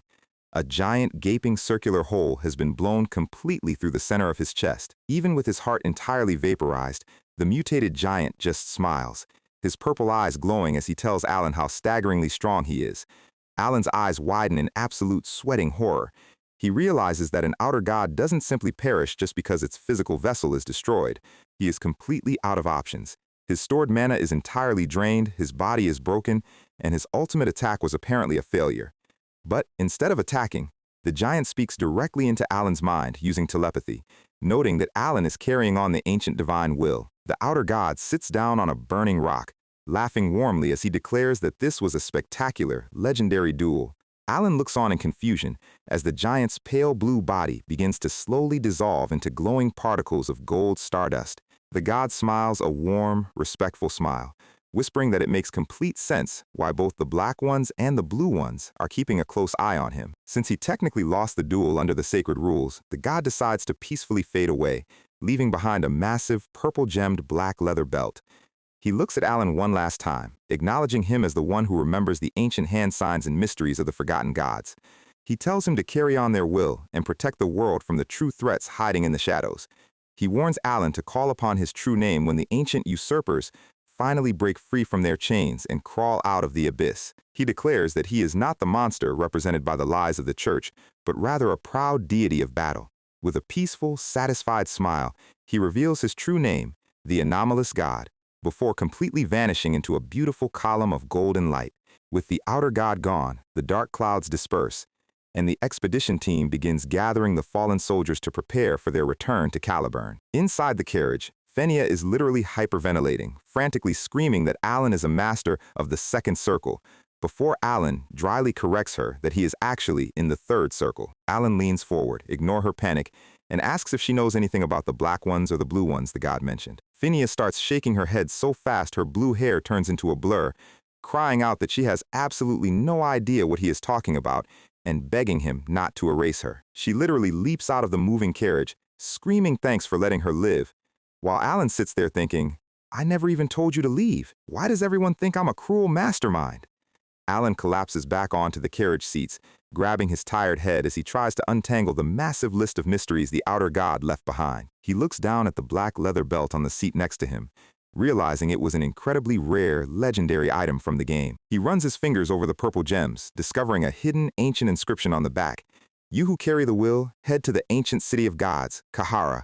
Suddenly, the carriage door opens, and Deus steps in, looking incredibly dark and menacing as he reports that Fenia lacked proper manners when greeting him. His purple eyes glow with unhinged, sister-protecting levels of bloodlust as he asks, "Shall I kill her for you, master?"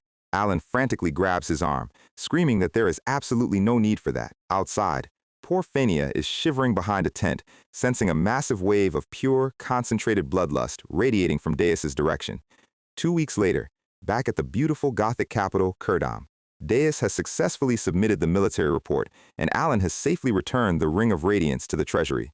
Alan stands outside his luxury carriage, getting ready to head back south, politely telling Deus that they will see each other again. Alan looks back at the long line of cargo wagons overflowing with gold and rare treasures gifted to him by the King of Caliburn as a reward. He is crying tears of pure, greedy joy.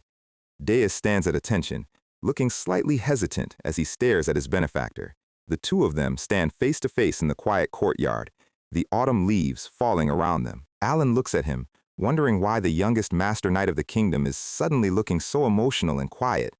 He looks back at a vision of the 5 sponsored children, remembering how broken their innate abilities were and how much effort he spent raising them. He knows Deus is an absolute genius who will easily become the strongest swordsman of the continent in a matter of time. Alan places a comforting hand on his shoulder, giving him a warm, reassuring smile, telling him he can achieve whatever he desires because he was born with blessed talent.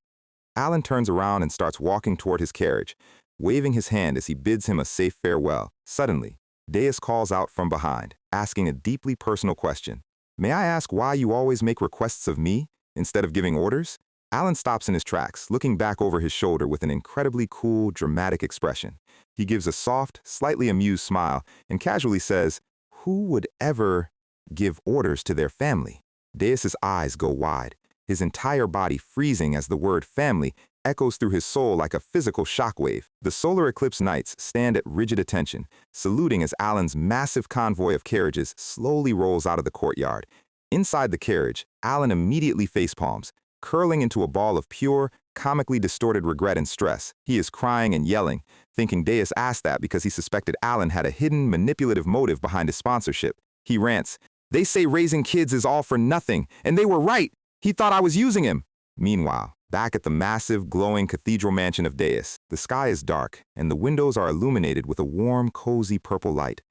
Deus is sitting alone in his parlor, surrounded by the beautiful gifts Alan left behind, his face incredibly soft and thoughtful. He holds up his silver necklace, raising his finger to mimic Alan's silent line magic stance. He snaps his fingers, his eyes glowing with a soft, warm violet light as he remembers Alan's cool, dramatic parting words. He lets out a soft sigh, blushing slightly, wishing he had a talent for magic like his incredible benefactor. He smiles a beautiful, genuine smile of pure happiness, whispering the word family to himself, but his dream of a cozy retirement is instantly vaporized. He opens his office door to find a literal, towering mountain of overdue administrative paperwork stacked up to the ceiling. Alan's face turns into a terrified, sweating chibi expression.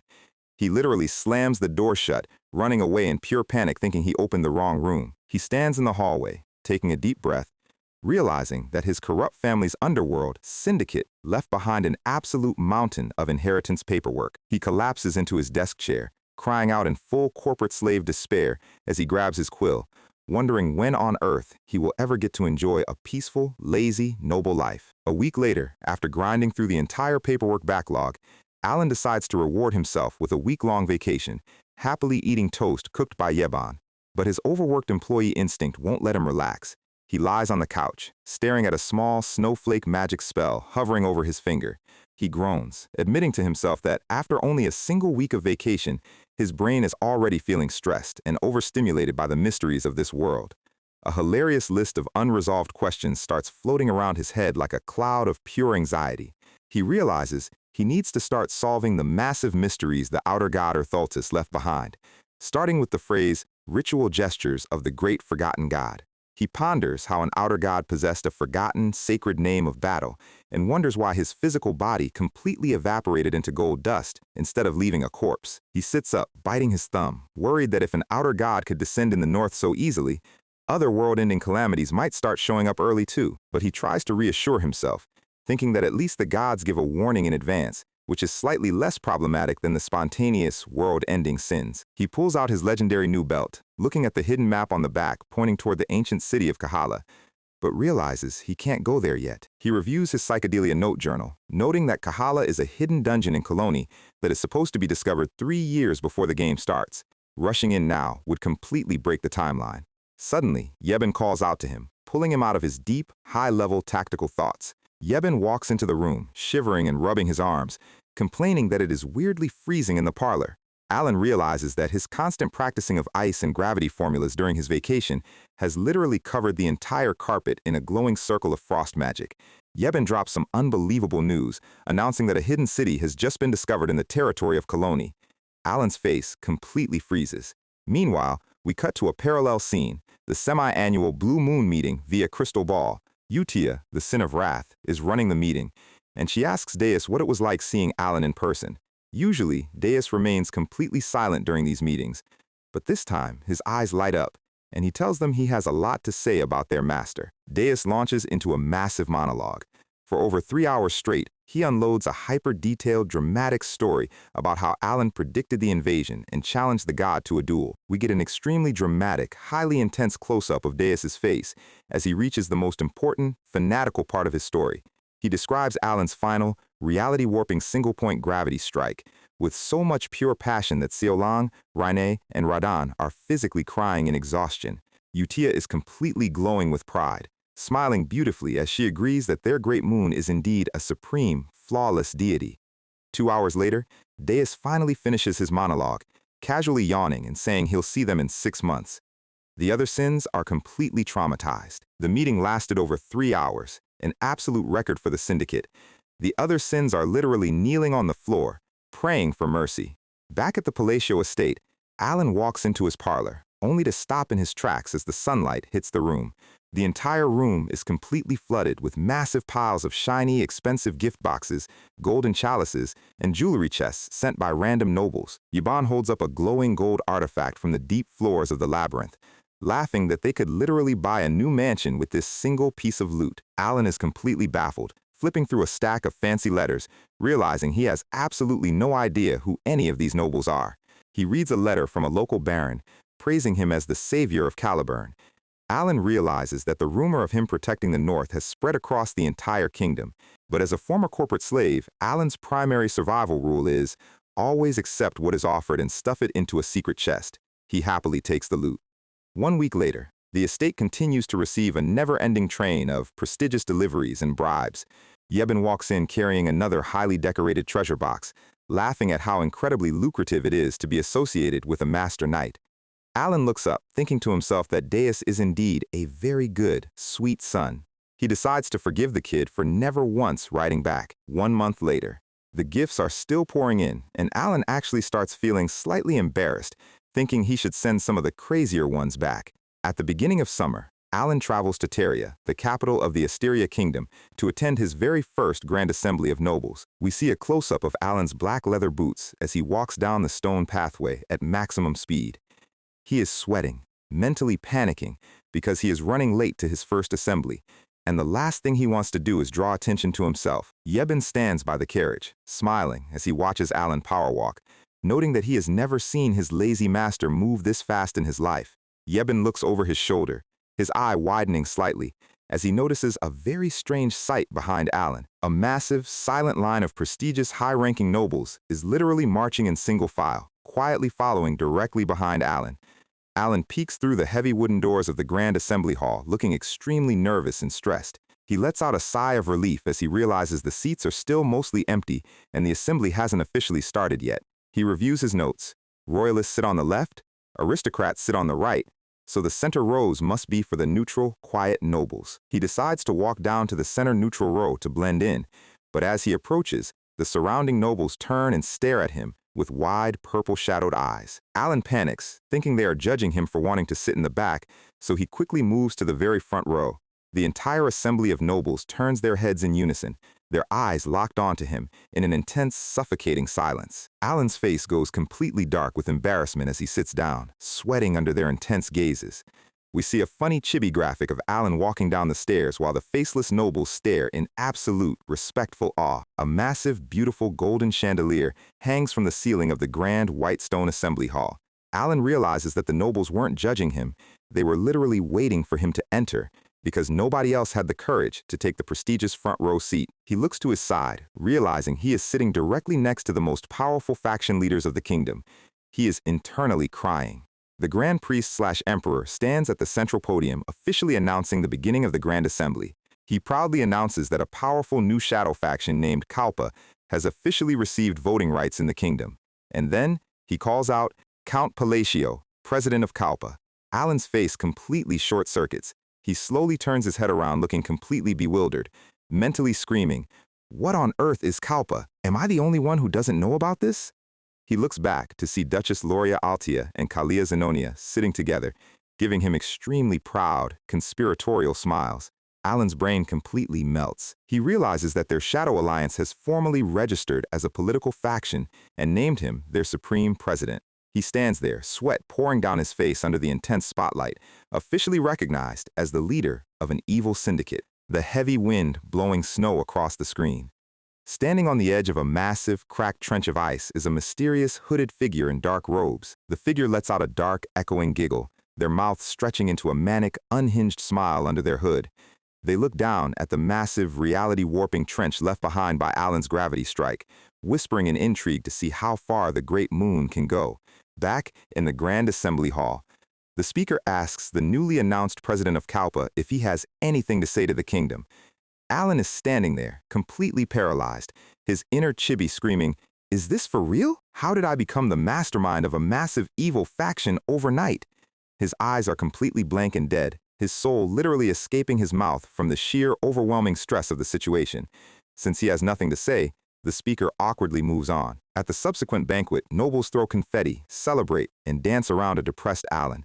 Alan stands in the corner, staring into his drink, trying to find a way to escape this absolute nightmare. Kalia and Loria approach him, smiling beautiful, toxic smiles, stating that the faction was created exactly as he ordered.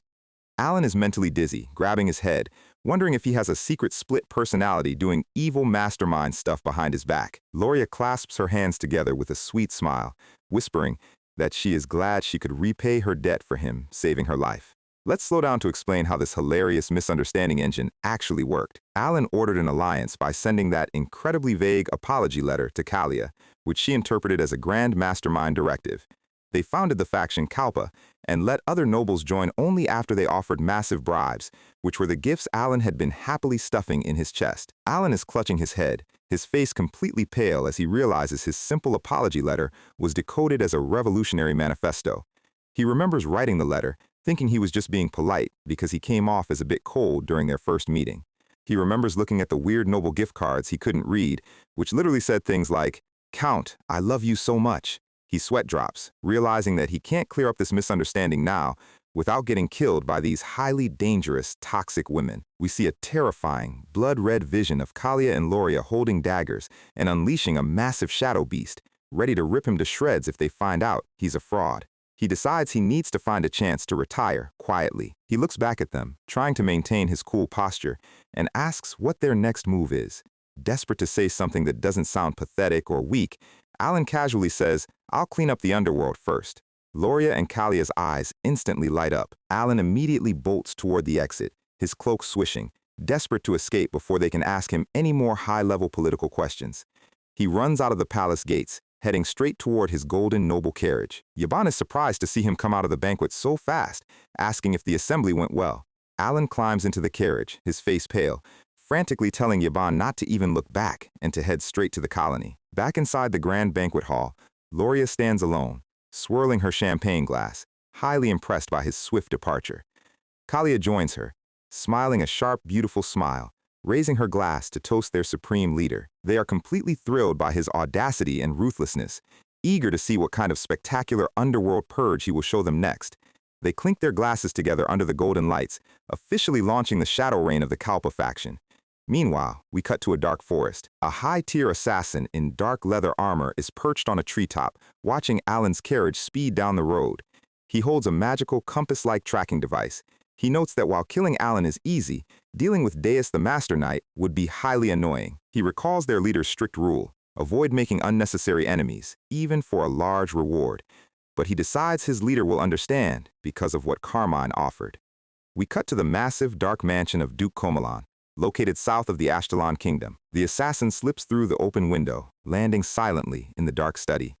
Inside sits Carmine Comelon, the spoiled noble Alan humiliated. Carmine is looking incredibly arrogant, sitting in his armchair, asking if the assassin is one of the top agents. He recognizes him as a member of the Seeker's family, a legendary assassin group of the Allied Kingdom with swordmaster-level combat skills. The assassin draws a massive, crescent-shaped dark blade, demonstrating his high-speed swinging technique in the dark.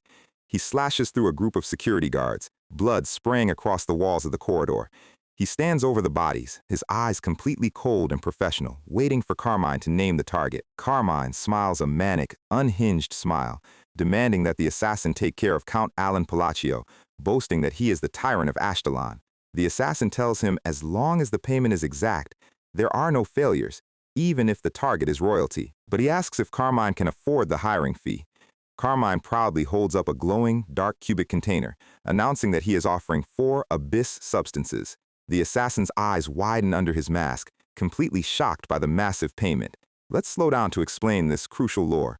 Unlike Abyssal Jade, which only increases basic physical stats, Abyssal Substance is a highly illegal black market item that grants unique, legendary power-ups.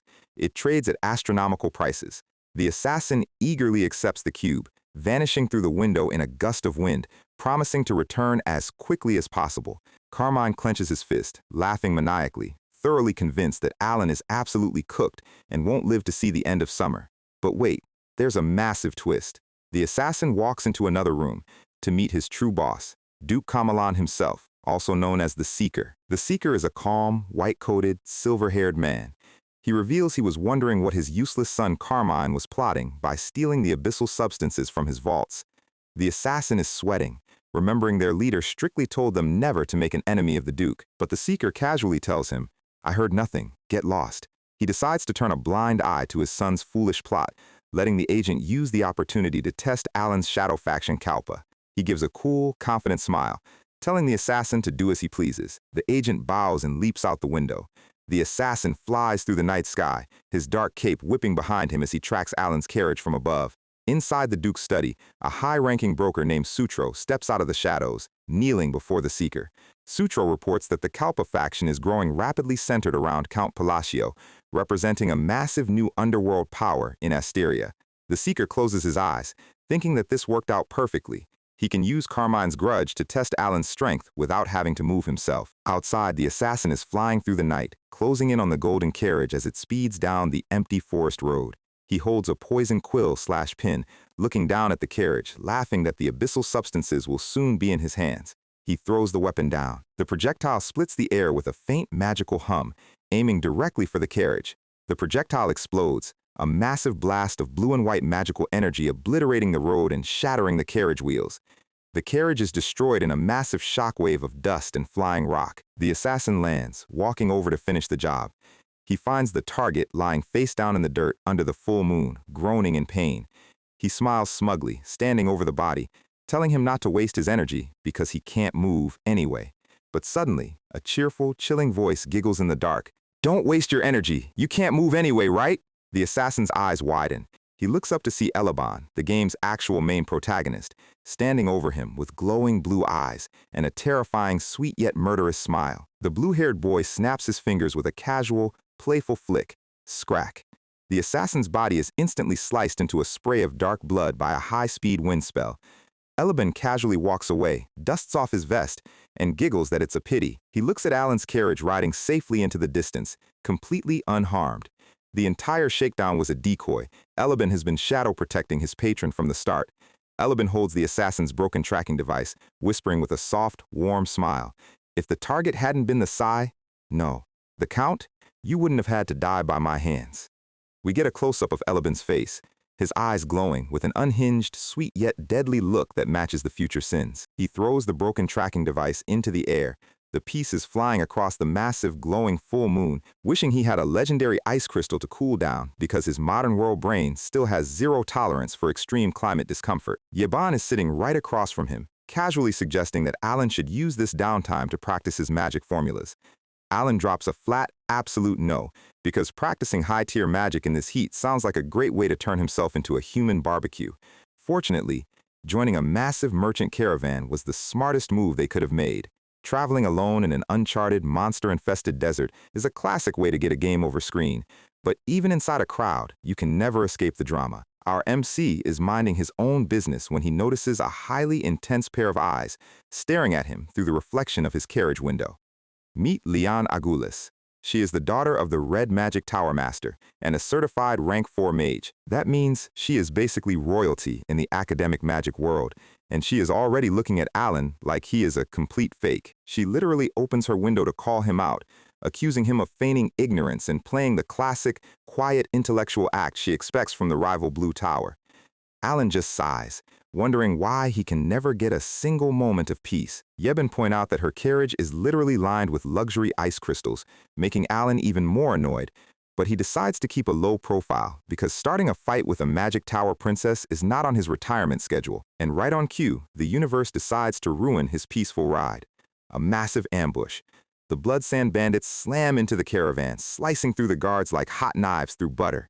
The bandit leader is a wild-haired maniac who leaps in and grabs Lion before she can even finish casting a basic defensive spell. The surrounding merchants immediately lose their minds because their primary magical defense just got taken hostage in 5 seconds. The bandit leader gloats about his massive luck, but Lion is completely paralyzed, hyperventilating because of a severe, trauma-induced panic attack that locks her throat. But then, the temperature in the entire desert canyon suddenly drops to absolute zero. Alan steps out of his carriage, looking completely unbothered, wearing a simple desert cloak like he is just taking a casual evening stroll. Lion recognizes him immediately. Count Palacio, the rumored master behind the rising Southern Alliance, and with a single breath, the entire battlefield is swallowed by a colossal, reality-warping vortex of absolute frost. You see, Lion's backstory is not exactly a happy one. Being the daughter of the Tower Master meant she was subjected to constant, ruthless expectations, giving her a deep trauma and an absolute physical hatred for anyone who lies or fakes their power. She possesses a rare sensitivity to mana, and she knew for a fact that Alan barely has enough raw mana to reach rank 2. She was completely convinced he was a fraudulent noble who just took all the credit for defeating the Outer God in the north. She despised him from the very second she saw him. But right now, she is watching him link at least 3 entirely distinct magical elements, space, frost, and maintenance, into a single, flawless combined incantation. In the magic system of this world, combining chants is basically like trying to compile 3 different programming languages into one stable file. The success rate drops exponentially with every extra phrase you add. To master this, you need to be at least a rank 5 high-tier archmage. But here is this supposed rank 2 noble, casually twisting the laws of physics. Before the bandit leader can even swing his sword, Alan freezes him solid into a flawless ice statue. Our guy claps his hands once, activating Demolish, and the bandit leader literally shatters into a million glowing pieces of ice. Alan looks at the remaining bandits with the coldest eyes possible, telling them he is giving them exactly 1 chance to get lost. You do not have to tell these guys twice. They scramble and run for their lives, abandoning their weapons in the dirt. Lion is left standing there, completely shell-shocked, realizing that every single terrifying rumor about Count Palacio was not just true, it was actually an understatement. A few hours later, the caravan has set up camp, and the grateful merchants are pouring out their absolute finest purple wine for their savior. Alan is happily eating high-quality roasted ham, enjoying the standard high-end treatment, while the merchants bow and scrape, completely worshiping him. The merchants head off with deep bows, leaving Alan to reflect on his successful battle. Our guy is actually incredibly pleased with himself because his custom spell worked exactly as planned. He designed the Snowy Land spell during his vacation. It is a highly complex combination of space, frost, and maintenance magic, and its only actual physical effect is turning a localized area into a freezing polar zone. But here is the brilliant 200 IQ game mechanic hack. The constraint ring's massive penalties scale down significantly based on terrain. If he is fighting on snowy terrain, near death, and against a god, his penalties are heavily reduced. By manually creating a miniature snowy landscape with a low-cost combined spell, He successfully tricked the ring into reducing his lifetime penalties to just 3, making his magic infinitely more efficient. Plus, thanks to the belt of the anomalous god he took from Ertholtis, his raw physical stats and passive power have skyrocketed. Lion nervously approaches him in the dark. She bows deeply, offering a sincere, humble apology for her earlier rudeness, while Yaban casually chews on a piece of ham in the background. She cutely twiddles her fingers, asking if she could please have the honor of discussing high-level magic theory with him. Alan is completely confused by her sudden 180-degree turn, but he decides to play along. He coughs, declaring himself a highly magnanimous and noble person who accepts her apology, which makes her eyes light up like a starry-eyed anime fan. For the rest of the trip to Colony, the two of them spend every single hour discussing magic sequences. Lion is a genius, and even Alan, who relies on cheat formulas, finds her academic insights incredibly useful. They finally arrive at Colony, the massive, sun-drenched desert city dominated by its legendary gladiatorial coliseum. Outside the carriage, Leon offers her deepest thanks to Alan, asking if he will be attending the upcoming Magic Tower conference. Alan explains that he isn't affiliated with any specific tower, so he wasn't invited. Lion immediately suggests that he should join the Red Magic Tower, offering him a sweet, hopeful smile. Alan politely waves her off, saying he'll see her around. In reality, he needs to sneak into the conference tower to secure a rare artifact, so keeping her as a friend is a massive win. Yibin walks up, reporting that the carriage and luggage have been safely secured at the local inn. But suddenly, a massive explosion rips through the nearby street, sending shattered stones and dust flying into the air. A brilliant streak of golden lightning flashes through the smoke. Multiple explosions go off as a small figure absolutely decimates a squad of heavily armed mercenaries. It is a beastskin catgirl, covered in bandages, leaping off the face of a giant stone wall she just shattered with her bare hands. Yebin instantly draws his sword, stepping in front of Alan to protect him from the incoming threat, but the golden flash completely bypasses his guard, leaping through the air and gloaming onto Alan with a massive, bone-crushing hug. It is Xiaolang, the future sin of pride. She is looking up at him with the widest, most adorable fanged smile, shouting, "Godfather!" Yaban is left sweating, completely dumbfounded, as Xiaolang happily complains about how this desert city is crawling with nasty, annoying thugs. She proudly points behind her, boasting that she took care of all the trash who were planning to steal his luggage. This is Xiaolang, the Golden Flash, currently ranked as one of the 4 legendary Baba Yagas of Colony. She happily grabs Alan's hand, dragging him along, bubbling with pure excitement because she has been waiting for his arrival ever since she received his graduation letter. The surrounding crowd of gladiators and travelers are whispering in absolute vegetative terror. They are clutching their heads, wondering who this random, quiet noble could possibly be to have a rabid, hyper-violent tigress like Xiaolang treating him like a supreme deity. Alan looks down at her arm and notices her gauntlets are literally covered in fresh, wet blood. He sweat drops, praying she didn't actually murder those thugs in broad daylight. And here is a quick transmigrator tip. Alan has officially reached rank 3 magic, and with his mana bracelet, he can now cast spells 5 times a day instead of just once. Progress is slow, but we are absolutely getting there. Xiaolang proudly presents her massive, ancient-style guild house, declaring that only her trusted beastskin family resides here.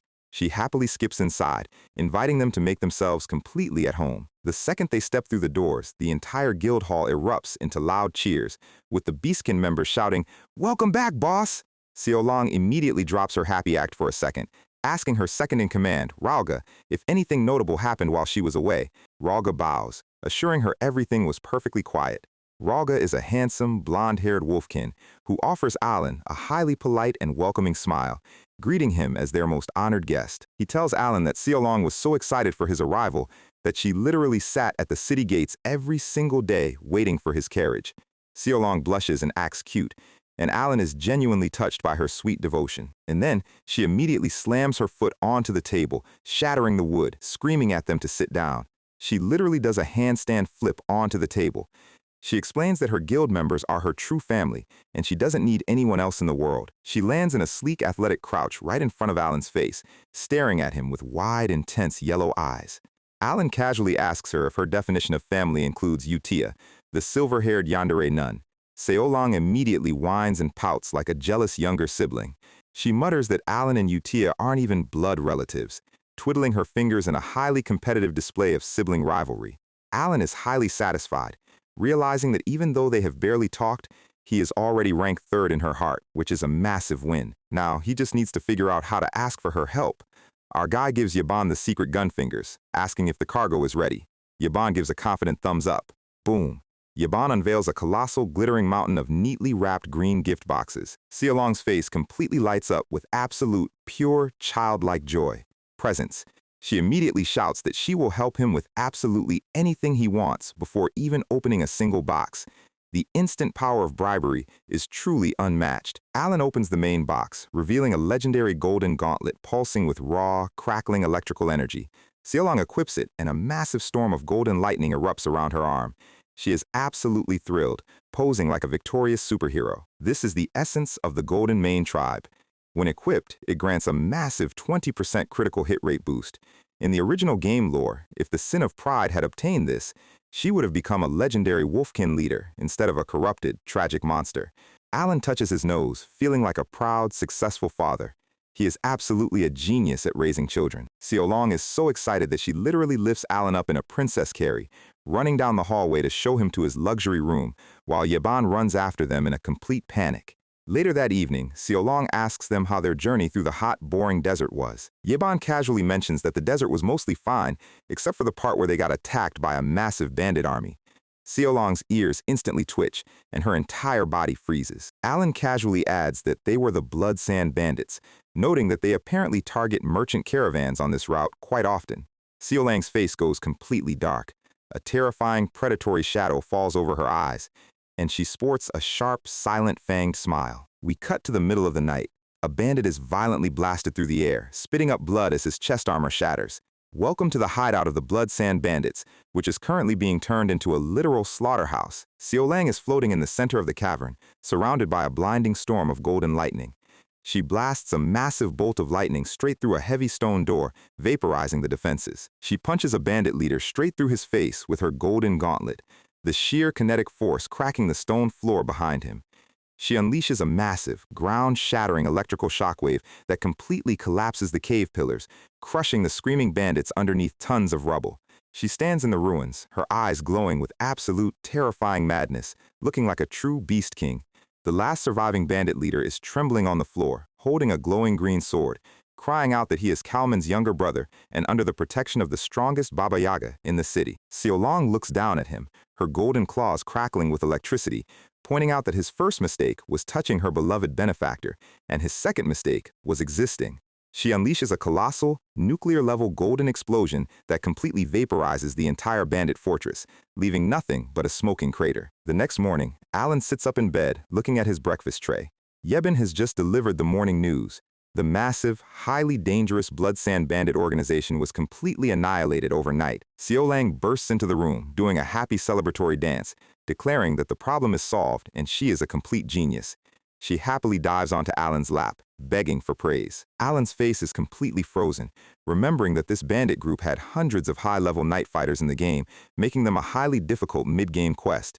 He slowly pats her head, feeling a cold sweat run down his spine. It really hits home that she was destined to be the Sin of Pride. She is an absolute, terrifying monster, but thankfully, she is his monster.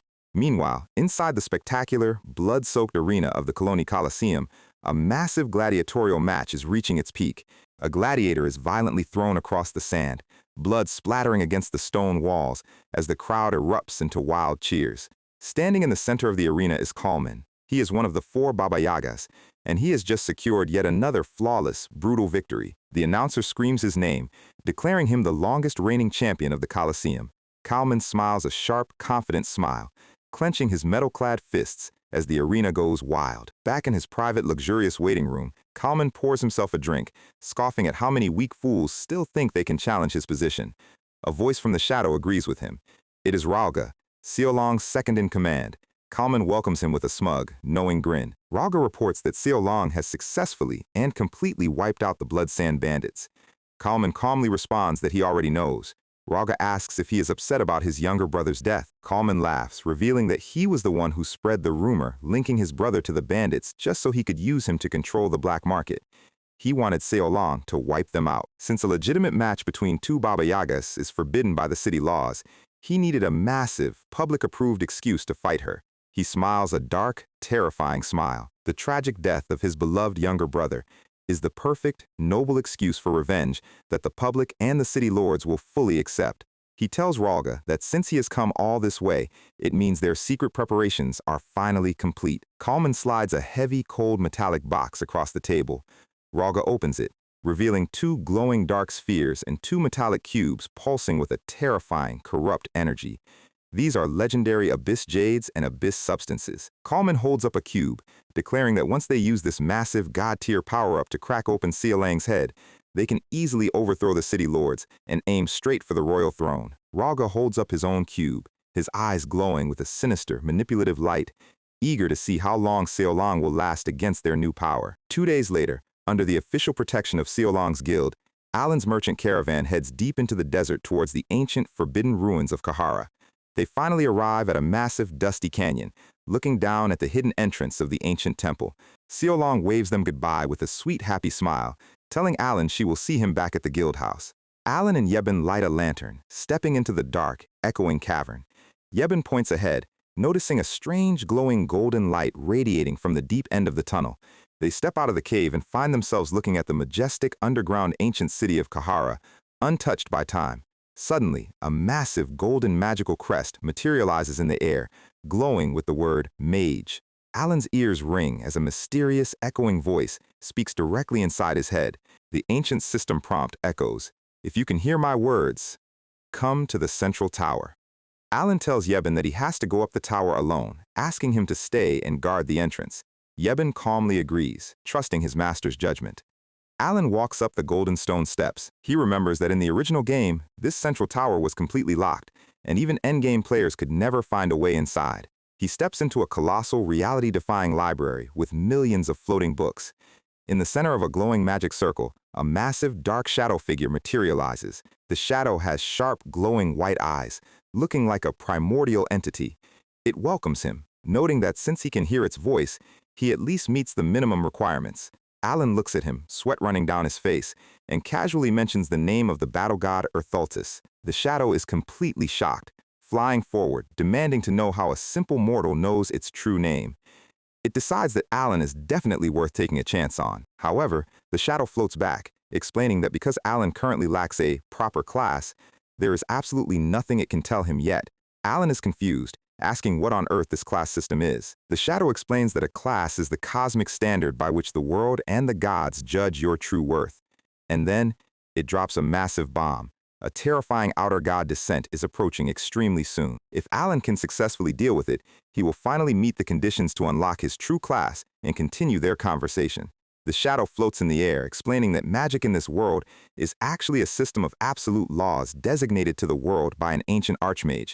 It reveals that true magic is composed of 3 things: phrase, principle, and the absolute manifestation of one's true nature. Alan looks completely bewildered, realizing he has never heard of this principle system in all his hours of playing the game. The shadow reaches out, touching Alan's forehead, promising to teach him the true meaning of principle and show him what one proper, absolute magic actually looks like. And here is a quick possessor's tip to end our day. Potions in this world usually take time to show effects, but top-grade potions have small, immediate effects. Alan realizes a highly expensive recovery boost potion is exactly what he needs to survive the absolute hell that is coming his way. So, we are right back in the ancient, forbidden ruins of Kahara, where the creepy shadow entity with the glowing white eyes is offering to teach our guy Alan about the fundamental principles of magic. Meanwhile, outside the dark cavern, the sun is blazing over the dusty desert peaks. Seolang is pacing around, wondering why her beloved godfather is taking his sweet time inside those ruins, starting to get slightly worried that something went wrong. But before she can even take a step back towards the entrance, a massive, violent gale of wind rips through the canyon. A dark, malicious grin slices through the dust. A brutal, high-speed strike cuts through the air, splattering fresh blood across the sand. A heavy body crashes into the dirt with a sickening thud.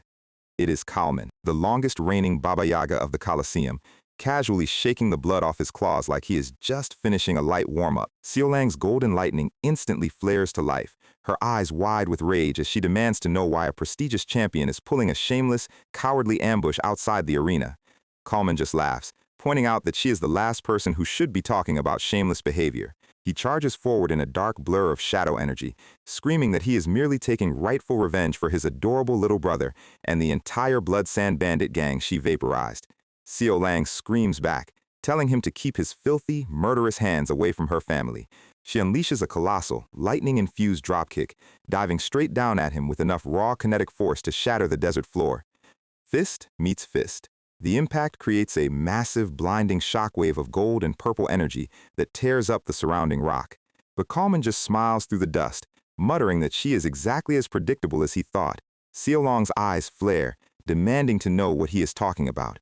And right on cue, a cold piece of steel pierces straight through her stomach from behind. She freezes, coughing up a mouthful of dark blood, staring down in absolute vegetative shock. And the stabber is none other than Ralga, her trusted second-in-command, wearing a completely unhinged, psychopathic grin as he mocks how ridiculously predictable she is. Seolong can barely breathe, asking him if he is seriously betraying her, unable to comprehend why her own kin would do this. You see, Seolong has always had a massive, tragic weakness. She deeply, unconditionally loves her beastkin kin. Ever since she was a child, she dreamed of a happy family where they could all live together in peace, sharing warm meals and laughter. She held on to the memories of her childhood orphanage before the dark times when the descendants of the Golden Mane tribe were scattered across the continent. She wanted to gather them all under her wing, building a safe haven to reclaim that lost, sweet happiness. She wanted to be the benevolent sovereign of the hybrids, but unfortunately, her dream was built on a complete naive lie. Ralga tells her to drop the stupid, happy family charade, twisting the blade deeper into her side. Kalman screams at him to stop playing around and just finish her off, charging forward with his shadow claws fully extended. A massive, dark explosion tears through the ground where she was standing. Seolang barely manages to leap back, her golden lightning crackling weakly as she curses Ralga for being a venomous snake. But Kalman is not slowing down. Thanks to the abyss substance he absorbed, his raw physical strength has been multiplied to a near-demonic level. Seolong's wound is bleeding heavily, the dark blood dripping onto the hot sand as she struggles to maintain her balance. The two Baba Yagas clash again. A golden streak of lightning and a purple blur of shadow crash across the desert canyon at terminal velocity. Fist meets claw. The shockwave of their clash sends massive boulders flying into the sky. Ralga joins the fray, swinging his dark shrouded blade, laughing that they are absolutely guaranteed to win this time. He swings his sword straight at her throat, shouting a joyful goodbye to his boss. Seolang flips over his blade, but Kalman immediately intercepts her in midair, slamming his fist into her ribs. Ralga zooms back in, completely drunk on the corrupt, abyssal power surging through his veins. He unleashes a barrage of rapid, high-speed slashes, laughing like a maniac as the dark explosions cover the canyon. Seolang is desperately trying to block, her defensive movements getting slower and slower as the blood loss takes its toll. A massive explosion blows her back, slamming her body hard against the jagged stone cliffs. Ralga tuts, looking frustrated that even with his massive abyssal power-up, he is still not quite on the level of the true Baba Yagas. Kalman sneers at him, telling the little brat to stop whining and just finish the job. But then, Kalman pauses, his eyes narrowing as he senses a sudden change in the wind. Our guy Alan and Yeban casually walk out of the dark cavern entrance, completely unbothered by the absolute chaos unfolding in front of them.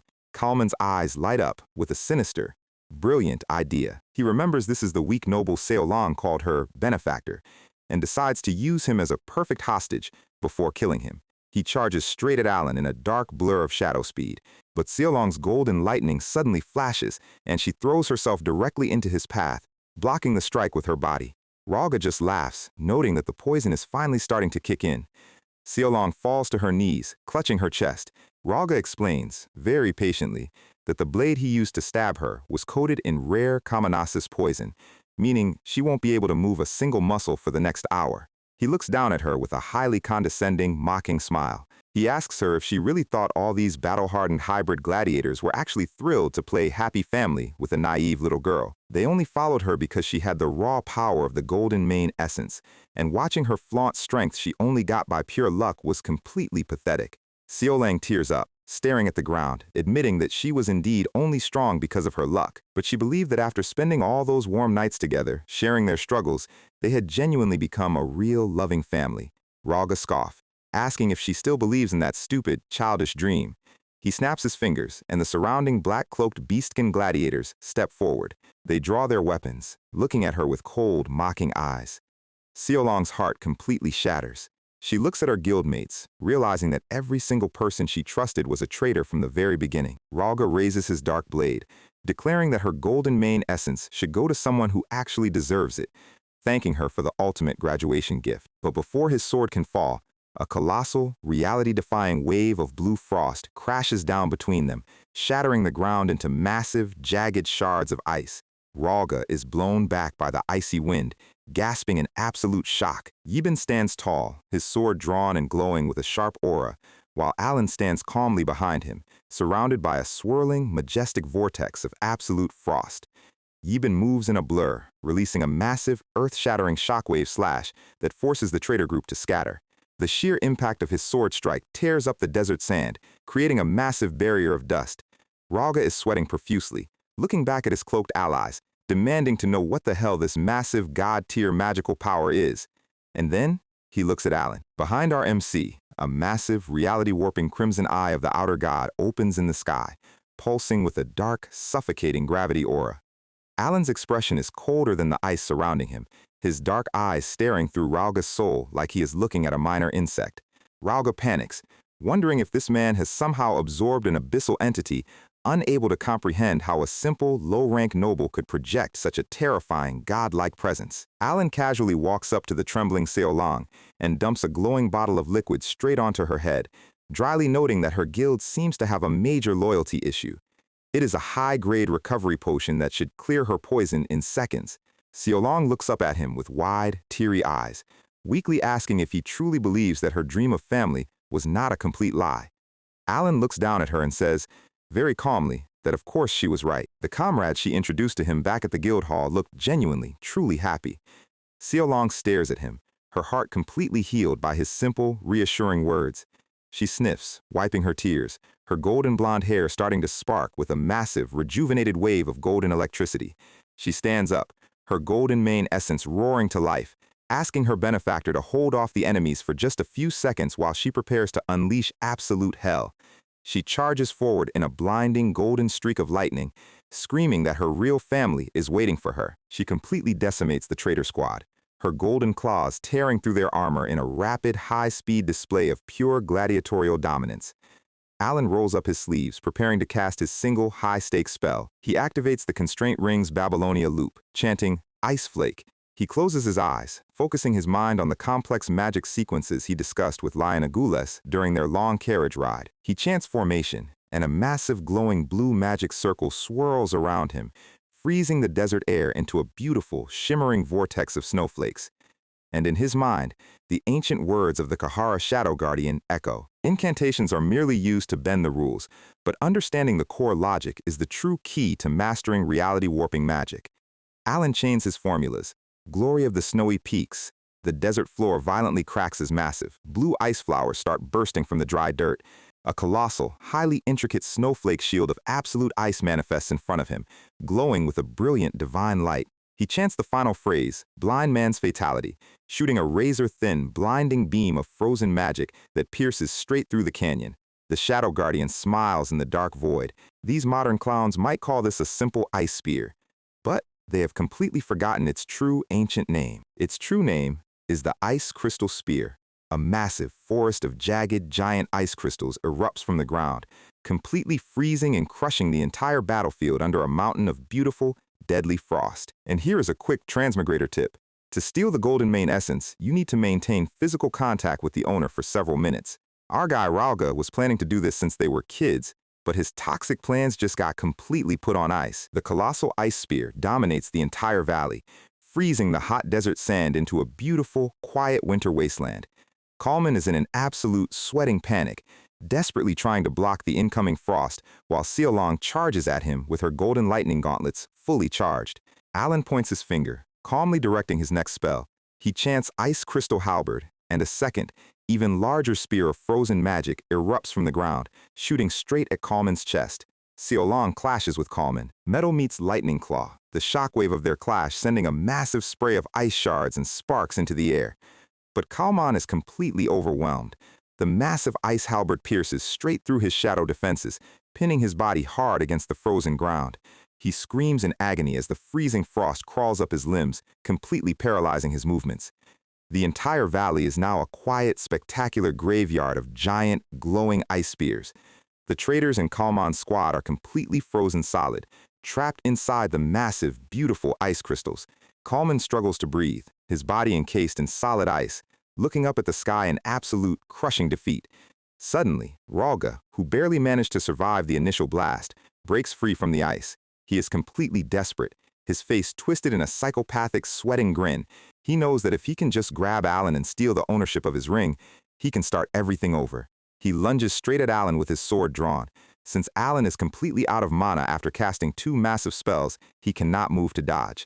Ralga stabs forward, but instead of letting him touch his ring, Alan steps in, blocking the sword with his side. Seolang gasps in absolute horror. The sword grazes Alan's side, and our MC coughs up a dramatic splash of blood, looking like he has just been mortally wounded. Seolang's face goes completely dark, her expression turning into a demonic, terrifying mask of pure, unadulterated rage. She unleashes a massive, lightning-infused roundhouse kick that hits Ralga like a meteor, completely obliterating his body and sending him flying into the distant cliffs. The dust finally settles. Kalman and his traders are lying dead on the frozen ground, and Seolang turns to Alan, frantically asking if he is really okay. Alan sits up, wiping the blood from his mouth, calmly explaining that he wasn't actually hurt much in the first place. He shows her his side. The sword merely grazed his outer coat and tore through the fabric, barely scratching his skin. The dramatic blood spit was mostly just for show. Yebin helps him stand up, and Alan sighs in absolute, massive relief. You see, facing an enemy who absorbed an abyss substance is a highly dangerous task. But because the abyss substance is literally a fragment of a corrupted god, the constraint ring registered Kalman as a god. This triggered Alan's third restriction. When facing a god using magic, his power scales to infinity. That is why his simple, rank 3 ice spell manifested as a colossal, world-rending glacier. The system literally rewarded him for taking on a god. Alan looks down at the quiet, trembling Seolang, wondering if he should comfort her so she doesn't develop any dark thoughts and turn into the world-ending sin of pride. Seolang looks up with teary, beautiful eyes, asking him why on earth he didn't dodge. In the end, they were aiming for him because of her naive, foolish dream of family. Alan looks at her and says, very calmly, that he simply trusted her to block it. In reality, he couldn't dodge because his mana hole was bone dry, but playing the wise, all-trusting godfather works perfectly. Seolang clenches her hands, asking why he would risk his life to save her. Alan smiles, telling her that when the daughter he raised for years was about to die, his body simply moved on its own. He says there is absolutely no reason needed to save family. But then he freezes, remembering that Beastkin take the word family very literally as blood relatives, realizing he might have made a massive mistake. Seolang's tail starts wagging at Mach speed, her face completely blushing as she declares that she absolutely wants to become his family. Our guy is highly touched, feeling like an adoptive father who has finally been acknowledged by his rebellious teenager after years of hard work. Being called father by his sponsored kid is truly the ultimate, heartwarming reward for his struggles. But Seolang looks up, her eyes wide with absolute, burning determination. Since she is a beastkin and he is a human, their current state is simply not official enough. She grabs his shoulders, looks straight into his eyes, and loudly shouts, "Let's get married!" Alan's brain completely melts, and Yeban is screaming in the background like he just witnessed a crime. Our guy is clutching his head, wondering why on earth she is proposing to him in the middle of a frozen, blood-stained battlefield. 5 days later, Kalman's cowardly atrocities have been spread throughout the colony. The public is absolutely enraged at the dead Baba Yaga, and Seolang is formally crowned as the undisputed first Baba Yaga of Koloni. And inside his carriage, Seolang is sitting directly on Alan's lap, pouting her lips, demanding an immediate answer to her marriage proposal. Alan is sweating, wishing this was a turn-based RPG where he could just skip the dialogue options. He remembers how she used to run around as a kid, happily declaring she would marry her dad when she grew up, realizing she was bursting with charm back then. But now it is a highly dangerous legal issue. She hugs him tight, arguing that this is her 19th time asking, and getting married is the only way for them to become a real, legally official family. She boasts that she is fully confident she can make him the happiest man alive. Alan just sighs, thinking that his only definition of happiness is a warm plate of sweet potatoes and a lazy, paperwork-free retirement. As the carriage prepares to leave the city, Seo Long happily waves goodbye, telling him he must give her a proper yes next time they meet. Alan just prays she will forget about this whole marriage thing after a while. Seo Lang stands on the temple steps, waving happily as his carriage rides off into the sunset. But the second the carriage disappears from view, her happy, cute expression completely vanishes. She realizes that simply gathering a massive clan of her kin did not bring her the true happiness she desired. The ideal family she imagined was one where they would care for and trust one another even in life-threatening situations, just like her godfather did for her today. She decides she needs to build her family much more carefully. She will build an elite, absolute royal guard composed of her most loyal beastkin, dedicated solely to protecting her beloved benefactor at all times. Back inside the carriage, Yebin reports that his information guild has confirmed there were no other traitors or suspicious groups outside of Ralga's faction. Alan nods, praising his bodyguard, feeling highly proud of how well his sponsored children are growing, confident that his quiet retirement is safely within reach. But then, he remembers the words of the Kahara Shadow Guardian, telling him to deal with the upcoming Outer God descent for the sake of his status. He has no idea what this status means, and the mysteries are starting to pile up. He clutches his head, sighing that the things he doesn't know about this world are growing at an alarming rate. He also recalls the Guardian's final instruction, telling him to inspect the eastern edge of the Kahara fortress. He visited the eastern edge and found a massive ancient stone tablet covered in strange glowing records of the past. To his absolute shock, he was able to easily decipher the ancient script even though he had never seen it before. The tablet lists the ancient deities, one who values honor, one who seeks forgotten deaths, and the one with many hands. These are the exact metaphorical descriptions of the 5 great sins from the game Psychedelia. But here is the massive, mind-boggling contradiction. In his game knowledge, the 5 sins are standard bosses, and the outer gods are the cosmic invaders. But on this ancient stone tablet, the 5 great sins are formally recorded as the original outer gods, and the outer gods are written as the native gods of this world. This fundamental reversal of history heavily bothers him. Yebin interrupts his deep thoughts, casually adding that he has some fresh news about the other kids. Deus has apparently marched north and completely defeated the first sword, and his bounty has skyrocketed into the millions. Alan's brain completely breaks, picturing his sweet purple-haired boy evolving into a literal Somali pirate king with a level 9999 threat rating. Our guy clutches his forehead, completely exhausted, wondering why his sponsored children keep turning into global military threats. And far to the east, Utia is standing in her cathedral, happily declaring that she is going to marry the Great Moon. With both of his sponsored daughters planning to launch a chaotic yandere civil war over his hand in marriage, Alan's peaceful retirement has never looked more dangerously cooked. And here is a final possessor's tip. The descendants of the Golden Mane tribe can formally inherit the ancient authority and refer to themselves as the Golden Mane tribe. Meanwhile, back at the desert base, Seo Long is currently hugging a magical communication orb, and the entire Blue Moon High Council is on the other end of the line, completely speechless. Udia tries to play it cool, suggesting that Seo Long is just exaggerating things as usual, but the moment Seo Long happily declares she is going to marry her godfather, Utia's absolute sanity-straining rage flares. She forces a sweet smile, explaining very patiently that marriage is mathematically impossible because they are merely shadows destined to serve from afar. Seo Long tilts her head, asking why shadows can't just sign a marriage certificate. Utia's smile completely cracks, her eyes glowing red with a terrifying blood-soaked aura. She asks if Seo Long actually believes the Great Moon would ever choose a feral cat over her. Seo Lang pouts, pointing out that Alan literally held her close and told her she wasn't bad.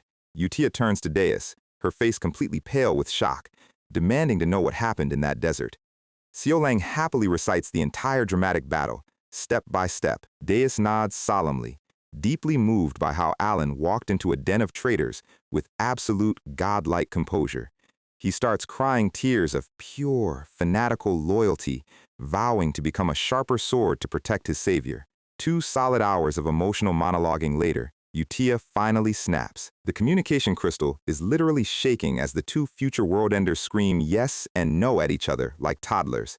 Yebin is elsewhere, reading the meeting notes, rubbing his temples in absolute soul-crushing fatigue. Deus is still talking about Alan's infinite glory, and Utia's official executive order states that any mention of marrying the Great Moon is a punishable offense. Yaban just sighs, wondering why he is the only sane adult in a league of international supervillains. We cut to a dark back-alley tavern in the Asteria Kingdom capital. The aristocratic and royalist leaders are sharing a quiet drink. Marquise Filboid agrees that the rising Cal faction is getting way too powerful to ignore. Duke Rimgrave has a plan. They will use Rosario's official heretic letters to destroy Count Palacio's entire political career. In this world, a Reformation letter is the ultimate holy nuke, backed by multiple cardinals to instantly erase any noble accused of heresy. Rimgrave demands half the bribe money up front, fully confident their corrupt alliance is flawless. They raise their glasses, clinking their drinks, toast to their upcoming victory. They have no idea they are basically writing their own funeral invitations. Duke Rimgrave meets his inside source, Cardinal Sergius, inside a grand cathedral. Sergius is a smug, corrupt priest who is more than happy to sell out a noble for a massive sack of gold. He tells Rimgrave that creating a fake pretext for Count Palacio's heresy is incredibly easy. He smiles, completely blind to the massive, terrifying shadow towering behind him. Sergius turns around, asking his silent partner if they are ready to sign the document. Utia steps out of the darkness, wearing her traditional cardinal veil, her red eyes glowing with absolute murder. Sergius suggests they can frame Alan for the suspicious death of the previous cardinal. He is already dreaming of spending his bribe money in a pool of luxury. But his dream is cut short as a massive, gravity-heavy shockwave slams him face-first into the stone floor. Dark, writhing shadow tentacles erupt from the altar, pinning him down as his bones begin to crack. Utia stands over him, looking like a literal demon of wrath. The ambient mana pressure drops to absolute zero. Sergius screams as his limbs are twisted in directions they were never meant to bend. The cathedral guards try to intervene, but they are instantly paralyzed by her dark aura. She whispers that no matter how much they scream, absolutely no one is coming to save them. The giant shadow wings behind her expand, completely blotting out the stained glass light. Sergius is bleeding on the floor, weeping and begging her to just kill him quickly. Utia calmly explains that she has already told him a dozen times that a quick death is too merciful. She activates her shadow mana, slowly rotting his magic circuits from the inside out. Sergius is weeping, trembling in pure, primal terror. He begs her to stop the torture, offering his life as a sacrifice. She leans in close, her red eyes staring directly through his soul. She tells him that because he dared to raise his filthy hand against her master, his punishment will be eternal. She drags his soul down into a literal, writhing abyss of shadows. 1 month after returning from the desert, Alan is back in his mansion, reviewing his travel schedule. He has to attend the magic conference, and he is already dreading the long carriage ride and social paperwork. But then, he pulls out a beautifully sealed golden envelope. It is his official pay stub as the supreme leader of Kalpa. He opens it, and a literal, blinding mountain of gold coins cascades across his desk. Our ex-Solariman's face instantly shifts from exhausted to absolute, sparkling joy. He hugs the gold coins tightly, whispering about his precious, while Yebin looks on, completely disappointed. Truly, the ultimate magic of this world is capitalism, and his poor, overworked soul is completely healed. They arrive at the Vrishan Marquisate, the spectacular, high-end mansion where the conference is being held. Alan and Yeban walk through the grand lobby, observing the massive crowd of high-ranking mages, merchants, and priests. Kalia Zenonia and Loria Altia approach him, wearing highly elegant gowns.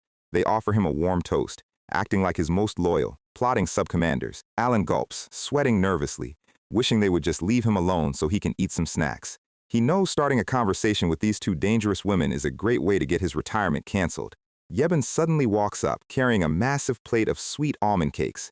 He whispers that Duke Rimgrave, the leader of the Royalists, was just dragged off to the Holy Kingdom in a black, heretic carriage. Kalia and Loria watch as a pair of boots stops directly behind Alan. It is Marquise Filboid. He taps Alan on the shoulder, his face completely pale. He struggles to speak, his lower lip trembling in pure terror. He falls to his knees, clutching Alan's pants, screaming that he completely surrenders. He begs Alan to spare his life, crying that he will quit politics forever. The surrounding nobles gasp, the entire ballroom falling into a stunned, whispering silence. The most powerful aristocratic leader in Asteria is literally begging a young count for mercy. Unlike the criminal underworld, politics is all about public justification, and bowing your head like this is a total surrender of authority. Kalia and Loria look at Alan, their eyes glowing with absolute fanatical admiration for his terrifying strategic foresight. Meanwhile, in the desert, Xialong is currently practicing her cooking skills and accidentally burning the entire kitchen down.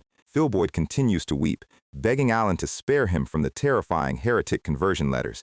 The aristocratic ladies are whispering behind their fans, completely terrified of Count Palacio's hidden influence. You see, Philboyd's panic is entirely justified. A few days ago, he received a mysterious letter that looked exactly like a sacred conversion letter from Rosario. The magic orb accompanying it showed a terrifying projection of Duke Rimgrave screaming in agony, begging for mercy under a blood-red moon. Rimgrave was being dragged down into the shadow abyss, screaming that they had made a terrible mistake, and at the bottom of the letter, a single sentence was written, "You're next." Normally, a conversion letter is just a political tool that shouldn't put your life in danger unless you are a true heretic. But Duke Rimgrave had zero ties to heretics, and his entire soul was still violently ripped apart in broad daylight. Philboyd knew for a fact that his head was next on the chopping block. He slams his forehead against the marble floor, begging for a quick mercy.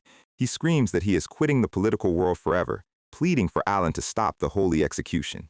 Alan is standing there, completely lost, wondering why this old man is crying and talking about heretic letters. He looks back at Kalia and Loria, sweating as he realizes those two must have cooked up some terrifying, illegal scheme in his name again. The two ladies give him a proud, knowing nod, thoroughly convinced that their supreme leader planned this entire political execution from day one. And just like that, any suspicion that Alan was a mere puppet of the Altea and Zenonia houses is completely wiped out. 3 days later, the carriage sets out for the Eastern Magic Conference.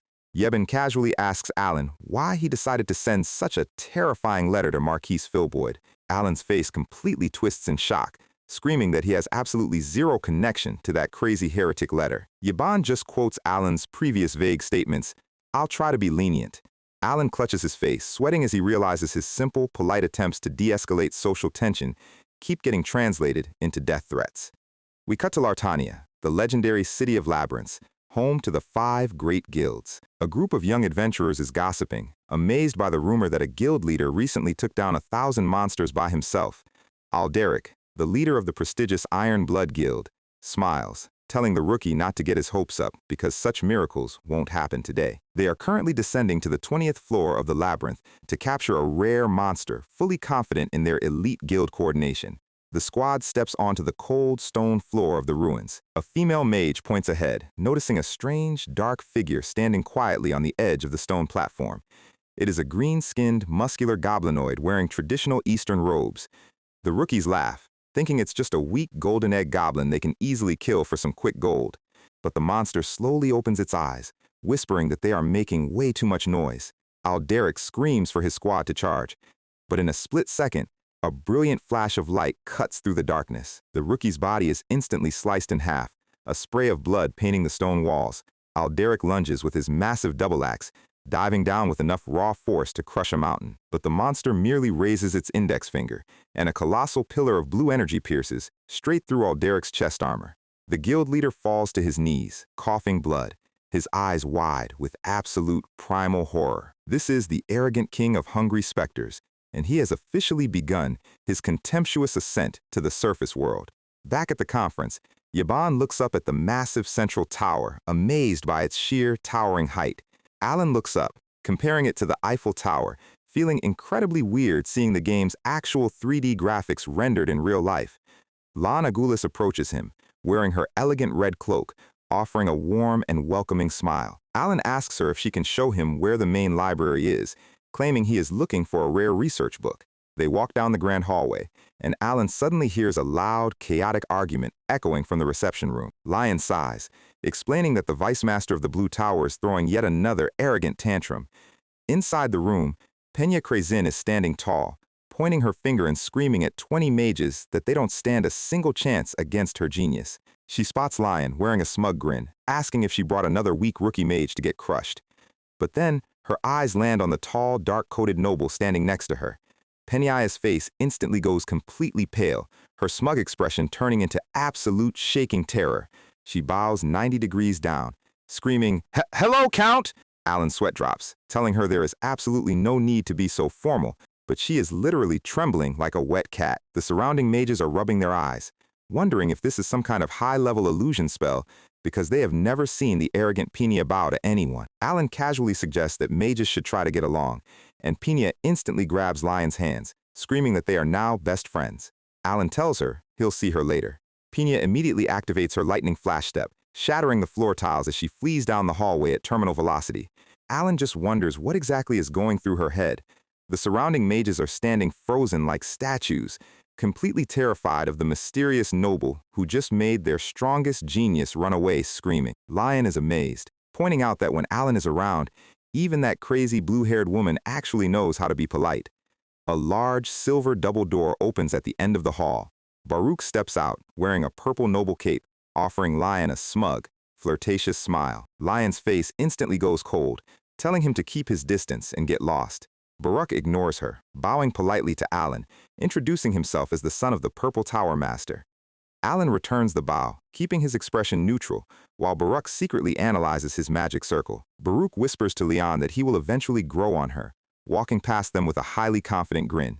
Leon warns Alan to stay away from him, explaining that Baruch is a known thief who steals other mages' research to humiliate them. Alan looks back at his silhouette, feeling a tiny bit of classic salaryman jealousy that this annoying kid is already a rank 4 genius at such a young age. Lion explains that the gap between mages grows exponentially with every single rank, reminding Alan that the library he is looking for is on the 38th floor.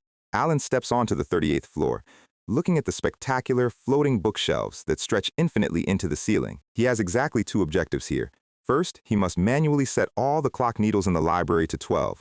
The books continue to float around him in a golden stream of magic. Second, he must locate a specific black book with absolutely no title or author written on the cover. He slides his hand inside the book's hollow, magical center and pulls out a beautifully crafted, glowing black ring. The Ring of Radiance is officially secured, but the next day, at the friendly duel grounds, Baruch steps onto the sand, pointing his finger straight at Alan, challenging Count Palacio to a magic duel. Alan's face completely freezes, realizing his quiet, stealthy research trip just got interrupted by another annoying, high-profile fight. And here is a quick transmigrator's tip. Mid-rank 4 mages can easily gauge their opponent's level, but nothing beats his custom cheat observation lens. So, we are right back at the friendly duel grounds, where Baruch has just pointed his finger and challenged our guy Alan to a public magic duel. Alan is standing there, completely lost, wondering why this arrogant blonde kid is trying to fight him over a girl he barely knows. Lion runs up, offering a frantic apology, admitting that Baruch has been hitting on her for months and she merely used Alan as a shield to get him off her back. Baruch casually walks down the stone steps, wearing his smug noble cape. He mockingly bows, loudly asking if he could please receive a few pointers from the legendary master who helped defeat the outer god. His internal thoughts are incredibly toxic. He wants to climb the academic ladder, and using Alan's massive reputation as a stepping stone is the perfect shortcut. He knows the entire magic world is currently hyping Count Palacio as an ancient, hidden genius. But Baruch has a special ring that lets him analyze mana flows, and his scanner is reading Alan as a pathetically weak rank 3 mage. He laughs, asking if the great Count is too scared to accept a simple, friendly duel. Alan's eye twitches, completely done with this annoying kid's arrogance. He calmly accepts, walking onto the arena floor, deciding it is time to teach this dumpster fire personality a valuable lesson. The referee steps in, reminding them both that casting lethal, high-circle magic is strictly forbidden in these friendly matches.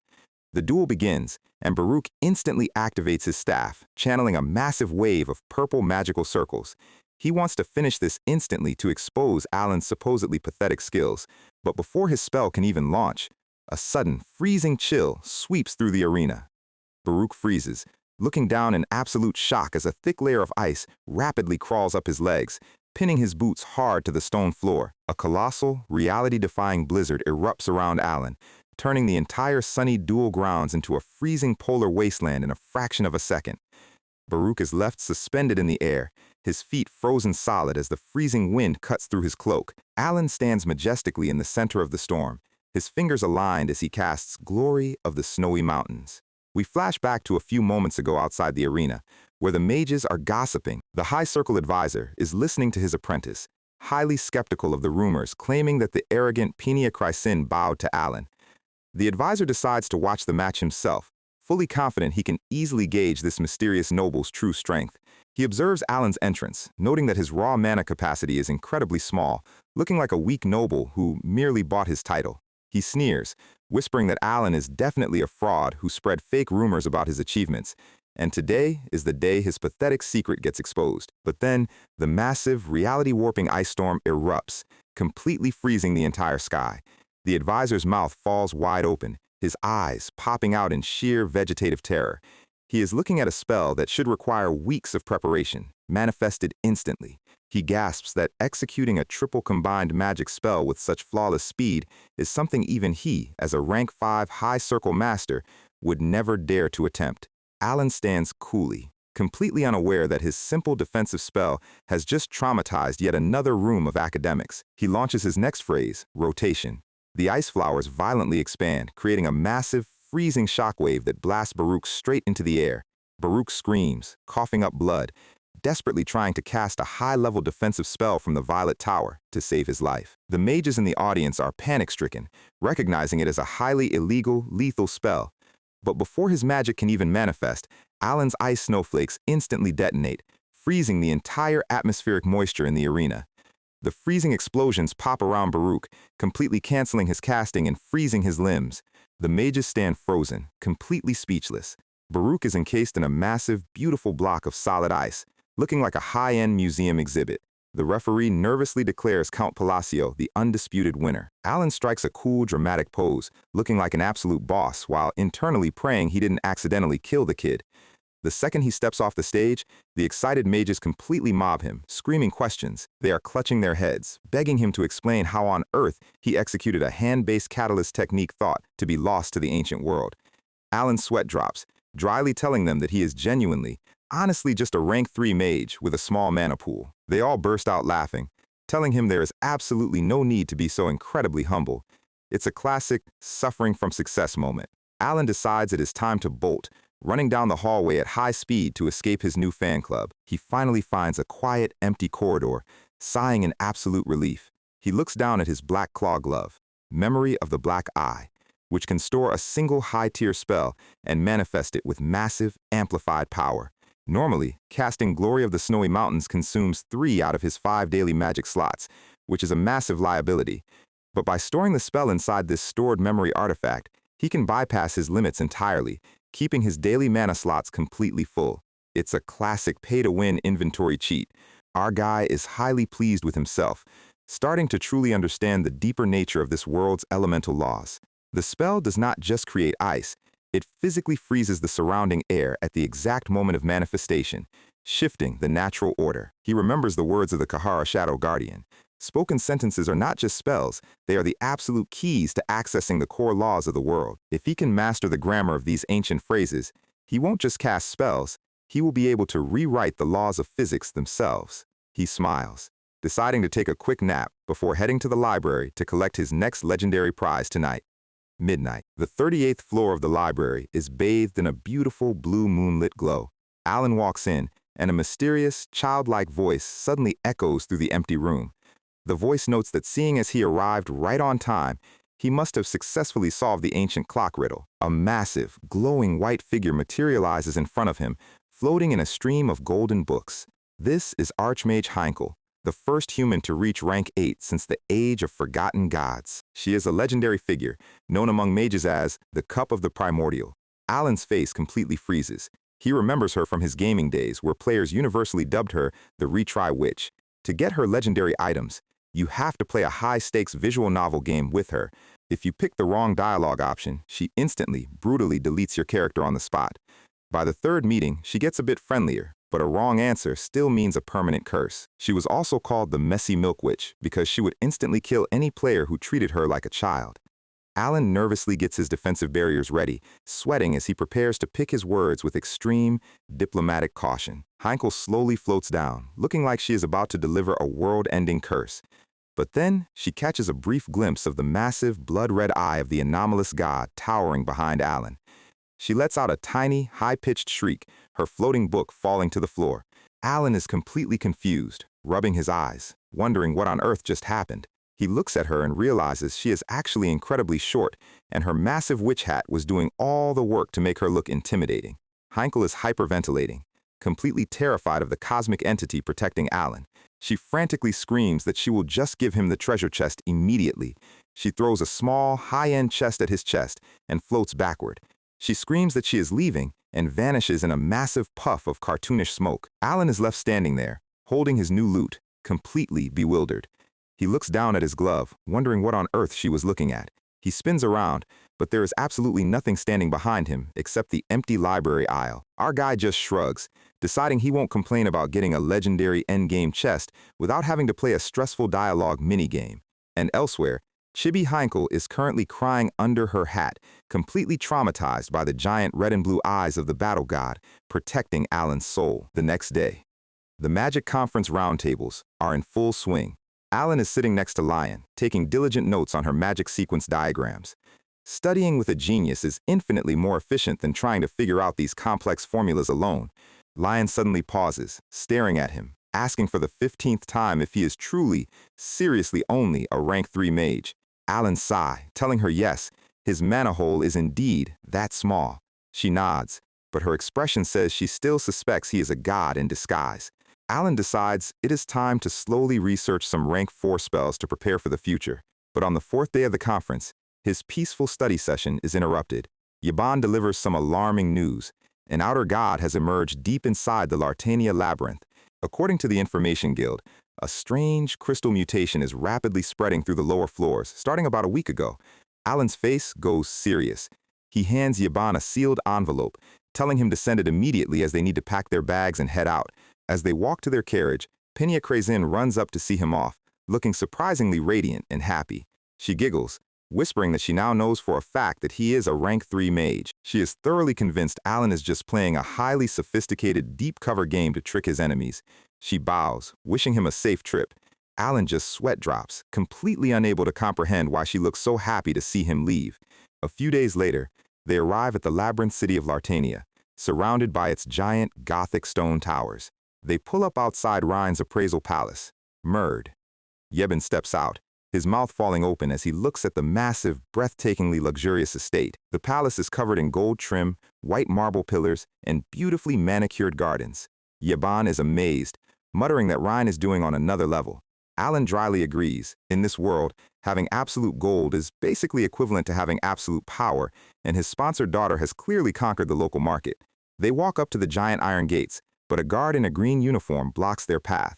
The guard asks for their reservation. Alan politely asks him to announce to the boss that Count Palacio has arrived. The guard's eye twitches.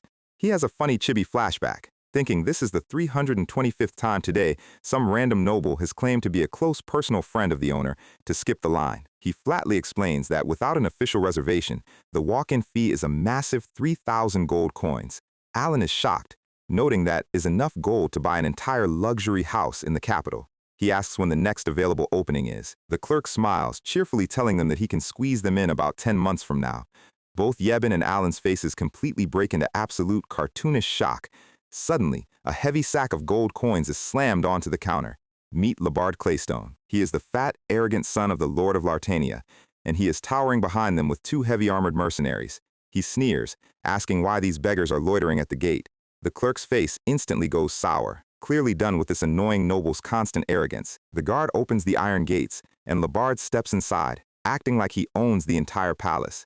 He looks back, laughing and calling them a bunch of pathetic beggars who should go back to the slums. Yaban's eye twitches, his hand slowly drifting to his sword as he growls that they are definitely not beggars.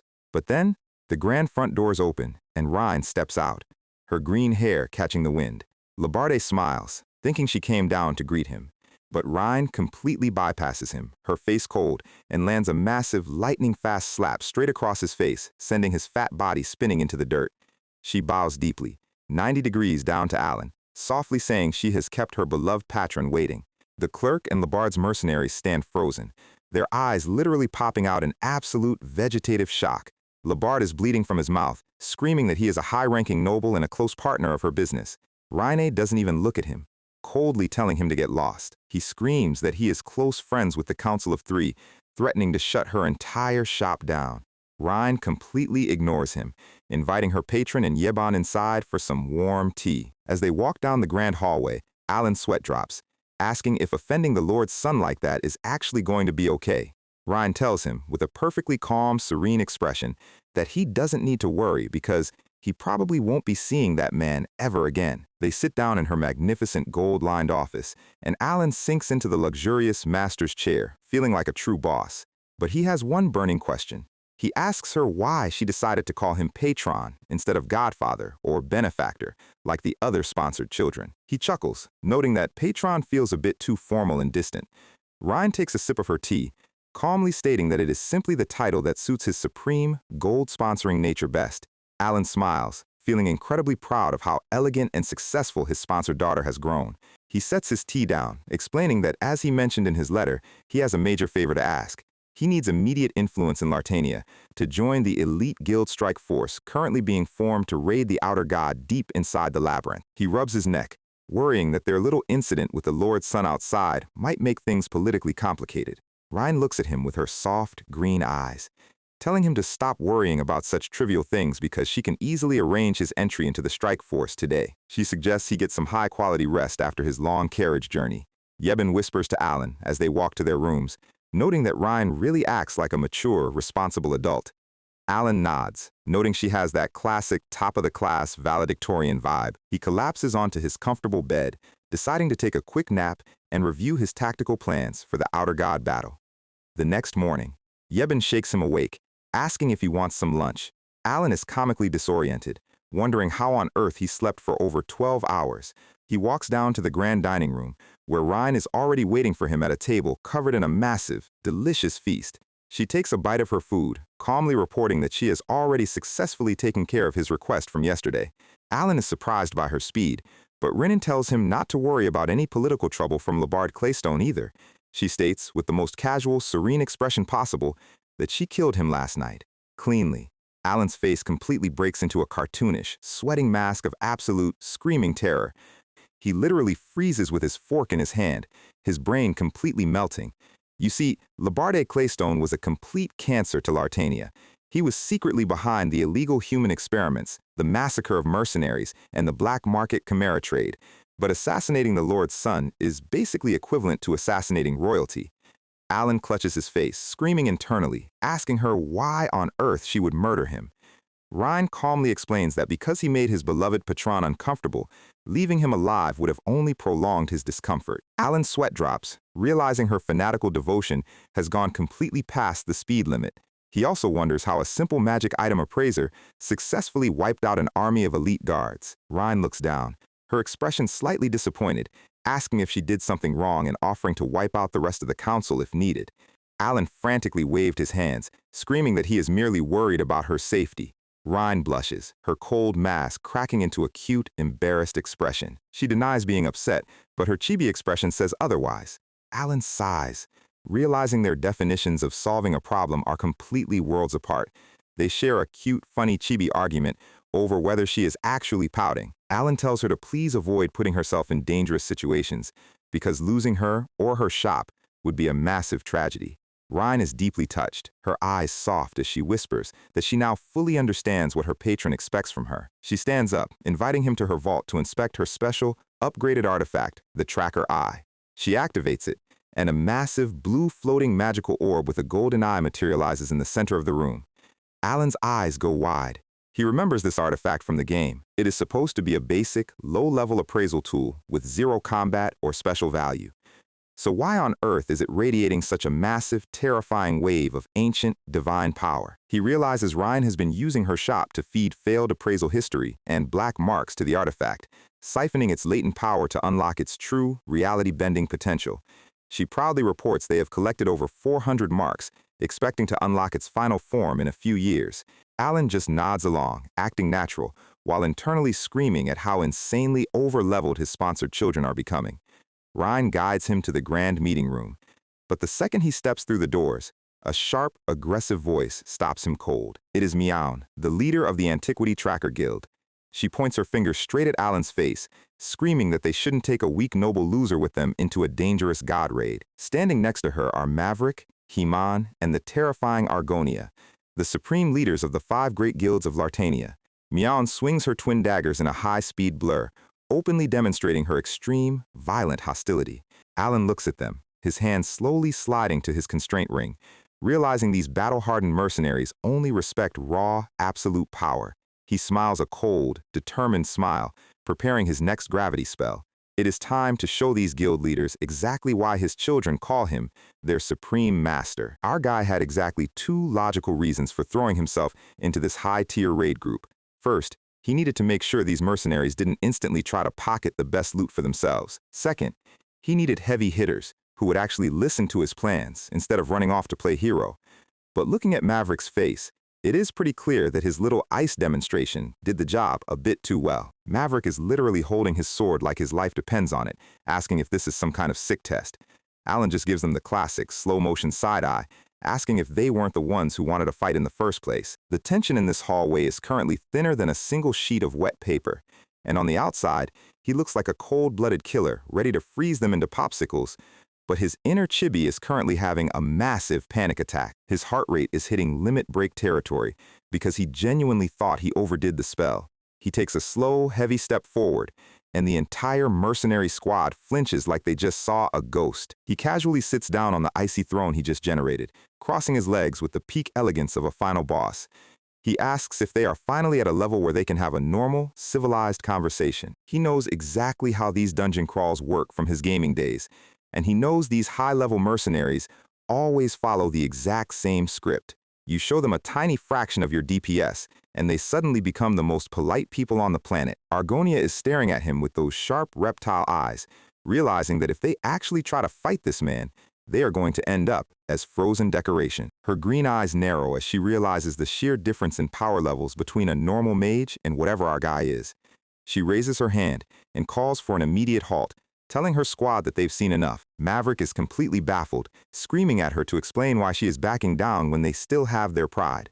But Argonia shut him down instantly, pointing out that they were the ones who disrespected the Count first. Alan is mentally throwing a party right now because his bluff actually worked. He casually asks when they are planning to officially descend into the labyrinth.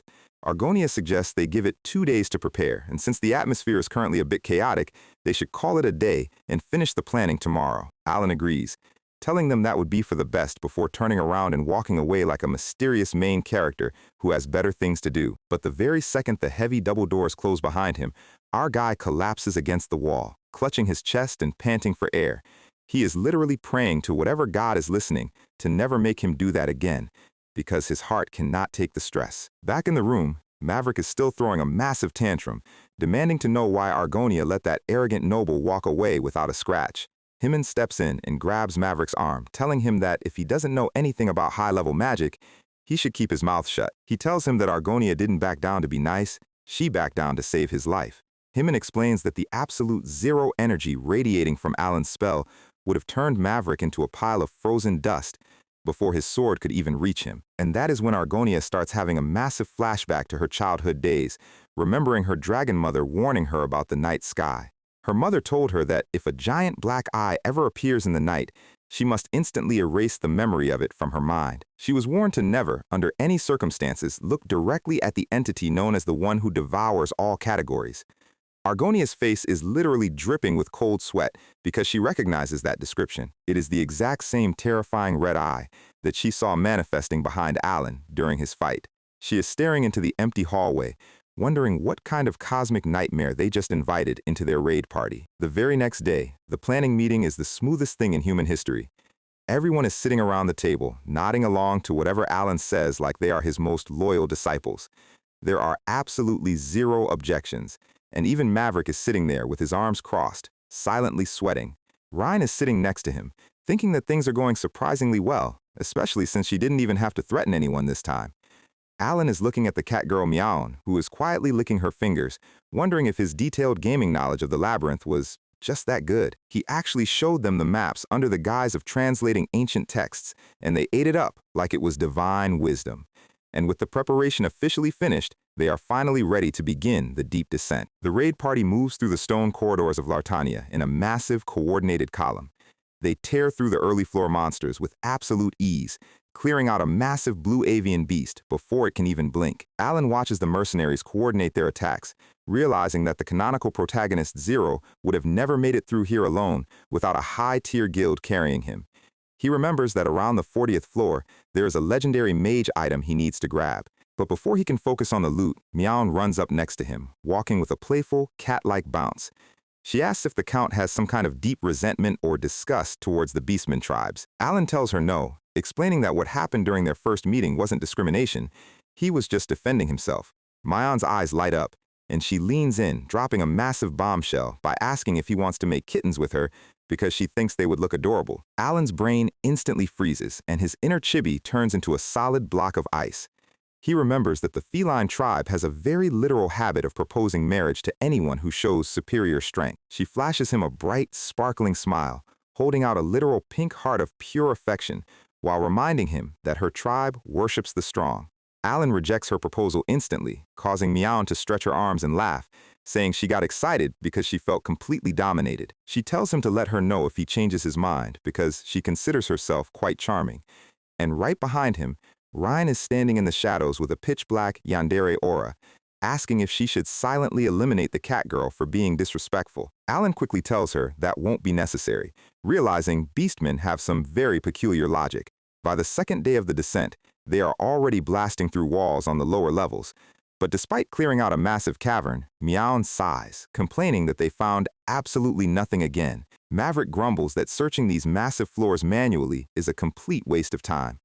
They are currently still on the 4th floor, and Alan is staring down at the lower levels with his arms crossed. He remembers how it worked in the RPG. If you fulfilled the hidden clear conditions, the game would literally let you skip 30 floors instantly with a single click. But now that he is physically in this world, it takes half a day of manual walking just to find the stairs to the next floor. He looks down a massive dark shaft, wondering how the architecture of this place even makes sense. Suddenly, Argonia calls out to the group, telling everyone to get over to her location immediately. She has located the portal leading straight to the 5th floor, and she tells the squad to get ready to enter. They step through the glowing blue vortex, and the dark, damp stone of the labyrinth instantly vanishes, replaced by a massive, sunlit plain of vibrant green grass and ancient marble ruins.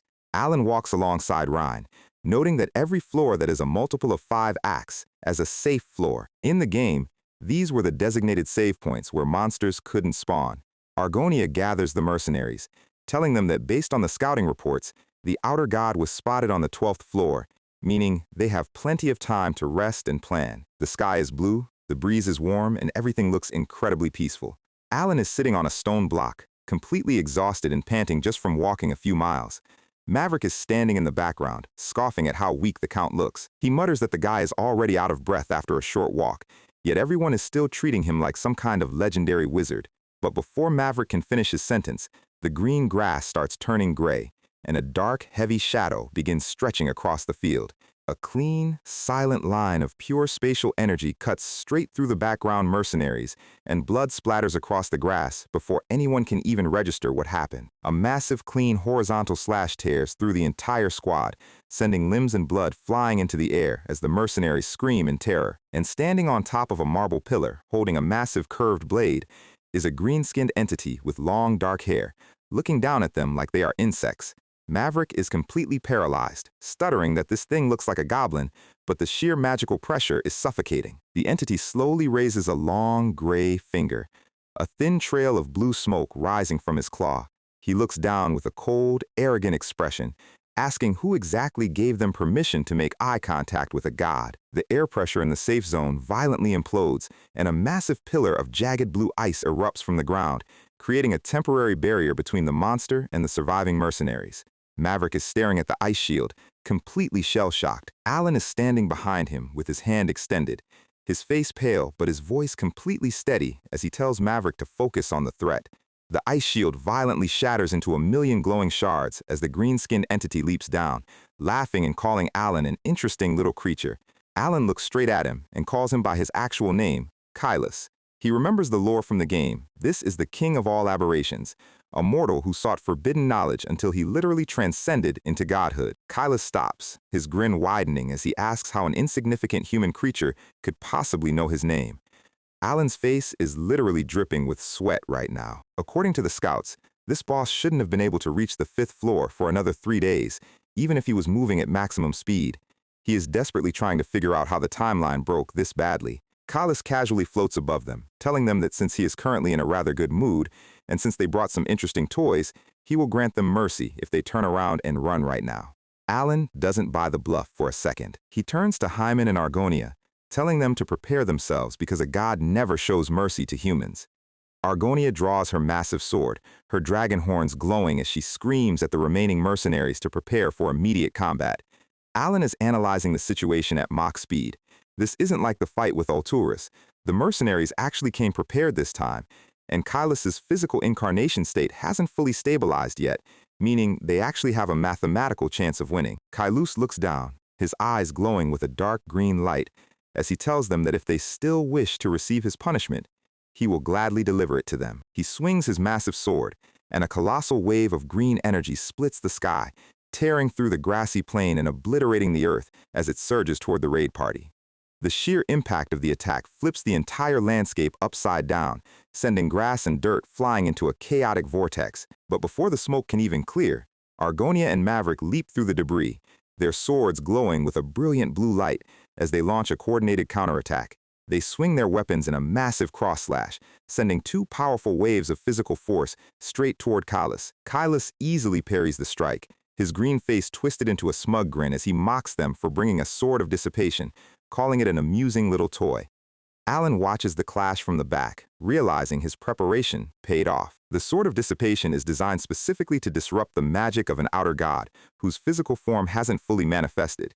Himin is already casting a high circle spell, and Miaon is readying her bow. Kylus lands on a falling piece of debris, effortlessly dodging a series of rapid ice spikes that Alan shoots to keep him grounded. He raises his hand, and a massive horde of mutated goblins with glowing red eyes and laser beams shooting from their chests erupts from the shadow portal behind him, instantly turning the field into a bullet hell. Alan knows they are bleeding active combat time. If they don't take the initiative right now, they are going to get slowly chipped to death by the trash mobs. He raises his right hand, activating the constraint ring as he starts stacking his Babylonia formulas: Snowflake Formation, Glory of the Snowy Mountains, and Blind Man's Fatality. A massive, glowing blue ice crystal begins manifesting above his palm. At the exact same time, Rhine steps forward, opening her legendary grimoire as she begins chanting the ancient seal of confinement, Esatrai, Amatia. Massive, dark green chains of pure gravity energy erupt from the magic circles in the sky, dropping down like a cage. The heavy chains wrap tightly around Kylus's arms and torso, pinning his massive body to the ground and locking his mana flow. Alan doesn't waste a single frame. He unleashes his fully charged spell, Ice Crystal Halberd. Miaon and Maverick watch in absolute awe as the air temperature instantly drops below freezing. A colossal, city block-sized glacier of jagged blue ice spears shoots straight toward the pinned outer god. Alan is gritting his teeth, thinking that if this massive raw magic output actually connects, it will at least force Kylus to burn his defensive cooldowns. But Kylus doesn't even look panicked. He slowly raises his left index finger, aligning it with the tip of the oncoming glacier. The massive glacier instantly shatters into a million harmless ice crystals the very second it makes contact with his fingertip, the impact sending a massive shockwave across the entire plain. He smiles through the ice mist, calling Alan a pathetic little insect who still hasn't realized the difference between mortal magic and divinity. Alan's face is pure horror. He genuinely cannot believe his highest scaling damage spell was just completely neutralized by a single finger tap. Kylus tells them that since he likes the desperate atmosphere they are creating, he will play with them a little bit longer. He invokes a single word of ancient power: release. The green sky instantly turns pitch black as a massive vortex of dark energy opens up, manifesting giant shadow tentacles that sweep across the field. Maverick and Argonia are blown back by the sheer force of the shockwave, their armor cracking under the heavy gravitational pressure. Miaon and Himan are desperately trying to dodge the shadow tentacles as they whip through the air, crushing the stone ruins like paper. Kylus floats in the center of the storm, his hands folded in a prayer-like gesture as he prepares his next spell. He whispers, "Expansion." A massive, blinding green dome of explosive energy expands from his body, completely engulfing the entire safe zone.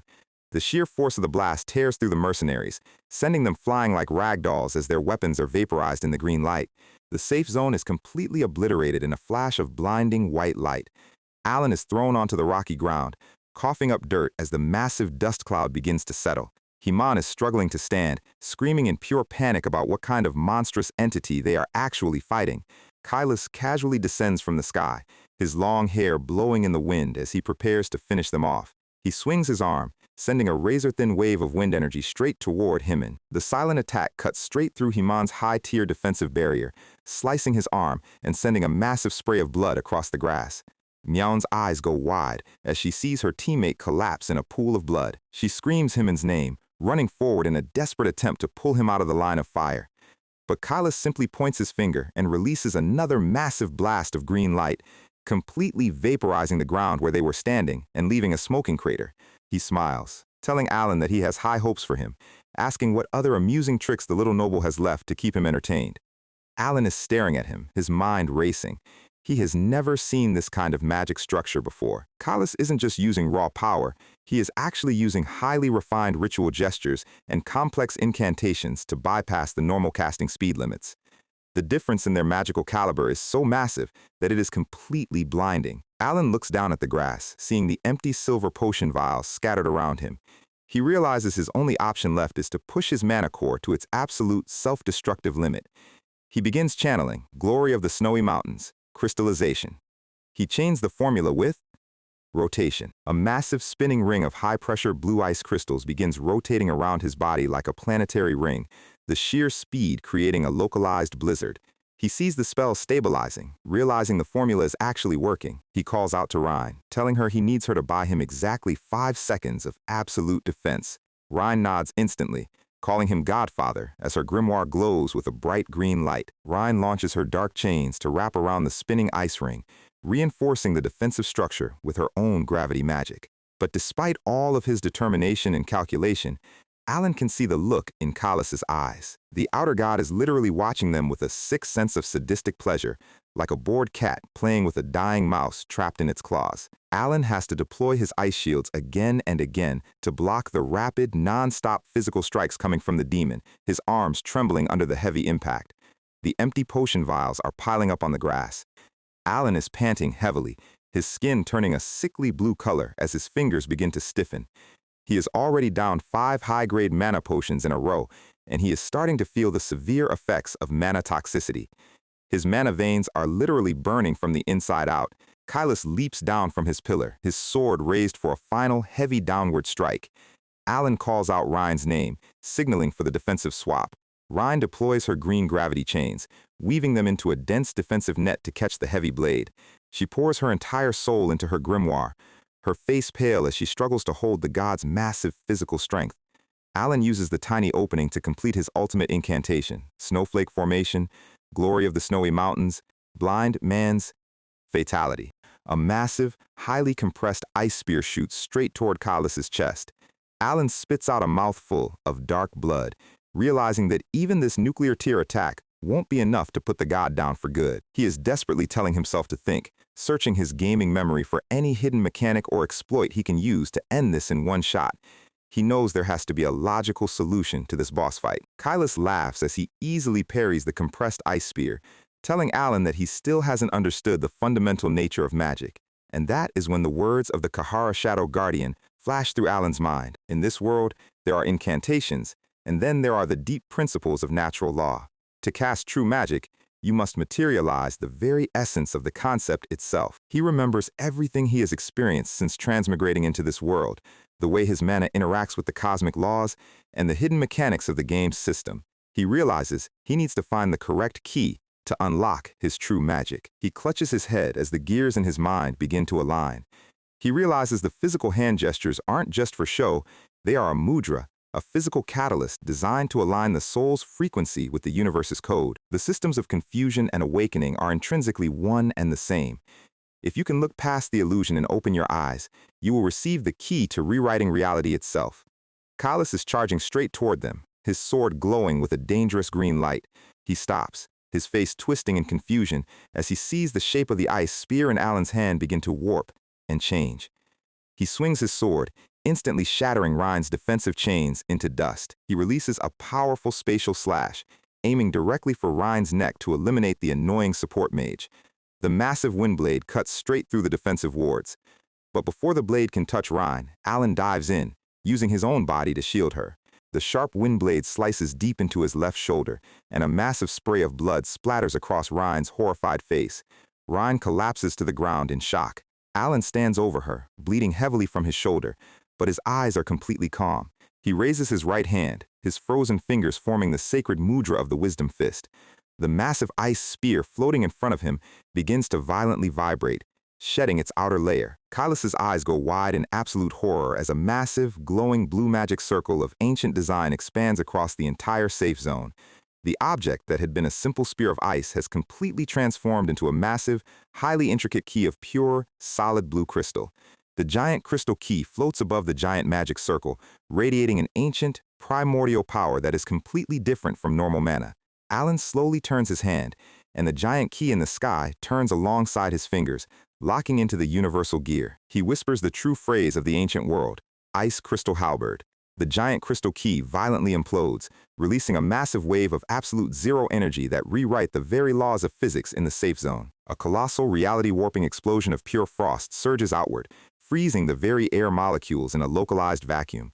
The entire grassy plain of the 5th floor is instantly transformed into a colossal, silent glacier of jagged blue ice, completely encasing everything in a beautiful, frozen wasteland. And just like that, the high-end gaming logic of this world decides to show off. The spell rewrites the map, and our guy is standing there looking at his frozen, blue-tinged hand like a player who just realized they turned the graphics settings up way too high. The colossal glacier of absolute zero energy violently implodes, giving us exactly 6 seconds of peak visual spectacle before the physical tax bill arrives.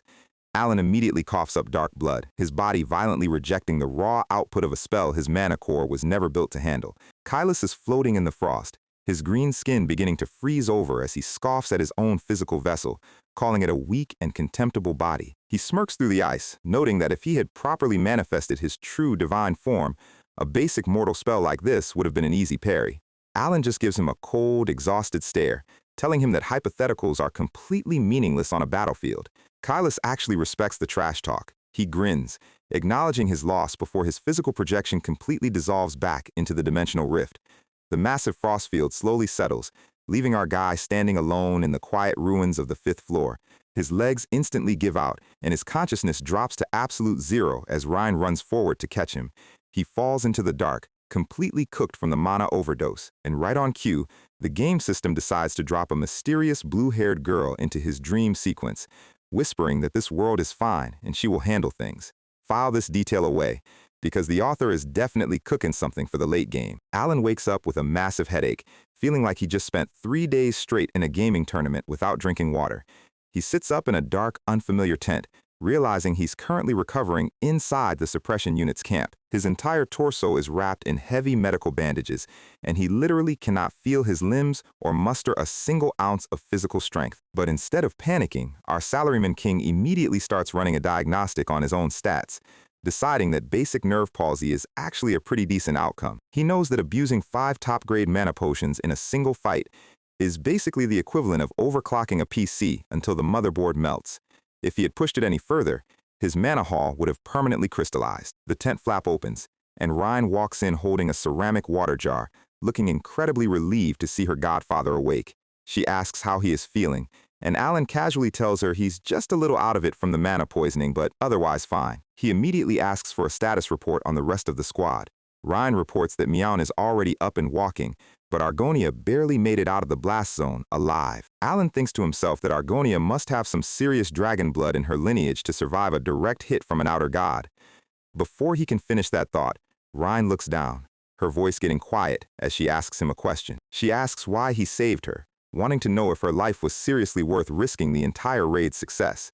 Alan flinches, completely caught off guard by the heavy emotional shift, and tries to sit up too fast, instantly triggering a massive wave of muscle pain. Ryan looks away, her green eyes filled with deep guilt as she explains that she was completely useless in that fight, and his attempt to shield her only put him in mortal danger. She tells him that even if she has high strategic value because of her upgraded tracker eye, saving her at the cost of his own life was completely inefficient and irrational. Her high-intelligence scholar brain literally cannot compute simple human kindness. Alan holds up a bandaged hand, desperately trying to correct her before her yandere settings slide any further. He tells her very clearly that he didn't adopt any of them just to use them as meat shields. But inside his head, he is screaming. He is sighing so hard his soul is practically leaving his body, wondering why every single one of his adopted children thinks he's some kind of cold, calculating shadow mastermind. He's starting to wonder if the universe has permanently designated him as the villain. He takes a deep breath, looking at her with genuine, exhausted sincerity. He tells her that he thinks of all of them as his actual family. He explains that because she saved him, it is only natural for him to save her back. And their relationship isn't some cold business transaction based on profit and utility. He tries to lighten the mood with a classic dad joke, telling her that if she really wants to pay him back, she can just remember to buy him a cake on his birthday next year. He's internally hoping she at least gets him some decent icing. Ryan sits in absolute silence, her hands clutched tightly in her lap. She realizes that the man she viewed as a supreme, distant deity actually views her as real daughter. She looks up at him with a heavily flushed face and a soft, incredibly dangerous smile, whispering that she finally understands everything. Alan gives her a gentle nod, completely oblivious to the fact that his wholesome speech has just permanently unlocked her max-tier obsessive devotion. 5 days later, our guy has recovered enough to at least walk around without collapsing. He steps outside, noting that the labyrinth's safe floors are incredibly weird because there is no actual night cycle. Argonia is standing by the tents, her arm also wrapped in bandages. She asks if he can move, and Alan tells her he's recovered somewhat. They spend 3 more days navigating the lower levels before finally stepping out of the massive stone gates of Lartania. And the very second they arrive at the mansion, Yeben is waiting for them, completely losing his mind. He grabs Alan and starts shaking him, screaming about how they got this badly beat up after refusing to let him tag along. Alan is desperately wheezing that he is still an active medical patient. Yeben pours them some tea, still lecturing him about how he promised he'd be perfectly safe with the high-tier guild leaders. Alan doesn't argue, knowing that bringing Yeben, who wasn't part of this event in the original game's code, might have broken the system logic and made the fight even worse. As the rumors of the suppression unit's victory spread across the entire region like wildfire, the time finally comes for Alan and Yeben to pack up their bags and leave Ryan's estate. But before they can step into the carriage, Ryan runs up and asks him when his actual birthday is. Alan looks back, casually mentioning that it was last month, on the 20th of September. Ryan repeats the date, her eyes locking onto it like a targeting system as she promises to remember it. Inside the gold-trimmed carriage, Yeben gives him a playful elbow nudge, asking if he's excited to see what kind of birthday party his adopted kids are going to throw for him next year. Alan sighs, telling him he already receives way too many weird gifts as a count. Yeben laughs, pointing out that it's a completely different story when the kids are the ones planning the celebration. Alan looks out the window, resting his chin on his gloved hand. He secretly wonders if Ryan will send him a nice, low-tier magical artifact as a present. For the first time in both of his lives, he actually feels like he has a real family waiting for him.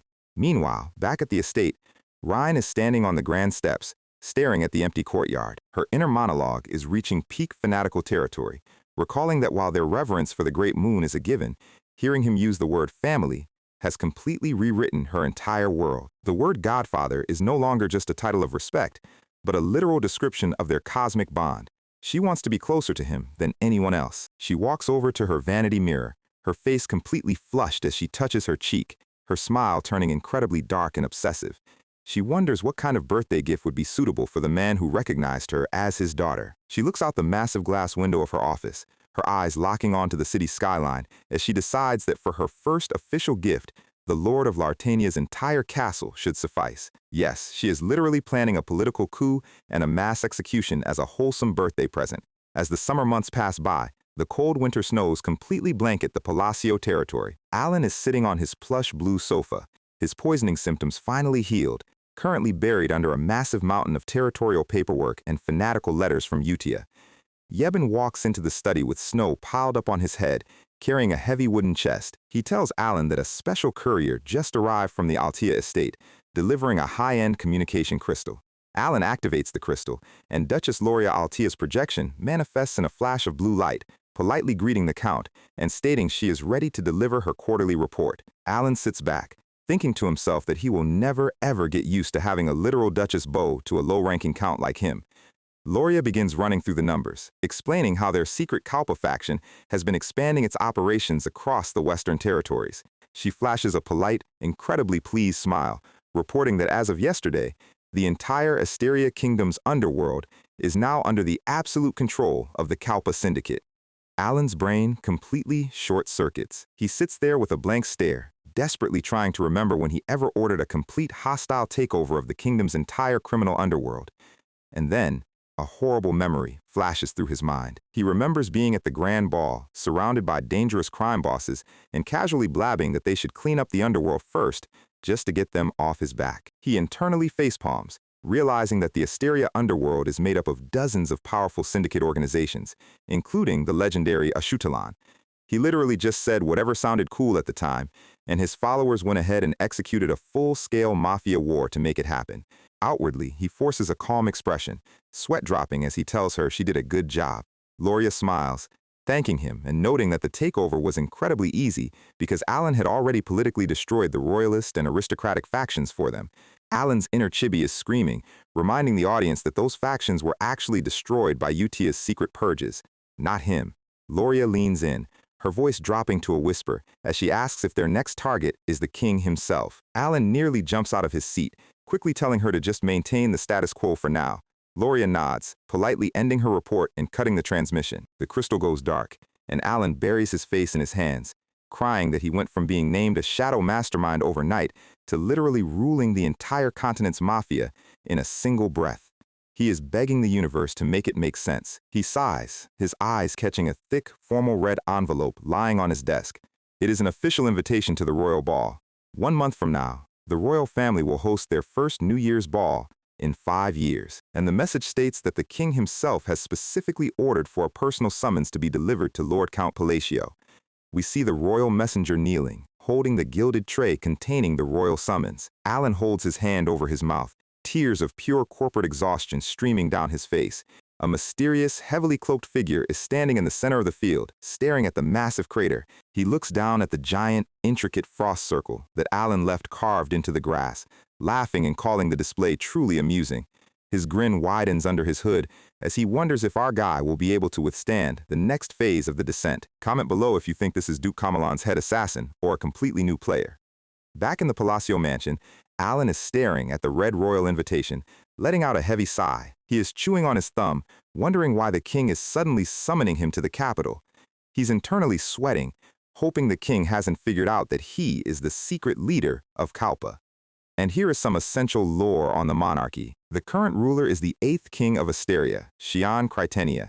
She is the possessor of the legendary golden snake eyes, which grants her the unique royal attribute, succession. This allows her to literally pass down massive amounts of physical and magical power to the next generation, making her existence a literal cheat code. In the original game's storyline, when the 5 great sins descend upon Asteria to destroy the capital, Xian briefly joins the player's party as a high-tier assist character, demonstrating absolute world-ending power. Alan is looking at the summons, wondering if the royal family is planning to clamp down on the underworld. But then he remembers that Xian was a massive meme among players, who nicknamed her the Guardian Dragon because she was famously lazy and completely indifferent to the political collapse of her own kingdom. He collapses back onto his sofa, realizing this meeting might actually work in his favor. If the king tries to suppress Kalpa, it will trigger a political tug-of-war that will naturally reduce his faction's power. We see a hilarious chibi diagram of Xian pulling Alan in one direction, while Loria and Kalia are desperately pulling him back. Alan is giving a double thumbs up, loving the idea of a balanced custody dispute. He realizes this gives him a perfect, bulletproof excuse to act completely passive within his own syndicate. He can kill 2 birds with 1 stone, especially since Xian is fundamentally a bystander who won't care about his personal business. He looks out at the quiet night sky, confident that he isn't actually trying to challenge the royal crown anyway. Meanwhile, in a dark forest outside the territory, a dead masked assassin is lying face down in the dirt. A massive, bald warrior with tribal war paint around his eyes stands over the body, noting that the magic signal flashed twice, indicating a complete mission failure. A flashback shows Carmine Kamalan throwing a massive tantrum, screaming at the bald assassin that their elite agents are looking washed up because there is 0 news about the Palacio elimination request. The bald assassin bows his head, silently cursing Carmine because he knows he is going to have to take the fall for this broken contract.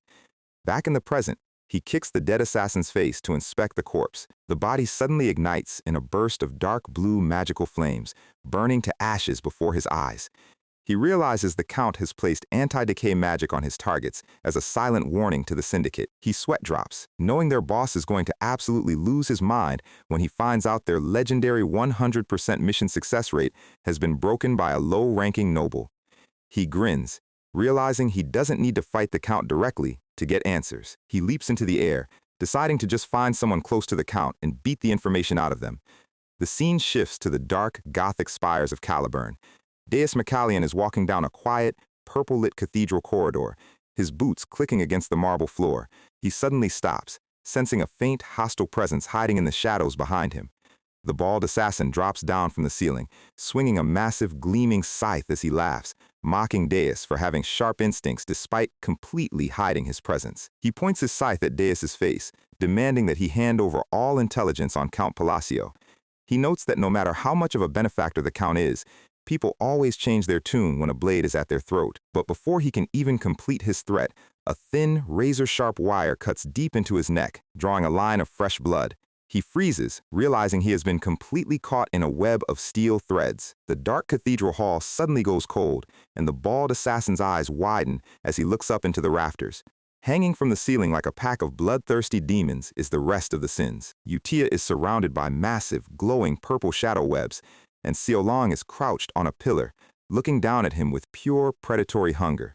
Utia's crimson eyes glow in the dark, her expression completely empty. Deus pulls his threads tight, wrapping them around the assassin's scythe as he notes that this guy must be another one of those annoying agents targeting their godfather. The bald assassin lets out a choked scream as the steel threads dig deep into his throat, cutting off his airway. Utia's massive shadow hands emerge from the darkness, dragging the screaming assassin down into the abyss as she whispers that anyone who dares to speak the Count's name with hostility will be erased. The next day, we see a multi-way communication crystal call. Raiden is holding his head in pure panic as his screen is flooded with chaotic text messages from his siblings. The chat is an absolute mess. Xiaolong is screaming that she is going to marry the Count. Deus is writing that they are the silent shadows, and Xiaolong is whining that Utia is being completely unfair. Rain steps in to calm things down, reminding them that Utia has been assisting their godfather longer than anyone else. Xiaolong lets out a loud, beastkin whine, and Raiden is sweat dropping, wondering why even Rain is participating in this madness. Rain turns to Utia, her voice polite as she makes a sudden suggestion regarding their reports. She proposes that she write a separate, detailed report to send to Alan herself, rather than letting Utia compile everything. Utia narrows her eyes, pointing out that she has been doing a perfectly good job handling the reports up until now. Rain counters, explaining that because of the unique nature of the tracker eye, she wants to deliver her report to Alan in person. Rain has a massive, blushing yandere grin on her face, giggling that she wants to give her godfather her report while she's at it. Deus and Xiaolong stare at her in absolute horror, and Utia looks completely unamused. Raiden and Xiaolong are left completely dizzy by her terrifying energy. Suddenly, Deus enters the meeting late, his uniform splattered with fresh blood. Raiden notes that it's a miracle Deus is arriving on time, since he usually shows up an hour early. Deus adjusts his collar, his expression deadpan as he announces he has some urgent intelligence to share before they begin. He reports that a shadow syndicate known as the Agents is currently targeting the Great Moon. Utia's eyes instantly flash with absolute crimson wrath. Deus explains that there were 15 high-tier assassins in total, but he has already eliminated 3, leaving 12 remaining. The screen splits into 4, showing the sins with pitch-black demonic eyes as Xiaolong calmly debates whether it would be cleaner to tear them apart or just rip their heads off. Raiden tries to act as the sole voice of reason in this room, raising his hand and suggesting they should first assess the enemy's combat power and formulate a proper tactical plan. The entire room instantly goes silent. Utia, Deus, Rain, and Xiaolong all turn their heads, giving Raiden an absolute soul-crushing death stare. Xiaolong's claws start glowing, and Rain coldly asks if Raiden is secretly a traitor to the moon. Raiden is sweating bullets, backing down instantly under the suffocating peer pressure. He quickly corrects himself, stating that he was completely wrong and they should prioritize an immediate, violent purge. Utia nods, her voice cold, as she announces that the formal meeting will resume after they finish slaughtering the remaining 12 assassins. The crystal call cuts off, and Raiden collapses against his desk, letting out a heavy sigh. He mutters that calling him a traitor is incredibly harsh, especially since his loyalty to the man who saved his life and granted him revenge is absolute. He runs his hand through his silver hair, sighing that while his loyalty is firm, his siblings' devotion is just downright fanatical. A few weeks later, the grand royal carriage officially arrives at the massive white marble steps of the Asteria Royal Castle. Alan steps out of the carriage in his formal dark blue noble coat, and Yebon bows, telling him he will be waiting outside. As Alan begins walking up the steps, every single noble in the courtyard instantly halts, their eyes widening in terror as they scramble out of his way like he's a walking plague. Yebon sighs, noting that our guy's reputation as the leader of Kalpa has made him incredibly famous. The nobles are literally whispering in the corners, fleeing from his shadow as Alan walks down the steps. Alan's face is completely blank, sweat pouring down his cheek as he looks around. He's internally screaming, wondering why everyone is backing away from him. Because everyone has fled the red carpet, he is literally walking down a completely empty hallway straight toward the throne, looking like an absolute Chad, staging a frontal military assault on the king. He desperately tries to calm himself down, thinking that if the king gives him a heavy lecture and he bows his head, it will at least help his plan to reduce Kalpa's political power. He walks into the grand, golden-lit throne room. The sheer scale of the royal court is completely overwhelming. He can see the members of the aristocratic and royalist factions whispering in the balconies, watching his approach with blatant hostility. Alan takes a deep breath, telling himself to stay calm. He's internally planning to just take the king's scolding, pretend to be suitably humbled, and walk out with a clean penalty.